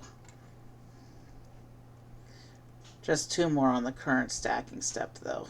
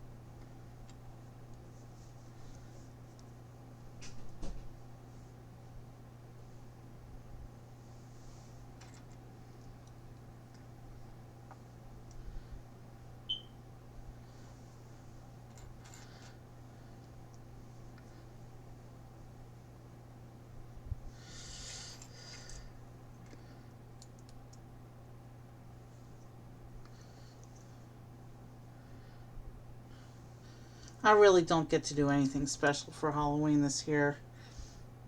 Not unless some miracle happens real quick, like.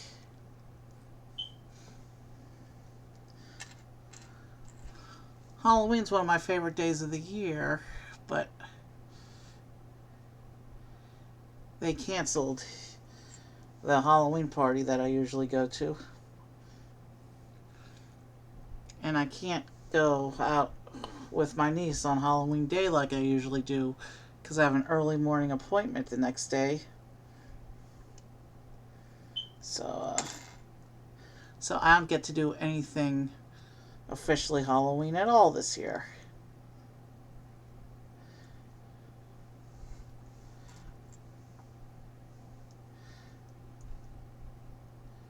Hopefully, I can find a thematically appropriate Lego set for stream and acquire it in time. Then I might still be able to do something Halloween-ish at least. Okay, so this tree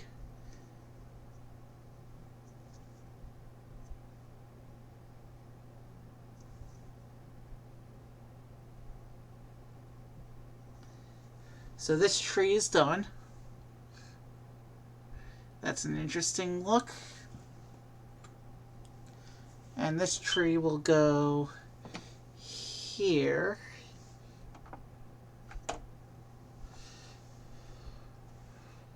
And then we just have 2 pits left to build. Well, most of my remaining pieces are green, so it looks like we're getting 2 more trees here as well.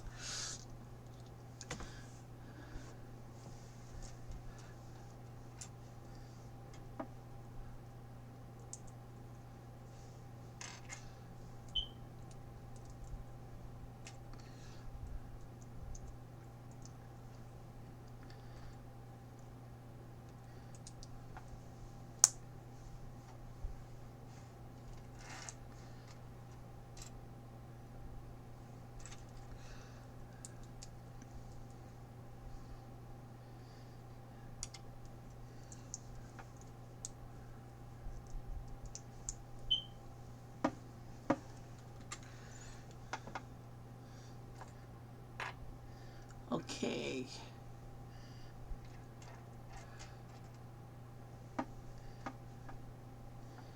Is this some bamboo, maybe?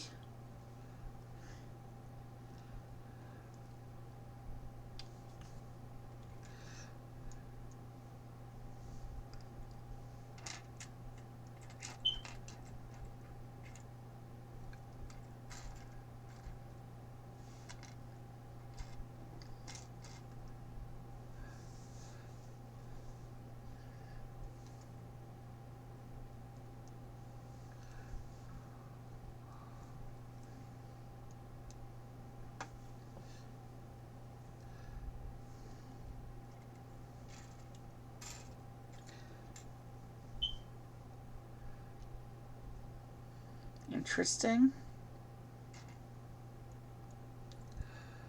Okay, this is an interesting looking plant we're putting together.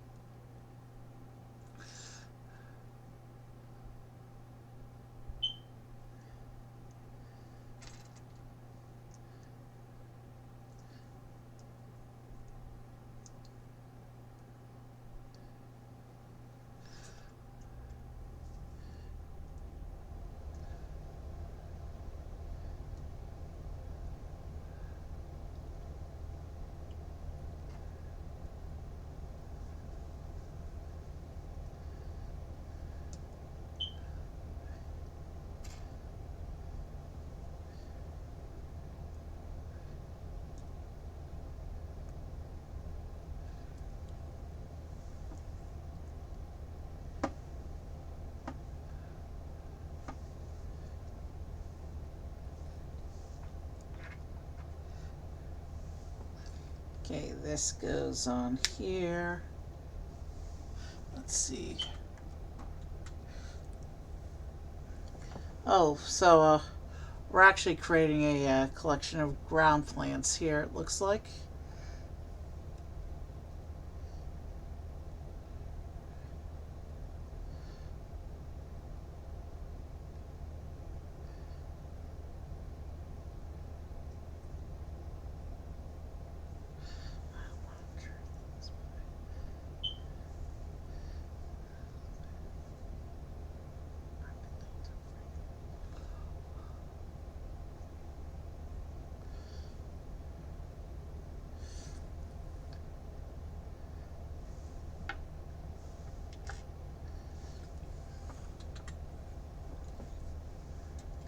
Okay, so it looks like we're building another section now.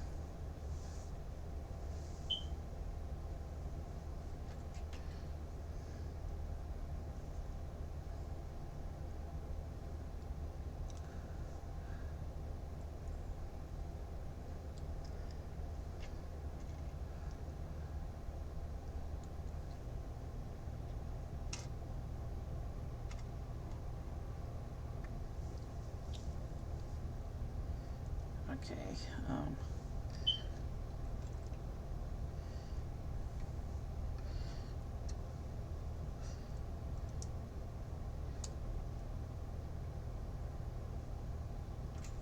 Okay, we need to keep building until these last two set bits are done.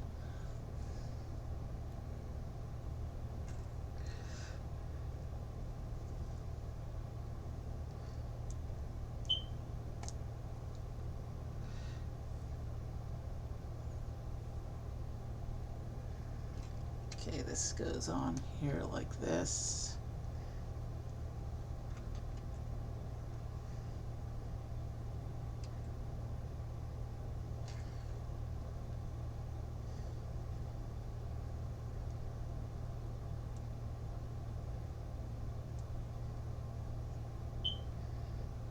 And then this goes on here like this.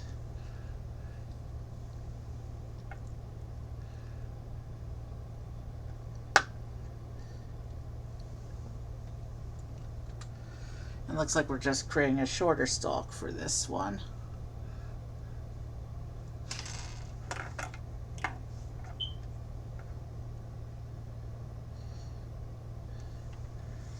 Something rolled under the garden. At least it did not go off the table.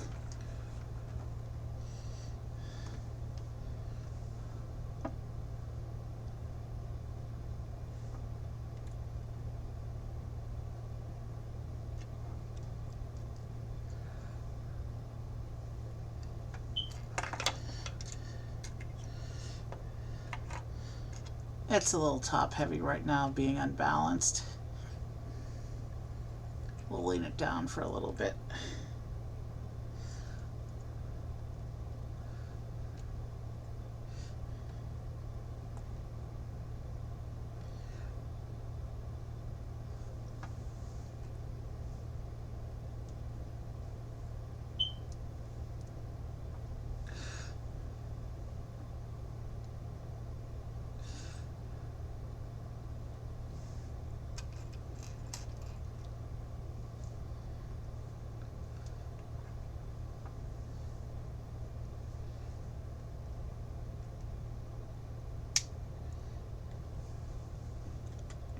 And it looks like we got one more section of this plant.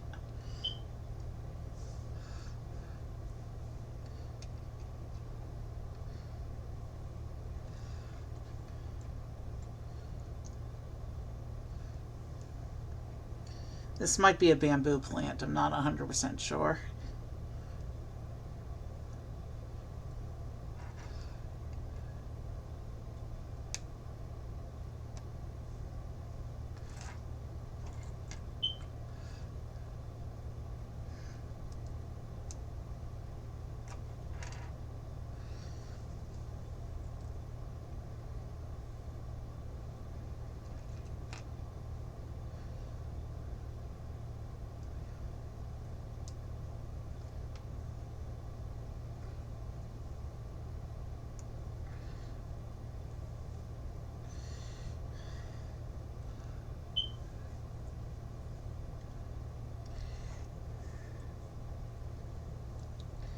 this one will go in to here.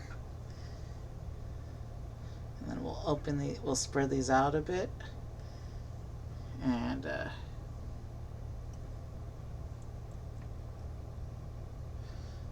okay. And then this section will go into this pit here. And then it looks like we just have one tree left. This tree doesn't look like it's going to be as involved to build as those first two trees. We're almost done here.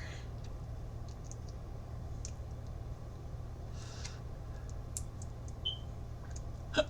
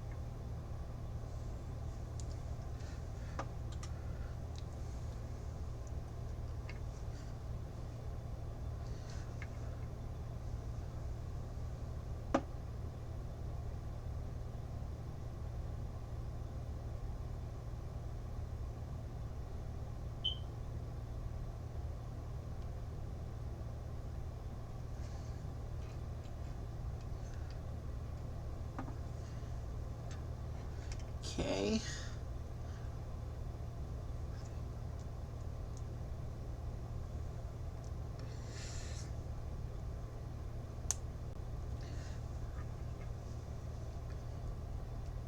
So I'll go in there like that.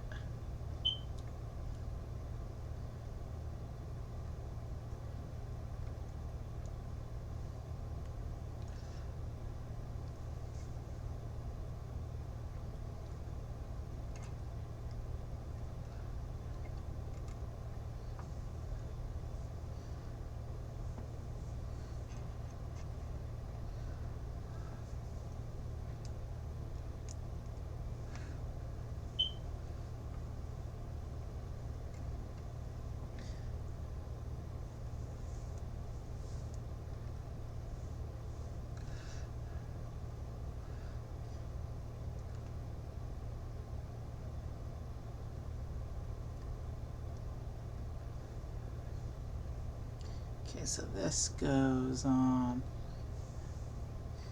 here like this.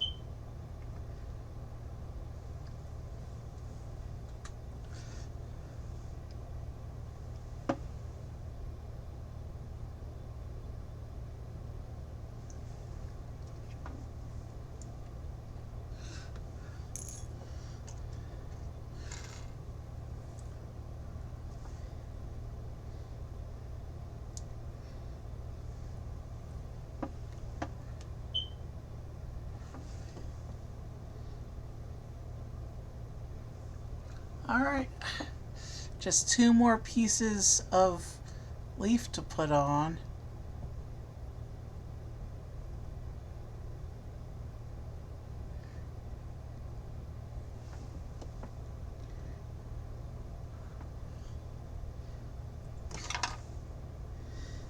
If I don't drop them first.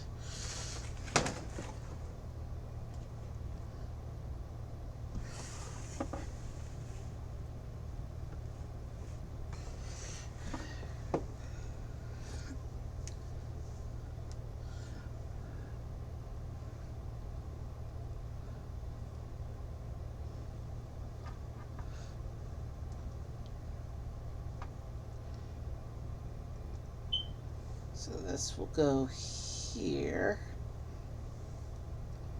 If I can get push it all the way on so it will stay.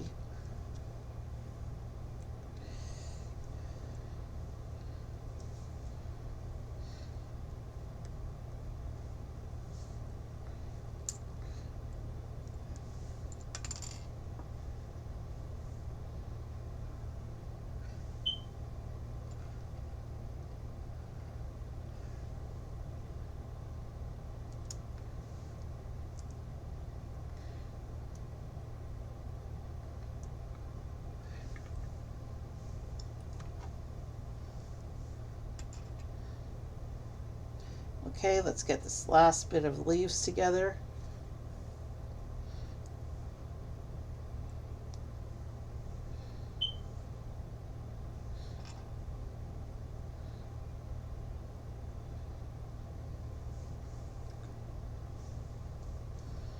And attach this onto this last exposed point here.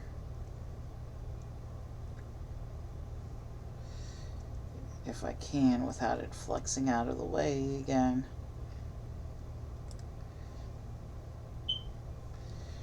Okay, so that's an interesting little tree.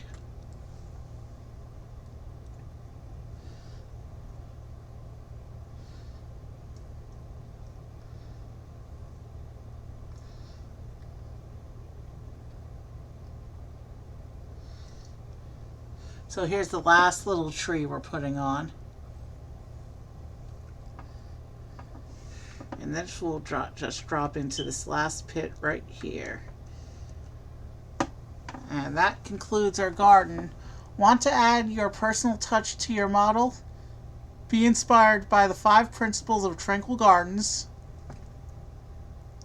enclosure, balance, borrowed scenery, symbolism, and asymmetry.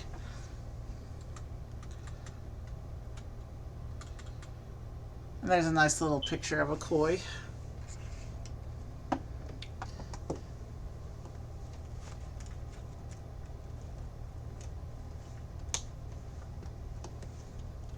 So here is our finished garden. I will take off the instructions so you can see real quick. We finished at 4.5 hours. We got through this. I managed to do this whole model with no breaks. By piece count, my biggest single set piece count in my Lego collection. I'll just give you the 360 carefully. And of course that tree likes to keep popping out.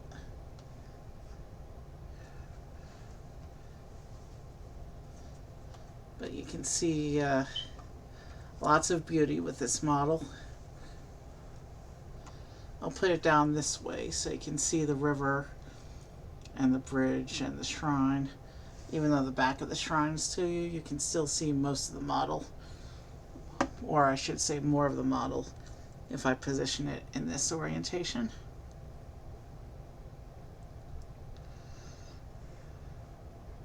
Okay. Let's go ahead and find somebody to exit raid. This is a beautiful finish. Probably one of my favorites in terms of display pieces that I have. Who do we have to raid tonight? Oh. Taryn's on. Let's try and raid Taryn.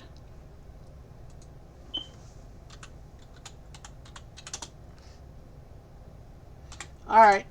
This was a really fun build. And different from the Lego that I usually get. Have a good night, and I will see you soon.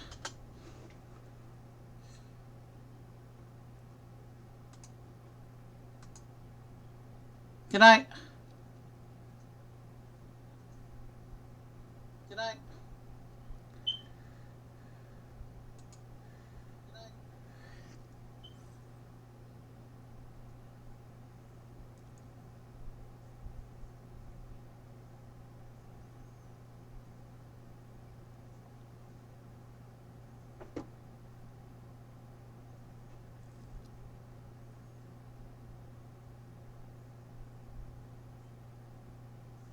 only if people want to request it.